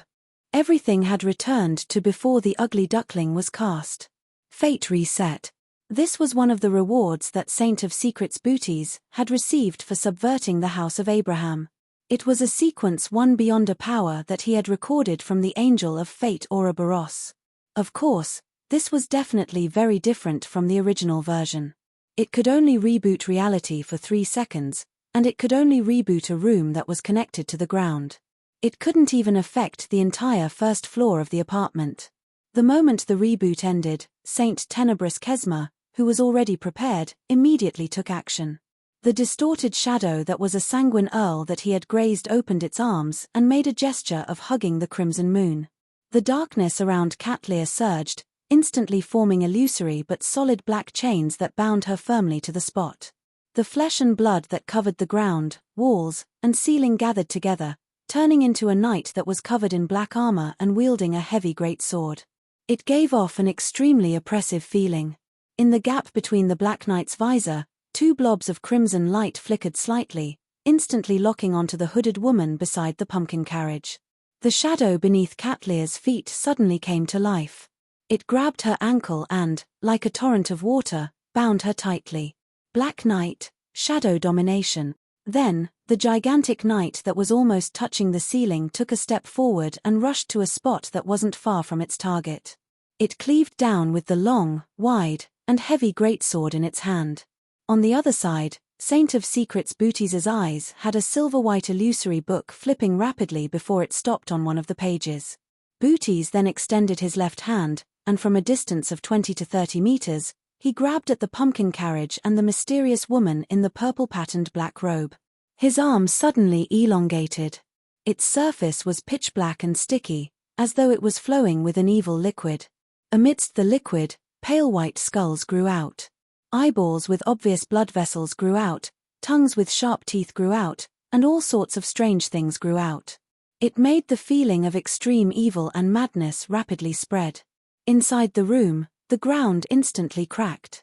The few cockroaches that were still alive stiffened and died. This was an attack from a particular state of abomination soir. Back outside Bayam City, Saint of Secrets Booties had been attracted by Tinder. He had seemingly watched from the sidelines for a while before picking up the items and leaving. But in fact, he had been desperately recording the abilities or states of high-level existences. After many failures, due to fate's favor, he finally obtained what he wanted. Of course, during that exchange, he only had the time to record one. Under the evil, pitch-black arm, Catlear's consciousness was tainted with madness. She was momentarily unable to respond effectively. Coupled with the shackles of darkness and the restraints of her shadow, she could only stand rooted to the ground. She watched helplessly as Saint Tenebrous Kesma's great sword slashed at her, as well as Saint of Secrets Booties' left hand grab at her. At this moment, an invisible wind suddenly blew in the room that no longer had a wall of flesh and blood separating the inside and outside. The moment the wind appeared, it became violent as it swept towards the Saint of Secrets and Saint Tenebrous minds. Manipulator, psionic storm. Faced with the mental influence that was mixed with numerous thoughts, not only did Booties not feel alarmed or flustered, but he even curled the corners of his lips and revealed a smile. As the switch to reboot, he naturally remembered that the demigod who rode the pumpkin carriage had a helper of the same level. She was hiding somewhere outside the dilapidated apartment. The reason why he still focused on the enemy on the surface was to lure out the hidden demigod. In the interval between the reboot of Fate and the abomination state, Booties had secretly hypnotized himself, allowing him to naturally split up most of the worms of Star to bear the brunt of mind deprivation or the information torrent. He would leave a small portion to control his body and lock onto the invisible enemy. The dragon's might from before and the fact that he couldn't discover the target made Booties believe that there was a demigod of the spectator pathway lurking. Amidst his paralyzed thoughts, a few tiny pathways rapidly circulated, helping Booties find the source of the attack. But at this moment, most of the thoughts that resounded in the worms of Star weren't as meaningless as he had imagined. In his mind, there seemed to be a voice saying thousands of words in a second. At the bottom of an abandoned castle in Delaire Forest, there's a pair of double bronze doors. It seals the corruption of the underground. The higher a sequence is, the easier it is to be affected. The cosmos is extremely dangerous. There are unknown existences watching. Dark Angel is suspected to be a negative personality separated from the ancient sun god. What? Booties was taken aback for a moment. He felt that these thoughts were dangerous, and he couldn't help but want to understand them further. In this moment of surprise, the enemy he had already found vanished once again, escaping his range of attention. As for the abomination palm that was grabbing at the pumpkin carriage and the female demigod, it also slowed down. Similarly, Saint Tenebrous Kesma was also affected by the mind storm as his actions stiffened for a second.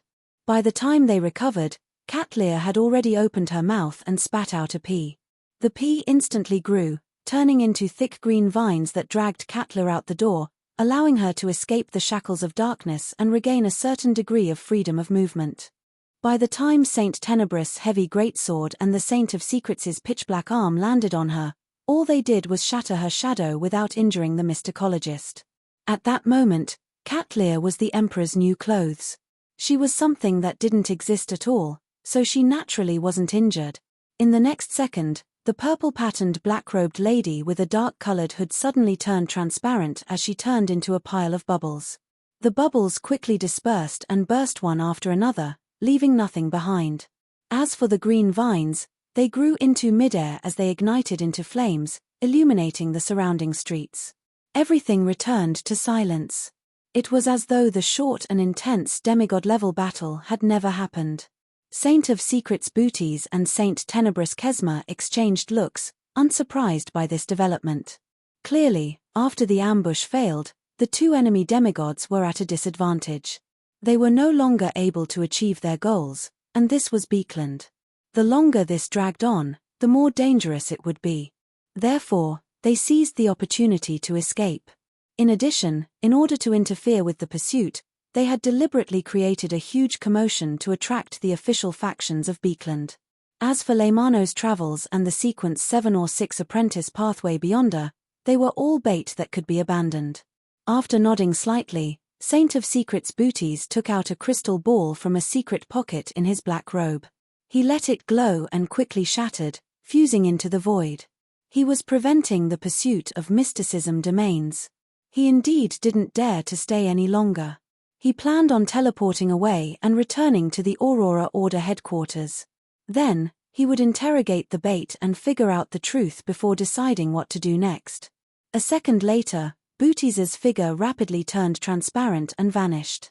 Saint Tenebrous Kesma entered the shadows and rapidly left, constantly removing any traces along the way. P.S. Seeking monthly votes and recommendation votes on Monday tilde. Chapter 1228. After Saint of Secrets Booties entered the spirit world, he immediately began traversing, heading straight for the easternmost area of the Sonya Sea, the ruins of the Battle of Gods. At that moment, his thoughts suddenly blurred as he turned around and left the spirit world from another spot. By the time Booties's spirituality gave him a warning, he tensed up and found his own thoughts. What he saw was a barren forest with nearly all its leaves gone. There was no one around him, and the crimson moon hung high in the sky. As a former traveler and astrologer, Booties immediately recognized his location. He realized that he was still in Beekland, but he had moved from the city to a remote area in the suburbs. At the same time, he also realized what had happened.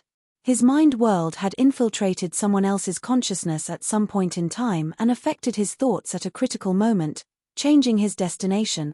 That demigod of the spectator pathway, I actually didn't notice it. Booties's pupils dilated as he reflected a silver-white illusory book. The book flipped, and in a flash, it reached one of the pages. Booties immediately raised his hand and grabbed at his glabella.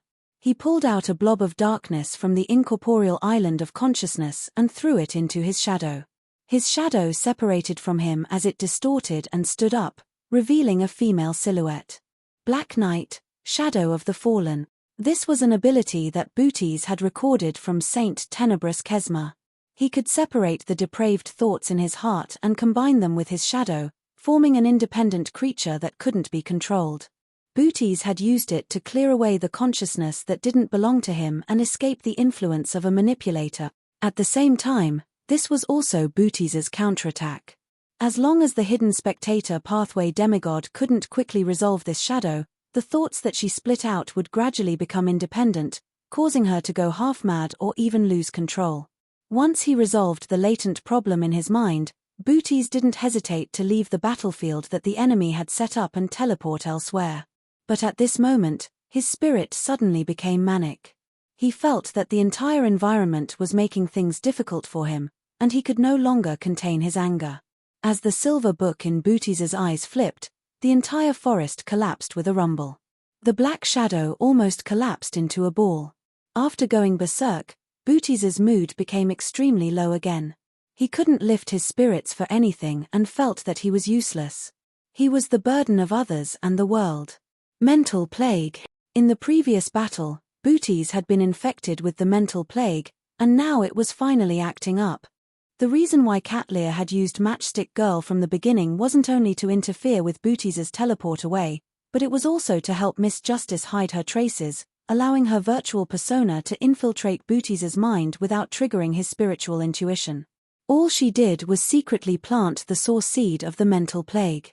It was precisely because of this that when the ambush failed, Catlear and Audrey dared to activate the contingency plan and retreat on their own, allowing the Saint of Secrets Booties and Saint Tenebrous to separate and return to their own places after they were no longer in danger.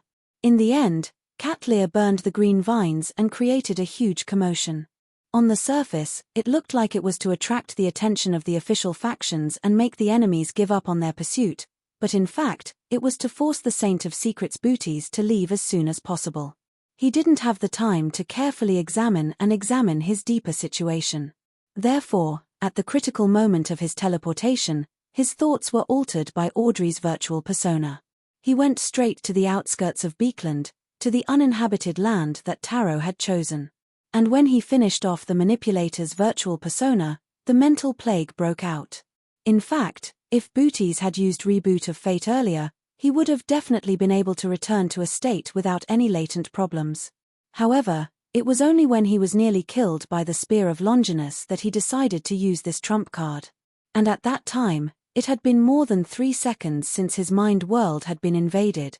At this moment, the depressed Booties, who was trying his best to resist his mental illness, saw an insubstantial ball of yarn roll out from the void in front of him.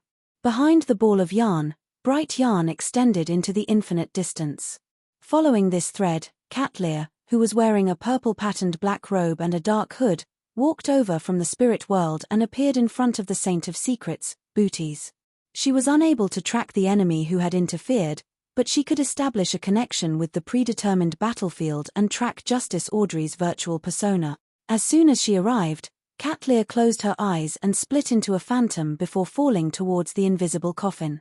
Booties, who was already depressed, instantly felt extremely exhausted. He couldn't help but close his eyes as he wanted to collapse. Sleeping Beauty. On the other side, Audrey's virtual persona, who hadn't truly become independent yet, was like a dark shadow. With a sense of depravity, she raised her hand and pinched her forehead. Her pupils silently turned vertical, pale gold and cold. Booties's mind immediately exploded as bubbles of light appeared on the surface of his body. Amidst the bubbles, starlight condensed into worms that had their heads and tails fused into the void in an attempt to burrow out. Psychiatrist, frenzy. This could completely ignite the target's emotions and even cause him to lose control. Booties had already been infected with the mental plague and was in an extremely abnormal state. Later on, he was affected by Sleeping Beauty, so he was in an extremely low mood. At this moment, with frenzy detonating all of this, he immediately found it difficult to control himself as he showed signs of losing control. Seizing this opportunity, Catlear opened her eyes and raised her right hand, rapidly forming a ball of slowly spinning star sand in her palm. The forest under the night sky turned even darker. The crimson moon in the sky vanished as stars appeared one after another. They were densely packed and dazzling. These stars scattered beams of light, converging into a magnificent pillar of light that enveloped the Saint of Secrets, Booties, and the area around him. Under the stress, Booties sobered up a little. His figure quickly turned incorporeal as he constantly blinked, creating more than 10 afterimages in the forest. However, he couldn't escape the envelopment of the starlight no matter how hard he tried. He was unable to teleport out. One Booties after another was dissolved by the starlight and dissipated. Finally, all that was left was Booties, who was kneeling on one knee and pressing his palm to the ground, struggling to hold on. This Booties's body was in tatters, and his eyes were dark red. He was on the brink of madness. When the starlight couldn't be maintained, he blinked and dodged the follow-up attacks from Audrey's virtual persona. Then, he kept blinking, creating one avatar after another beside Catlear and Audrey's virtual persona. One of his avatars grabbed with his left hand, distorting the area where the shadow corresponding to Audrey's virtual persona was located, hiding it and using this to restrain the enemy. As for his other avatar, he spread out his arms and summoned a thick pillar of light that swirled with holy flames, allowing it to fall into the hidden space. During this process, Booties's other avatars secretly removed the concealment of the space. Hence, the moment the shadow corresponding to Audrey's virtual persona escaped the restraints, it was enveloped by the blazing holy pillar of light and quickly melted away. In his blink state, Booties could use Beyonder powers faster than normal, but he wasn't able to maintain it for long. This was achieved through the effects of the Worms of Star. On the other side, Saint of Secrets Booties was similarly attacking Catlear. He used one ability after another, coordinating with each other to unleash a large number of attacks on the target in a short span of 1 to 2 seconds. This forced Catlear to constantly use the Emperor's new clothes to dodge. She was temporarily powerless to counterattack and was in a precarious situation. A few seconds later, Booties's blink finally slowed down, and the frenzy in his heart eased significantly. At this moment, thick grayish-white scales suddenly appeared outside the forest. They were faintly discernible, as though they formed an extremely oppressive behemoth. In the dark night where the crimson moon was obscured, A nearly invisible and transparent breath descended from above, enveloping Booties and Catlear. The two demigods immediately felt as though they had been struck by lightning. Their psyches were torn apart as their spirit bodies seemed to be penetrated. The mind dragon's breath. Booties, who was already in a terrible mental state and had used several of his trump cards, had his mind go blank. Beams of light flashed in front of him as his body couldn't help but tremble. As for Catlear, she had the moon paper figurine she had obtained from the magician's force. This could help her withstand a psychic piercing. Although this couldn't completely eliminate the effects of the mind dragon's breath, it could allow Catlear to recover faster. This meant an opportunity in a battle at the demigod level. In just a second or two, Catlear's eyes returned to normal. As for the dragonized Audrey, who was hiding in the darkness outside the forest, she gave Booties another mind deprivation. Without any hesitation, Catlear raised her right hand and condensed the terrifying spear that was stained with blood. She threw it at the Saint of Secrets, Booties. This time, Booties was unable to dodge or resolve it. His chest was penetrated by the spear of Longinus. His body stiffened for a moment before rapidly collapsing, turning into worms of star that shimmered with resplendent light.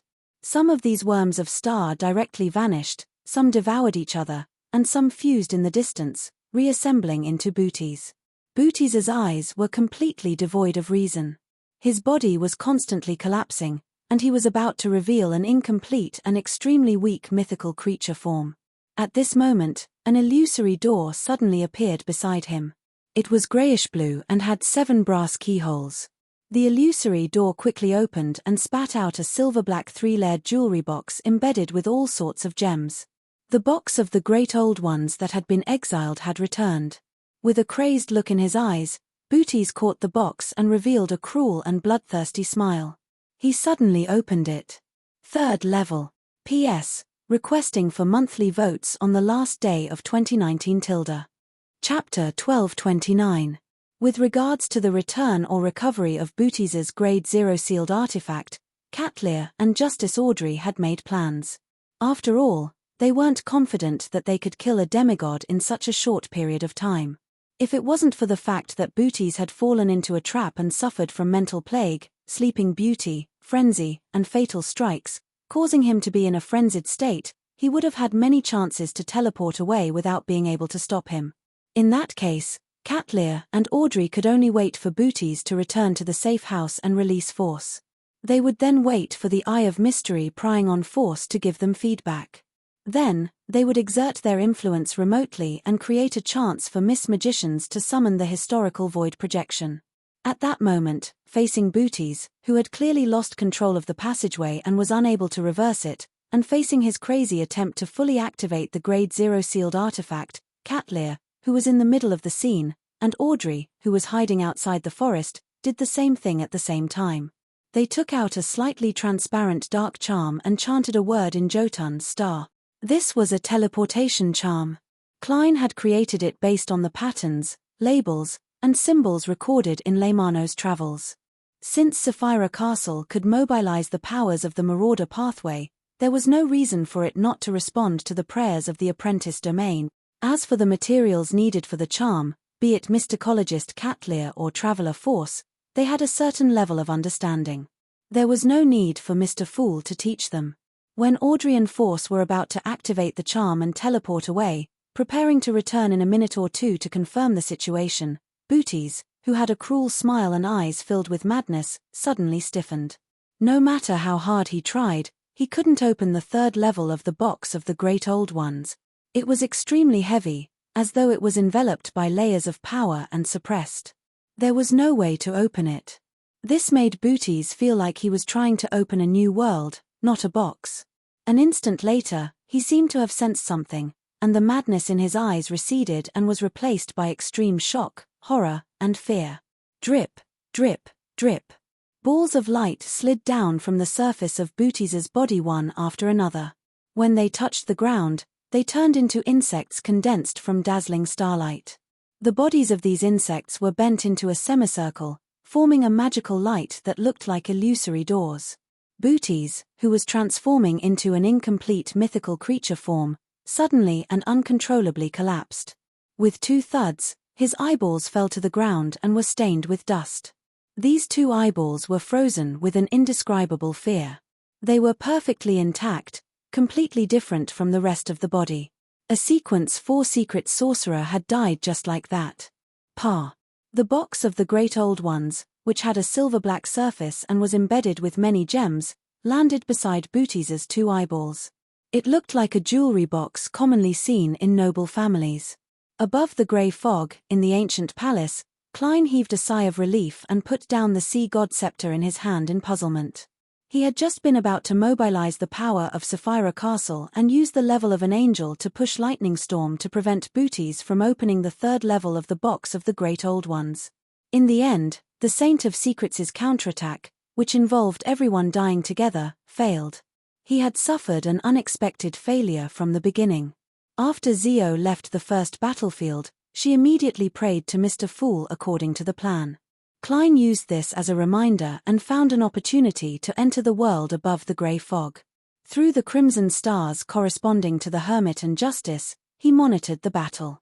And during the process of moving to the second battlefield, Audrey also found an opportunity to pray, allowing Klein to use her crimson star to directly interfere with the real world.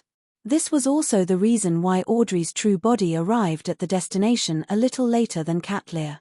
According to Rhodes, the 3rd level of the box of the Great Old Ones hides something terrifying.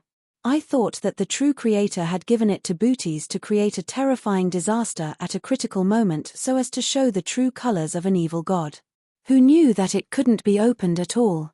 Klein glanced at the crimson star representing the magicians and realized that it was covered in a layer of black ash. It seemed to have solidified, making it impossible for him to see the scene inside and confirm Miss Magician's condition. This was the first time he had encountered such a situation. It was enough to show the level and strangeness of the box of the Great Old Ones. And the Sleeping Beauty magic and the Spear of Longinus that he had previously seen also gave him some ideas. After learning about the beyonder power of mysterious reenactment at a private gathering, Klein overturned his previous guesses about Bernadette's fairy tale magic. He originally believed that the Emperor had specially created it for his daughter based on the fairy tales on Earth, or that Bernadette had deliberately created it based on the fairy tales he had told her after her father perished to express her sorrow. But from the looks of it, the answer wasn't likely to be the case. Some fairy tales from before the First Epoch might be mysterious. This meant that those fairy tales originated from mysterious events that had really happened. They were spread among the people and gradually became stories. They were recorded by writers and reworked. This corresponds to the prophecy of the stars returning to their positions. Mysteries have never left and have always been around. It's just that in the Earth era before the First Epoch, they were suppressed or sealed by some power. If that's the case, some of the legends and stories on Earth can be explained from another angle. It's no wonder there's the Spear of Longinus. I wonder if the Peach Blossom Spring involves mystery. I'll tell Maram Hermit later and see if she can create new magic based on this. I wonder if Bernadette became a mysticologist before the Emperor perished. If she did, it's really hard to tell if these fairy tale magic were created by the Emperor who had switched to the Mystery Prior Pathway Sequence 1 pathway, or if it was created by Queen Mystic Bernadette herself. But no matter what, the Emperor should have discovered that these fairy tales are also mysterious in his later years. He can draw power from them. Yes, Bernadette doesn't have a corresponding diary. I can't see the Emperor's reaction and guess back then. Could one of the reasons why he insisted on going to the moon be to verify something? Unfortunately, most of the myths are fake. There's no way to draw power from them. It's the same for the Internet era. Klein sighed slightly, leaned back in his chair, and continued paying attention to the battlefield.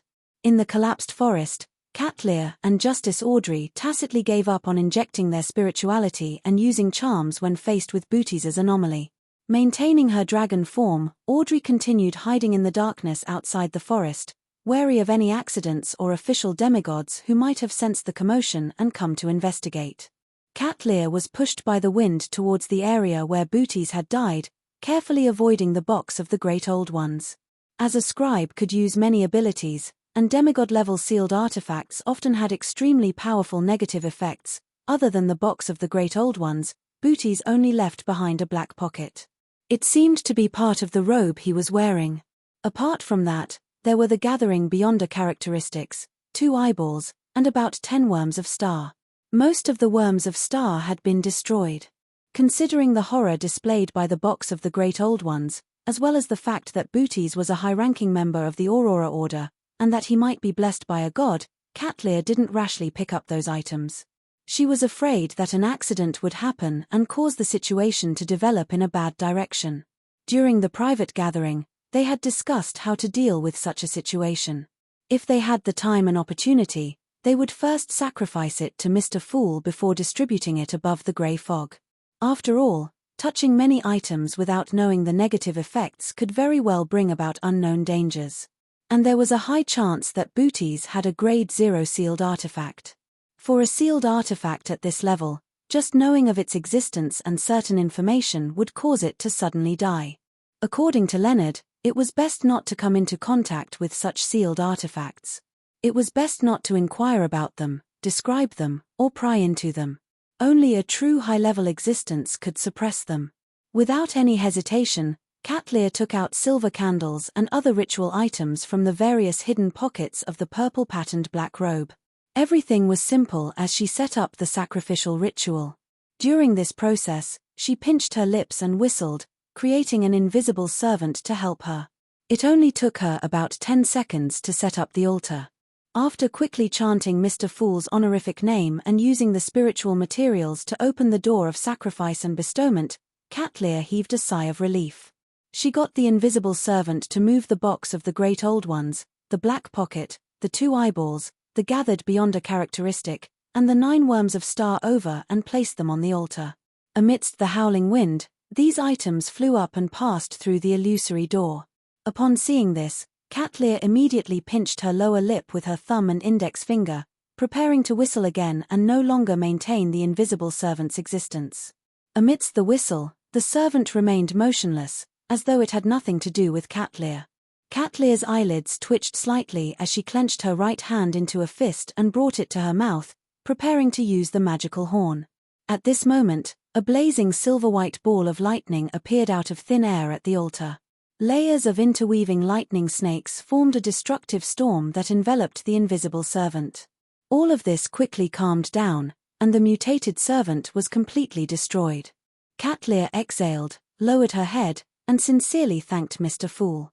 Then, she followed the procedure to end the ritual, packed up the items, and used Snow White, which was closer to prophecy, to clean up the scene and eliminate any traces. And at this moment, Justice Audrey had already used the teleportation charm from before and left the scene. Catlear looked around, and considering that Mr. Fool might need things to be more ritualistic, she took out a card from a hidden pocket in her robe and threw it into the middle of the collapsed forest. The card was half inserted into the soil, revealing the image of an old man with a cane who was holding a glass lamp and exploring alone. Tarot card, The Hermit. P.S. I wish everyone a happy last day of 2019. PS2, recommending friends to sweep the world's horizon. New book, Creation Chart. It's a story that redefines words and changes creation. It's very interesting. It's over 300,000 words. Chapter 1230. When I wrote this, I glanced at last year's year-end summary. At that time, I wrote 798 million words. Now, the total number of words is 381. 2. In other words, in the past year, opening calculator, I wrote 204 million words. That's an average of 170,000 words per month. This means that my updates are quite stable. I can only brag about it. During last year's year-end summary, because I didn't write it out, I actually forgot how many subscriptions I had at that time. I only had a vague impression that the subscriptions were around 30,000, and the average subscriptions were less than 50,000. After this year, the subscriptions and average subscriptions have almost doubled. The average subscriptions have reached 93,000, and the peak of the subscriptions has reached 63,000. The 60,000 subscriptions have lasted for more than a week. Now, the other members of the tarot have about 54,000. I have to thank everyone for this.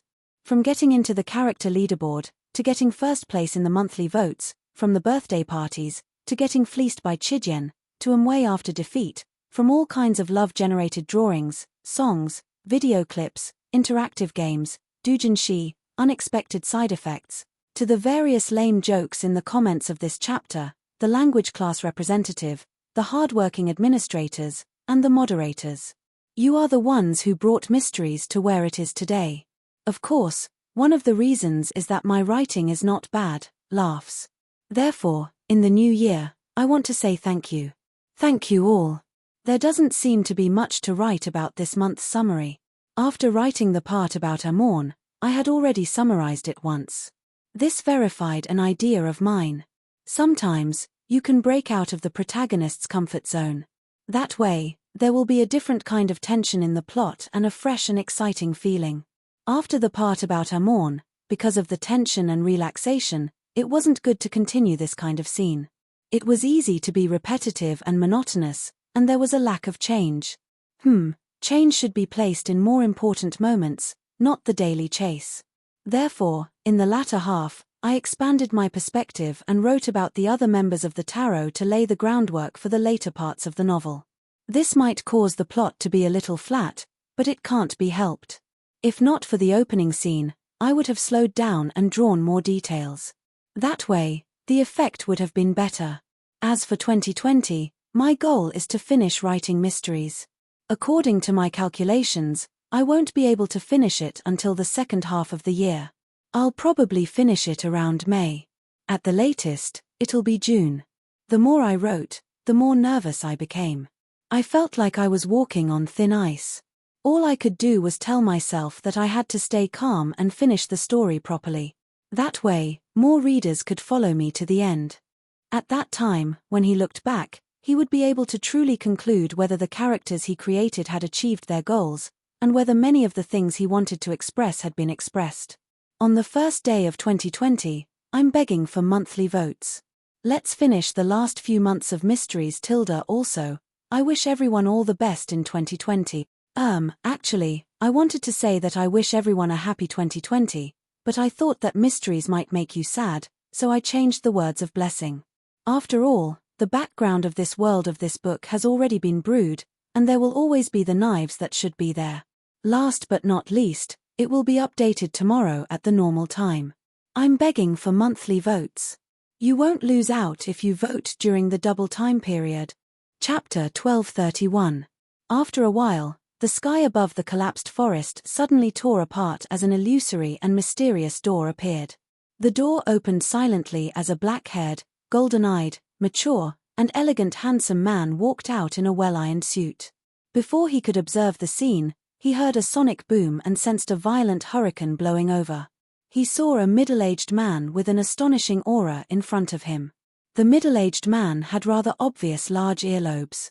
His hair was dark blue and thick, and his eyes seemed to hide countless bolts of lightning. He was the cardinal of the Church of the Storm, the Archbishop of the Beekland Diocese, deep blue efficient Randall Valentine. This clergyman, who was wearing a black robe embroidered with the symbol of the storm, looked around and cast his gaze at the golden-eyed man. He asked with a thunderous voice, "Celt, what happened here?" The golden-eyed man known as Celt shook his head. "I just arrived as well." Just as he said that, a mountain-like, nearly transparent spirit body appeared in the void on the other side, placing a figure in midair. The figure wore a black archbishop robe with red patterns. His eyes were deep and he didn't have a beard. He was none other than the person in charge of the Church of Evernight's Beekland Diocese, Anthony Stevenson. After the gigantic spirit body completed its mission, it immediately shrank and entered St. Anthony's mouth. At the same time, a spirit with long black hair covering its face and a transparent lower body appeared behind Anthony. It held his shoulder and prevented him from falling. In the next second, turbulent air currents rushed over from Beekland, pushing a figure towards the area at high speeds. Soon, the figure stopped. It was an elder wearing a white priest's robe and a clergyman's bonnet. He had a benevolent and gentle expression. The air that spewed out from the elder's back vanished as the black tube that shimmered with a metallic luster retracted into his body. This was the Archbishop of the Church of the God of Steam and Machinery's Beekland Diocese, a member of the Divine Synod, Horamic Haydn. He strangely stopped in midair and surveyed the area. Although the battle here isn't too intense, it's certain that it's at the saint level. Also, the remnant corrupted aura is simply, as they spoke, the four demigods lowered their heads at the same time and looked at the center of the collapsed forest. There was a tarot card inserted there. The card depicted an old man with a cane and a glass lamp. The Hermit card. Randall Valentine, Celt, Anthony, and Horamic immediately fell into silence. No one spoke for a moment. Above the grey fog, in the ancient palace, Klein frowned as he looked at the box of the Great Old Ones in front of him. The moment the Grade 0 sealed artifact was sacrificed, the entire Sapphira castle stirred, as though it had reached a boiling point. Boundless energy was automatically activated like steam, gathering into a torrent that completely drowned the box of the Great Old Ones, wrapping it in layers and binding it tightly. At this moment, the silver-black three-layered jewelry box embedded with gems seemed to have become a bug in amber, unable to move at all. Previously, when Sapphira Castle was triggered, it was when I spied on a true god or a king of angels and suffered damage. This is the first time it has experienced such a change due to an external object. Klein couldn't help but raise his right hand and wipe his non-existent sweat. To be honest, he felt a little afraid. He felt that he had gone a little too far after gaining initial control of Sapphira Castle. In the past, he didn't dare let a Grade 0 sealed artifact enter this place. But this time, because it didn't involve the uniqueness, and because he had undergone a qualitative improvement compared to the past, he had the thought of giving it a try. Thankfully, it's under control. In the future, I have to tell Maram Hermit and the others that they can't sacrifice everything they pick up to me. It's not like I'm a trash collector. Klein mumbled and began inspecting the box of the Great Old Ones. He remembered that Miss Magicians was still inside the sealed artifact, so he planned on figuring out the situation with the box of the Great Old Ones as soon as possible to prevent the bait from dying because of any delay. This sealed artifact's level is very high. A Rhodes's understanding of it is rather limited. I'll have to do it myself. From the looks of it, as long as I don't attempt to divine what's in the third level or try to find the source of the power, the danger can be endured. There might not even be any. Klein relied on his spiritual intuition and made a preliminary judgment. Right on the heels of that, he conjured a pen and paper and began divination. After an unknown period of time, he finally opened his eyes and muttered silently to himself, "The first level can swap the location of the internal space with the target area, and it can reduce the corresponding scene into a toy. This is an ability that can barely be used. A living being that has been transformed into a toy has to be released within 24 hours. Otherwise, it will be permanently transformed. Even a spirit body won't be able to sleep in peace. The release is very simple. I just need to designate an area so small that it's almost devoid of living beings, and swap it with the internal space. There's a limit to the range of this ability. At most, it's a city as big as Beekland. Why did I use this as an example? The second level records different scenes. There's the abyss, the cosmos, and all kinds of places. It can allow the wielder and the living beings within a certain range to directly move to the target area. The problem with this is that it's random. A small portion of the time, one can designate the location and release the corresponding location. Most of the time, the location chosen will change, and the final destination will be unpredictable. As for when the designation will be effective and when there will be an anomaly, there's no way of knowing. Furthermore, this seems to be something that good luck can't affect. Or rather, good luck below sequence 0 can't affect it. This means that there's no way to use the box of the Great Old Ones beyond a power to directly transfer the City of Silver out of the Forsaken Land of the Gods. Sigh, if I could, my Miracle Invoker ritual would be very simple. I'll try turning it into a toy later. The third level is very dangerous, very, very dangerous. I won't take the risk of prying after repeating the important words thrice. No, this should be called courting death by prying. The negative effects of the box of the Great Old Ones are very simple. The wielder will randomly vanish, die, or mutate. If there's no wielder, the living beings in the surrounding area will encounter this terrifying matter one after another according to their distance and size. The largest range is similar to the first level. These Grade 0 sealed artifacts are terrifying fellows that can destroy cities and kill millions or even more people with just a single wrong word. It's no wonder they have to be sealed according to the highest standards. No prying, inquiries, or descriptions are allowed. Where the vanishers go seems to be related to the scene on the second level. The reason why the Saint of Secrets dares to take action with this sealed artifact is that he has the blessings of the Angel of Fate Ouroboros. It can minimize the randomness of the negative effects, but even so, he doesn't dare to hold it for too long because the blessings will wear off. From the looks of it, his failure to regain his lucidity in advance and find a chance to teleport away has something to do with his bad luck. Saints that are valued by large organizations are really difficult to kill. Maram Hermit is considered experienced and clear-headed. She didn't make contact blindly.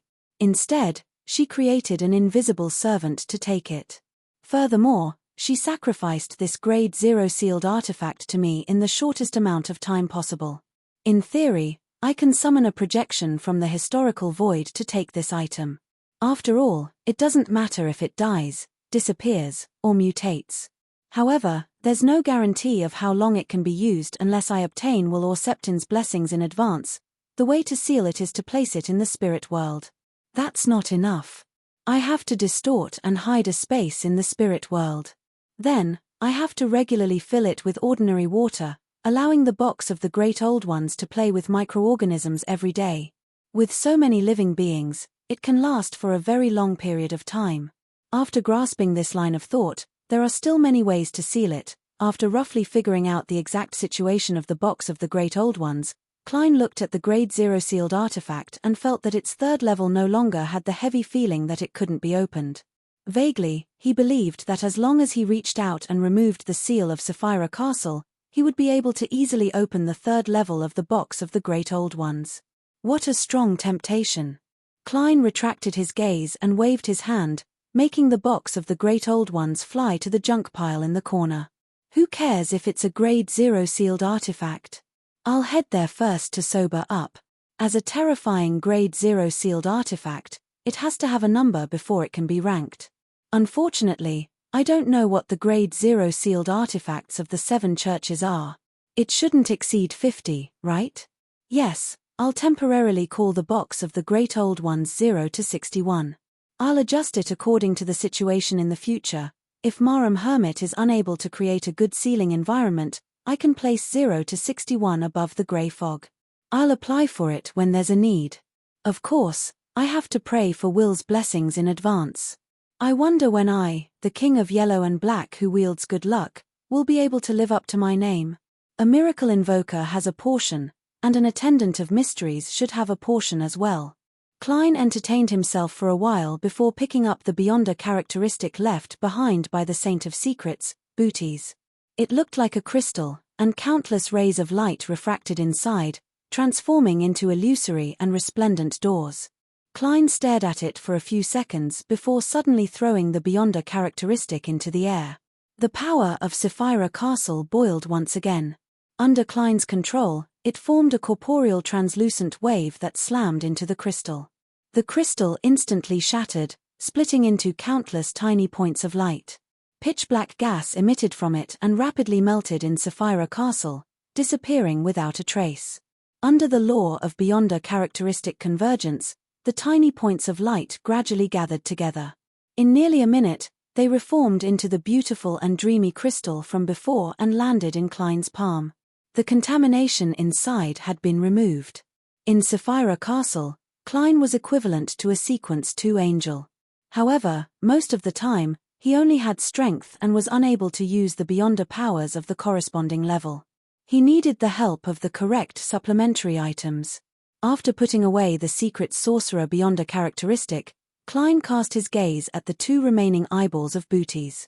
P.S. Requesting monthly votes for the new year. It's double now. There's no need to wait till PS2, as it will be completed in the middle of the year. There's no need for it to be on the annual rankings. Every month, it's mainly to earn a recommendation spot. Laugh. Everyone, just subscribe and vote normally.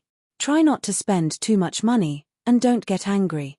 I'll also sacrifice old you and recommend the former unparalleled. The writing is very good, and the story is exciting. 9 Heaven's Divine King. Chapter 1232.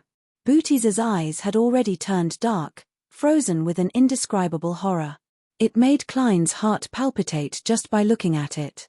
It was as though he could sense the intense changes in Booties' emotions before his death. After a series of inspections and the method of divination, Klein confirmed that the 2 eyeballs didn't contain any Beyonder characteristics, but they contained strong corruption and unknown powers. They could be used as a medium for curses, and they could also directly affect the target. They were rather dangerous spirituality materials with an extremely long shelf life. I can't carry them around for long periods of time. Otherwise, my mind might weaken, and I'll have nightmares every day, causing my body to deform. Klein casually summoned a square metal box and placed Booties' 2 eyeballs inside. He didn't attempt to purify them, because once the item was shattered and the corruption was removed, there would be nothing left. It would be too wasteful. As there was nothing wrong with the Worm of Star, and it was also a material that Klein knew the best, he quickly focused his attention on the black pocket. The results of the divination surprised him, because it was a so-called spatial item. The pocket looked like it could only fit an adult man's palm, but in fact, it was the size of a 2-bedroom apartment that the Moretti family had rented back in Tingen City. It could store quite a lot of things. This was made by Booties using his secret sorcerer powers.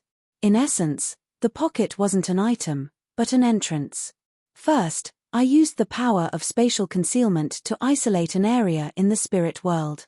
Then, I used the fact that the spirit world overlaps with reality and is chaotic.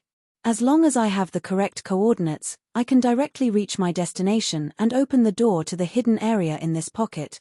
This is very similar to the method used to seal the box of the Great Old Ones. However, one door is in the spirit world, while the other is in reality. This causes the negative effects of the sealed artifacts and mystical items in the spatial pocket to also affect the carrier. From the looks of it, it's not very useful. It can't eliminate the negative effects. Besides, I'm in the forsaken land of the gods, so I can't connect to the spirit world. It's useless even if I have this pocket. Also, I have to strengthen the powers of spatial concealment every once in a while, otherwise, it will gradually lose its effectiveness.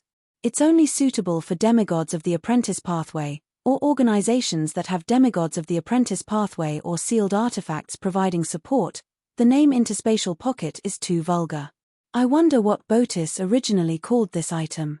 Let's call it traveler's luggage. After confirming the level of danger, he conjured a fake hand and let it reach into the black pocket. Hualala, a pile of various gems poured out as the artificial hand retracted, landing on the long mottled table.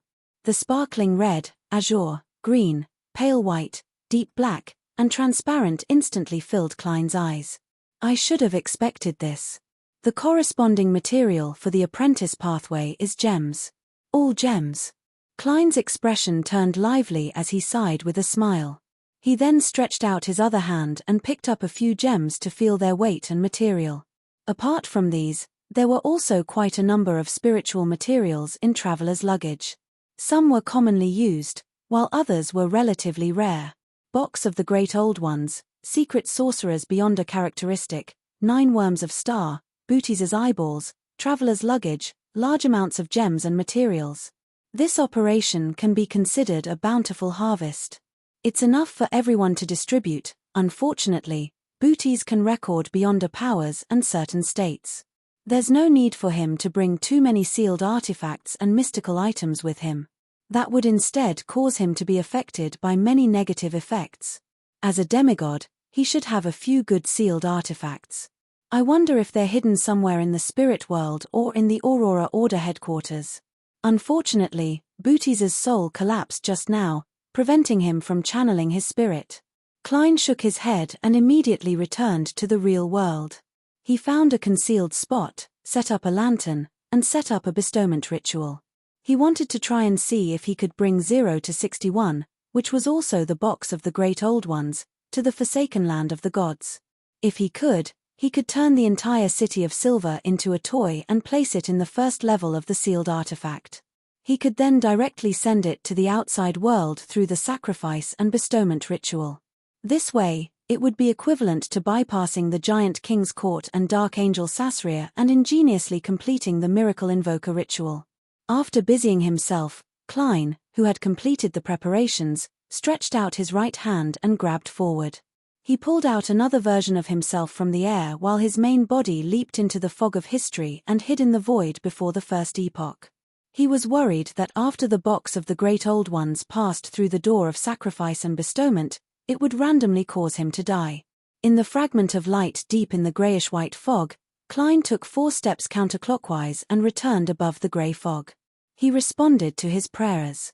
When the mysterious and ancient door of sacrifice and bestowment took shape and slowly opened, he beckoned for the box of the Great Old Ones, which was wrapped in layers of power. He threw it into the gap of the illusory door, throwing it into the deep and endless darkness behind the door. At that moment, the darkness of the void suddenly seemed corporeal, as though it had formed an invisible barrier that blocked the box of the Great Old Ones from passing through the door, causing it to float and be unable to move forward. Klein frowned slightly as he watched this scene. He attempted to pry open the power of Sapphira Castle and use the level of an angel to push it, but he was still unable to make the box of the Great Old Ones break through the barrier. Indeed, the Forsaken Land of the Gods has a seal. However, I have a close relationship with Sapphira Castle. I can use it to respond, but this can't exceed a certain limit. Klein nodded slightly, retracted the box of the Great Old Ones, and threw it into the junk pile. Then, he conjured the world's German sparrow and got the fake person to inform Marum Hermit and Miss Justice of the detailed information regarding the box of the Great Old Ones. This was a reminder to them that they had to bring the box of the Great Old Ones back to the real world within 24 hours and release Magician's Force. Among them, Klein informed Miss Justice that before praying for the box of the Great Old Ones, she had to remember to sacrifice some top-grade ice cream to a particular blessed of the Snake of Fate.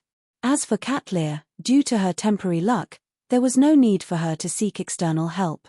However, she had to complete everything in a few minutes and sacrifice the box of the Great Old Ones above the grey fog. Beekland, at the intersection of East Borough and Bridge District, in an apartment that had been in disrepair for years. Leonard, who was wearing red gloves and a black coat, was leading his team members to seriously inspect the scene. As a mobile force of the Church of Evernight, they were undoubtedly filled with energy at nearly 10 o'clock at night. "Captain, the walls here are severely cracked, and some parts are even shattered. This apartment might not be able to survive next summer's hurricane season." Cindy, who had long burgundy hair, came over and reported to Leonard. Leonard's green eyes scanned the surroundings and nodded slightly. "Fortunately, this is a dilapidated house and no one has been living here for a long time. However, it's very strange that there aren't even any homeless people here." Cindy thought for a moment.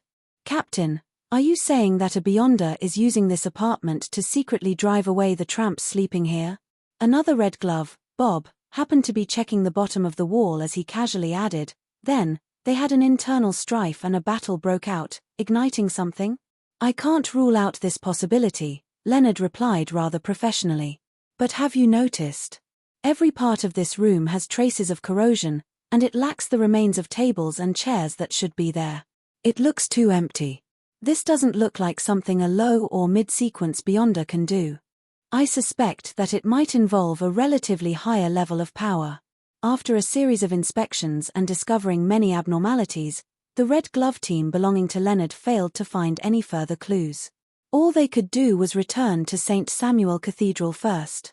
Just as they arrived underground, a bishop came to Leonard and got him to bring 2 team members upstairs to participate in a meeting.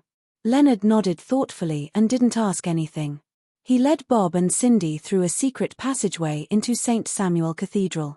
Following that, they followed the spiraling staircase, and under the illumination of the crimson moon through the stained glass, they came to a room with a blackboard and many people.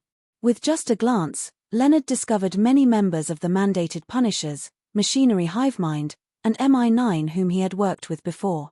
Then, he noticed the 3 demigods, Horamic Haydn, Randall Valentine, and Anthony Stevenson, as well as a black-haired, golden-eyed man who was clearly at the same level as them. Without waiting for Leonard to greet him, Saint Anthony, who was wearing a black robe with red patterns, stood up and said in a deep voice, "A high-level battle happened in the outskirts of Beekland. There was a high-level battle in the outskirts of Backlund. There was terrifying corruption and a tarot card left at the scene, the Hermit card. I noticed that you've previously done some investigations on a large number of incidents involving tarot cards and raised the corresponding guesses. Now, give everyone a detailed introduction. The Hermit card. Leonard showed genuine surprise, but it was mostly because he had been given such a mission. Ahem. He cleared his throat and walked to the blackboard. He turned to face the demigods and beyonders of the three churches and the military, and he drew a crimson moon clockwise on his chest. After organizing his words, the Red Gloves captain solemnly said, "In the past 2 to 3 years, incidents involving tarot cards have really entered our sights. In the past 2 to 3 years, incidents involving tarot cards have really caught our attention. It was the death of Enigmas. He was involved in a plot to make the true creator descend, and his body was covered in tarot cards. After that, tarot cards appeared again in the Capim case, but this time, the way the tarot cards were placed was different, with emphasis on the Judgment and the Emperor cards. Back then, I linked these matters to an organization that suddenly appeared in Beekland that believes in the Fool. As you know, the Fool is the starting card of tarot cards." This bold guess made the demigods and beyonders present nod slightly. They felt that there was indeed a connection in the meaning of mysticism. Leonard paused before saying, "And under the Fool, this organization might have quite a number of official members. And under the Fool, this organization might have quite a number of official members. They use tarot cards as their code names, such as Judgment, the Emperor, or the Hermit in this case." As he spoke, Leonard picked up the tarot card that was used for demonstration and casually drew one. He glanced at it and chuckled. For example, the star. P.S. Seeking monthly votes on the first day of the new year. Chapter 1233. In response to Leonard's demonstration, the demigods and beyonders present nodded one after another, indicating that they completely understood what the Red Gloves captain was trying to express. One of the mandated punishers raised his arm and took the opportunity to ask a question. In other words, the tarot cards left behind at the scene represent the member who carried out the mission? That should be the case. Leonard didn't give a definite answer.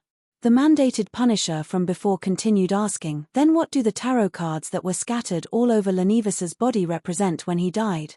"There's no specific direction." Leonard immediately picked up a piece of white chalk and wrote the name Lenivas on the blackboard behind him. Then, he drew a circle. "As I said earlier, in the past 2 to 3 years, incidents involving tarot cards have really entered our sights because of the Lenivas case. This is very likely the beginning of everything. Therefore, there's no specific direction. The randomly scattered tarot cards might represent the whole.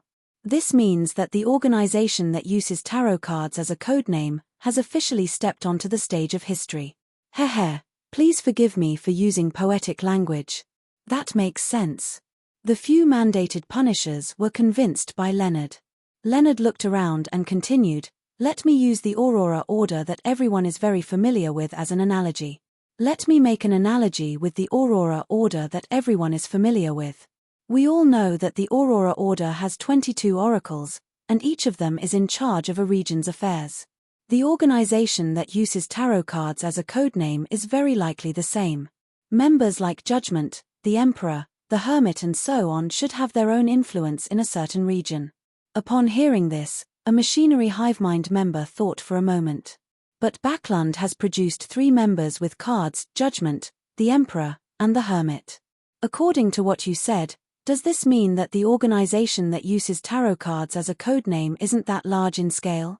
The members are all concentrated in Lun or even Backlund. After all, the Aurora Order only has 1 oracle in charge of Beekland. As for Saint Tenebrous, he's targeting all of Ruin." Leonard nodded slowly, indicating that he understood what the other party meant. He organized his words and said, "We can't rule out this possibility. We can't rule out that possibility. After all, this is an organization that has only been around for 2 to 3 years. Of course, there might be another reason. That is, this organization doesn't divide its scope by region. Instead, it defines whether or not it should be handled by itself based on the matter or domain. It also works together when there are overlapping situations, just like the Capim case. Seeing that the beyondess of the three churches and Mi-9 didn't raise any other questions, Leonard deliberated for a few seconds. These are all my personal guesses, and there are some problems with them. This may be the direction of future investigations. First question, what is the purpose of this organization? If they're like the Aurora Order, spreading the faith of an evil god, then why haven't we discovered anyone who believes in the Fool? Even if there were, they were scams in the name of the Fool. The second question is, what do they have in common? I haven't found it for the time being. The third question is, high-ranking members who use tarot cards as codenames can't be at a low sequence level. They also have their own factions, but they don't have any fame in the Beyonder world. This is very abnormal. You have to know that although the 22 oracles of the Aurora Order hide their identities, they have more or less clashed with us. Under our witness, they rose from low sequence to mid-sequence, and finally took over the position of an oracle after the death or advancement of their predecessor. They have long been on our list. Having said that, Leonard paused for a moment. If the organization that uses tarot cards as codenames is really an organization that believes in the Fool, then there's someone who can answer my third question. He's the crazy adventurer, German Sparrow. Rumor has it that he believes in the Fool. This name made the beyondess of the three churches and Mi-9 fall silent, as though they were quickly recalling the relevant information. They had long heard that German Sparrow had a mysterious background and that he believed in the Fool. Furthermore, they had quite a bit of information on him, but they didn't make the connection like Leonard and connect the dots.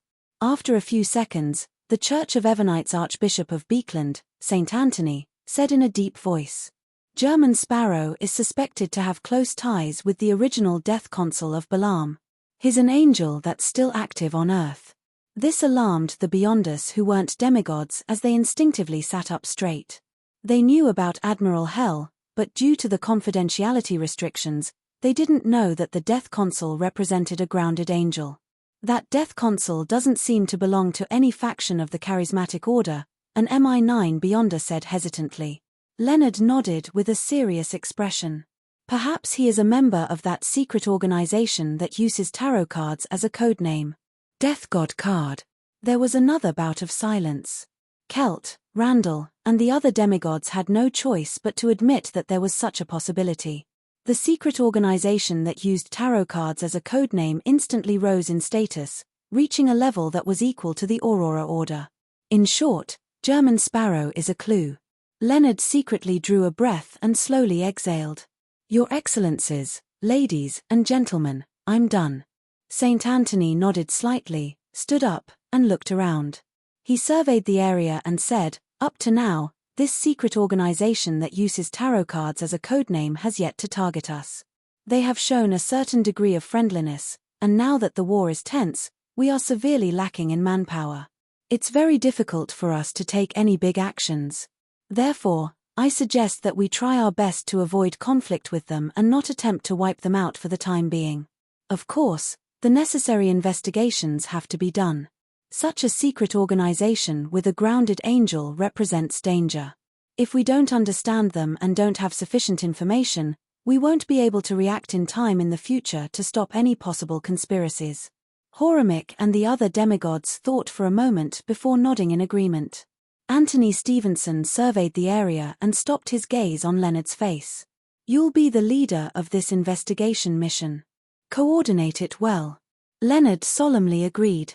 At this moment, Deep Blue Efficient Randall Valentine said to Leonard impatiently, give them a name. We can't always say that it's a secret organization that uses tarot cards as a codename. That's too troublesome. Do you have any objections? Leonard seriously considered it and said, Tarot? Tarot Club? Sure. Randall stood up and said with a thunderous voice, let's call it the Tarot Club. Late at night, in the Hall family's villa in Empress Borough. Tim, the exclusive dessert chef, suddenly woke up from his dream and stared at the ceiling in the darkness. He had dreamed that he was enjoying an ice cream, and he woke up with a start the moment he tasted it. The more Tim thought about it, the more he was filled with desire. Finally, he overcame the thought of finding it troublesome. He got out of bed, put on a thick robe, walked out of the room, and came to a small kitchen not far away. As a famous dessert chef in aristocratic circles, Tim had been bestowed with some privileges by Earl of Hall. He could enter the small kitchen at any time and use the ingredients here to experiment with his new ideas. And Tim had returned Earl of Hall's trust with new and high-quality desserts. Of course, he would often come here in the middle of the night to get busy because of his sudden appetite, just like now. After some serious and hard work, Tim used the leftovers and ready-made preparations to make a few cups of ice cream. He enjoyed eating half of it. Then, he rubbed his stomach, washed the cutlery, and left the small kitchen in satisfaction. He left the remaining cups of ice cream in a corner, as though he had completely forgotten about them. Sherwood Borough, by the Tussock River, in an uninhabited shoal. Audrey, who was wearing a dark cloak, first used dream traversing to arrive nearby before walking over with her feet. She skillfully set up a ritual and prayed to Mr. Fool for a bestowment. Soon, a silver-black jewelry box inlaid with many gems passed through the illusory door and landed in front of Audrey. Audrey tucked a strand of blonde hair behind her ear, and without any delay, she picked up the box of the great old ones numbered 0 to 61. She aimed at a spot where there were only a few rocks and lifted the lid of the first layer. Silently, long tables and chairs appeared in the area. Several Beyonders who had used various means to cover their faces appeared. Among them was the hooded Force. Their skin quickly changed from that of a toy to that of a human, and their eyes began to move. Force, who had the highest sequence, was the fastest to recover. She looked around and was extremely surprised to find that she had unknowingly arrived at the shoal by the river from inside the apartment. Furthermore, this change was only in the environment. The situation around her was no different from before. Where am I? What happened? Force cast her gaze at the empty altar and thought for a second. She seemed to understand something as she asked in surprise, "What happened?" "It's over." "Yes," replied Audrey, who was using psychological invisibility. "It's over." "It's over just like that?" Force asked in a daze. "It's over. How's the target?" "Dead." Audrey was distracted controlling the other 5 or 6 Beyonders, so her answer was very simple. "Dead. Saint of Secrets Booties is dead. I haven't participated in the battle yet. I haven't summoned the German Sparrow's historical void projection." Force's mouth gaped slightly as she felt like she was dreaming. She felt that she had only been afraid for a second and that her mission had been completed. At that moment, she saw the Beyonders around her come to life, but they weren't surprised by the changes in the environment. It was as though this was the original gathering venue. They skillfully destroyed the chairs and long tables and threw them into the Tussock River. Then, one after another, they left the shallows and returned to the place where the light from the street lamps shone, returning home. So this is a manipulator. How terrifying. Force jumped in fright and completely woke up. "Go back first." Audrey didn't have the time to explain. She turned around and used the altar from before, preparing to sacrifice the box of the great old ones above the grey fog. Force glanced at it and didn't ask or say a word. She made her body quickly turn transparent and disappear. P.S. I originally wanted to write official debut in the title of this chapter, but it wasn't serious enough. PS2. Seeking monthly votes during the double period tilde, end of this chapter. Chapter 1234. Above the grey fog, in the ancient palace. Beams of crimson starlight shot up, forming a few figures. Leonard casually swept a glance, and his gaze suddenly froze. He stopped at the silver-black jewelry box placed on the long mottled table.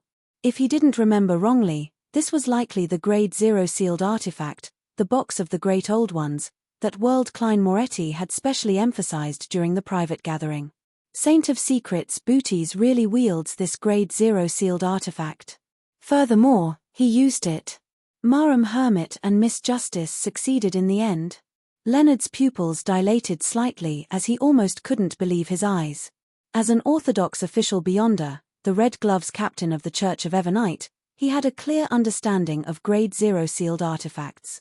He knew that these things could easily destroy a city, causing people to suddenly die without any resistance. When facing them, not only was he not to come into contact with them, he didn't even try to understand them. Leonard originally believed that after encountering a Grade 0 sealed artifact, Marham Hermit and Miss Justice would leave the battlefield according to the plan and think of a way to save Miss Magicians. To his surprise, they actually succeeded. Furthermore, they had snatched the Grade 0 sealed artifact, the box of the Great Old Ones.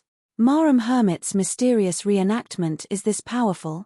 The banquet of betrayal she mentioned can really make a sealed artifact rebel? Or should I say, Mr. Fool provided some help? As Leonard muttered silently, he glanced at World Klein Moretti, who was sitting at the end of the long bronze table. He realized that his former colleague was rather calm. Klein surveyed the area and laughed hoarsely. Congratulations, everyone. This hunt was very successful. All the spoils of war are here. As he spoke, he raised his right hand and condensed a lot of mysticism knowledge into a blob of pale white light. He also included a few legends that originated from the East, such as Peach Blossom Spring and Lank Chess Game. He wanted Marham Hermit to test if they were mysterious and if they had a real source. Madam, this is your reward. World Klein made the pale white light fly towards Catlear. Then, he pointed at the box of the Great Old Ones, the secret sorcerer beyond a characteristic, Traveler's Bag, Booties' eyeballs, the 9 worms of Star, and a large number of gems and materials on the table. In addition, you have the right to choose first. After hunting the Saint of Secrets Booties in a demigod-level battle, Catlear truly had the bearing and confidence of a saint. She first received the blob of pale white light and closed her eyes to digest the mysticism knowledge contained within.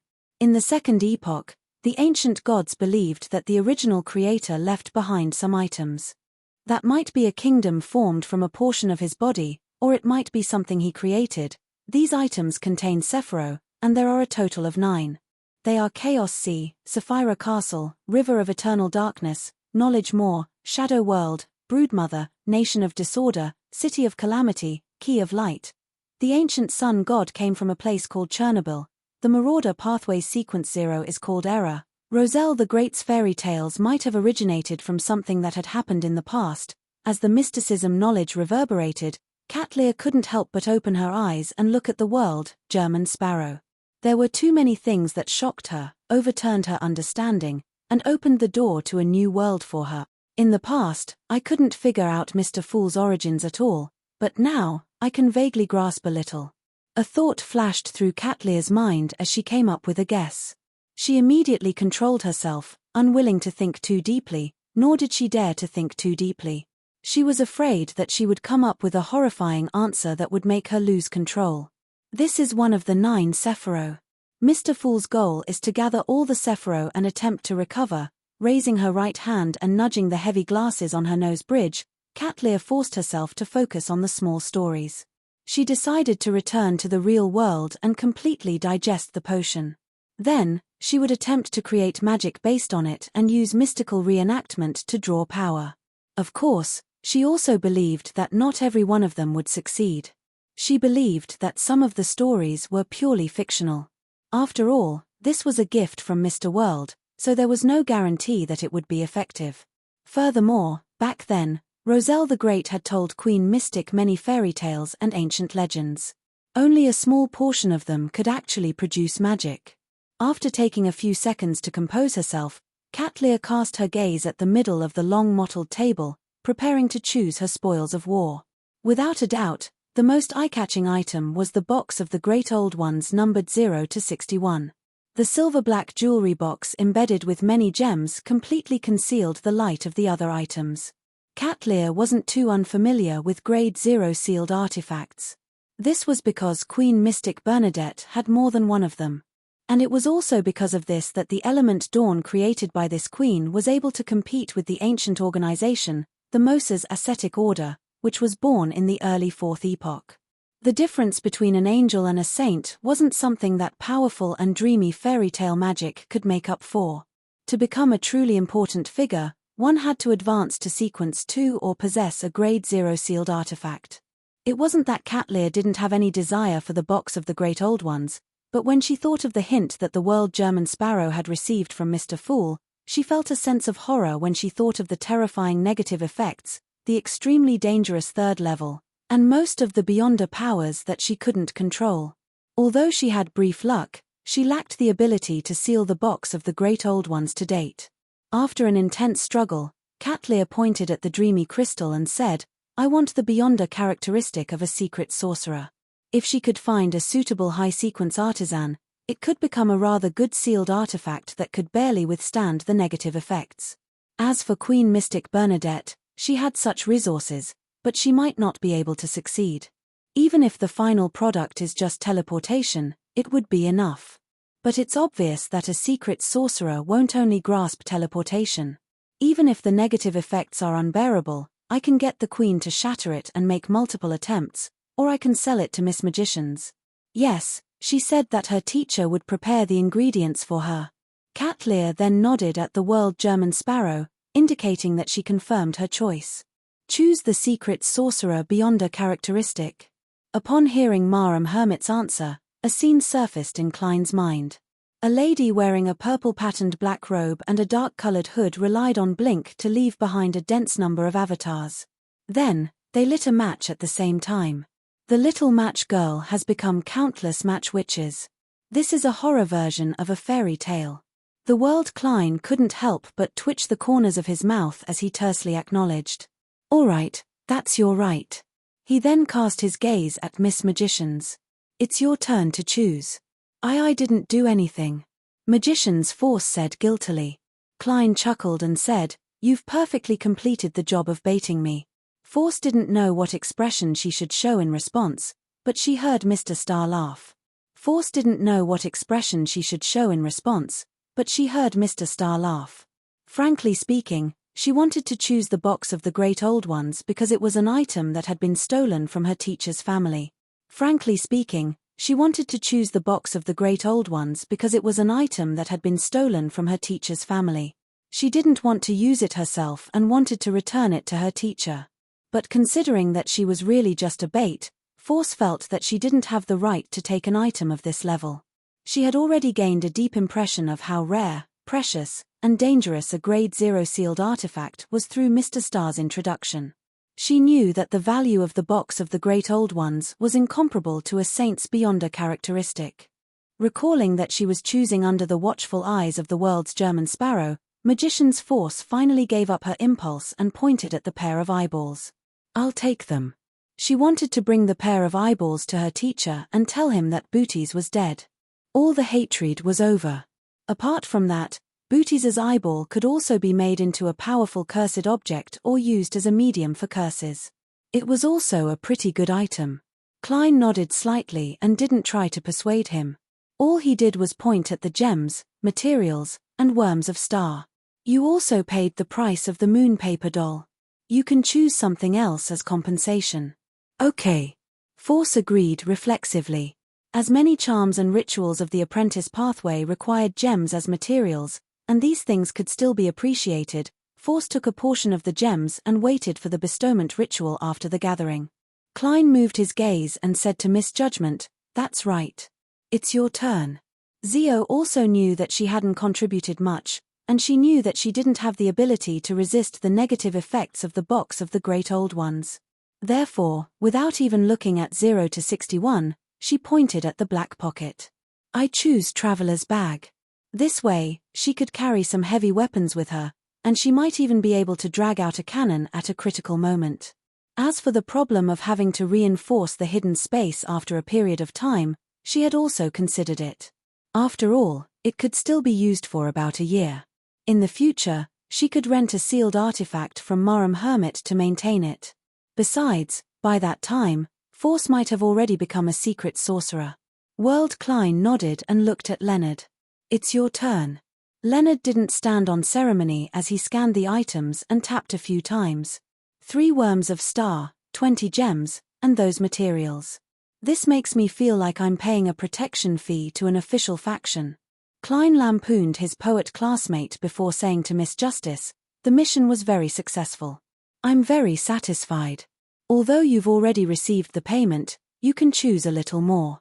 Audrey could read the sincerity in Mr. World's words, so she didn't decline. She chose a worm of Star and a third of the spirituality materials.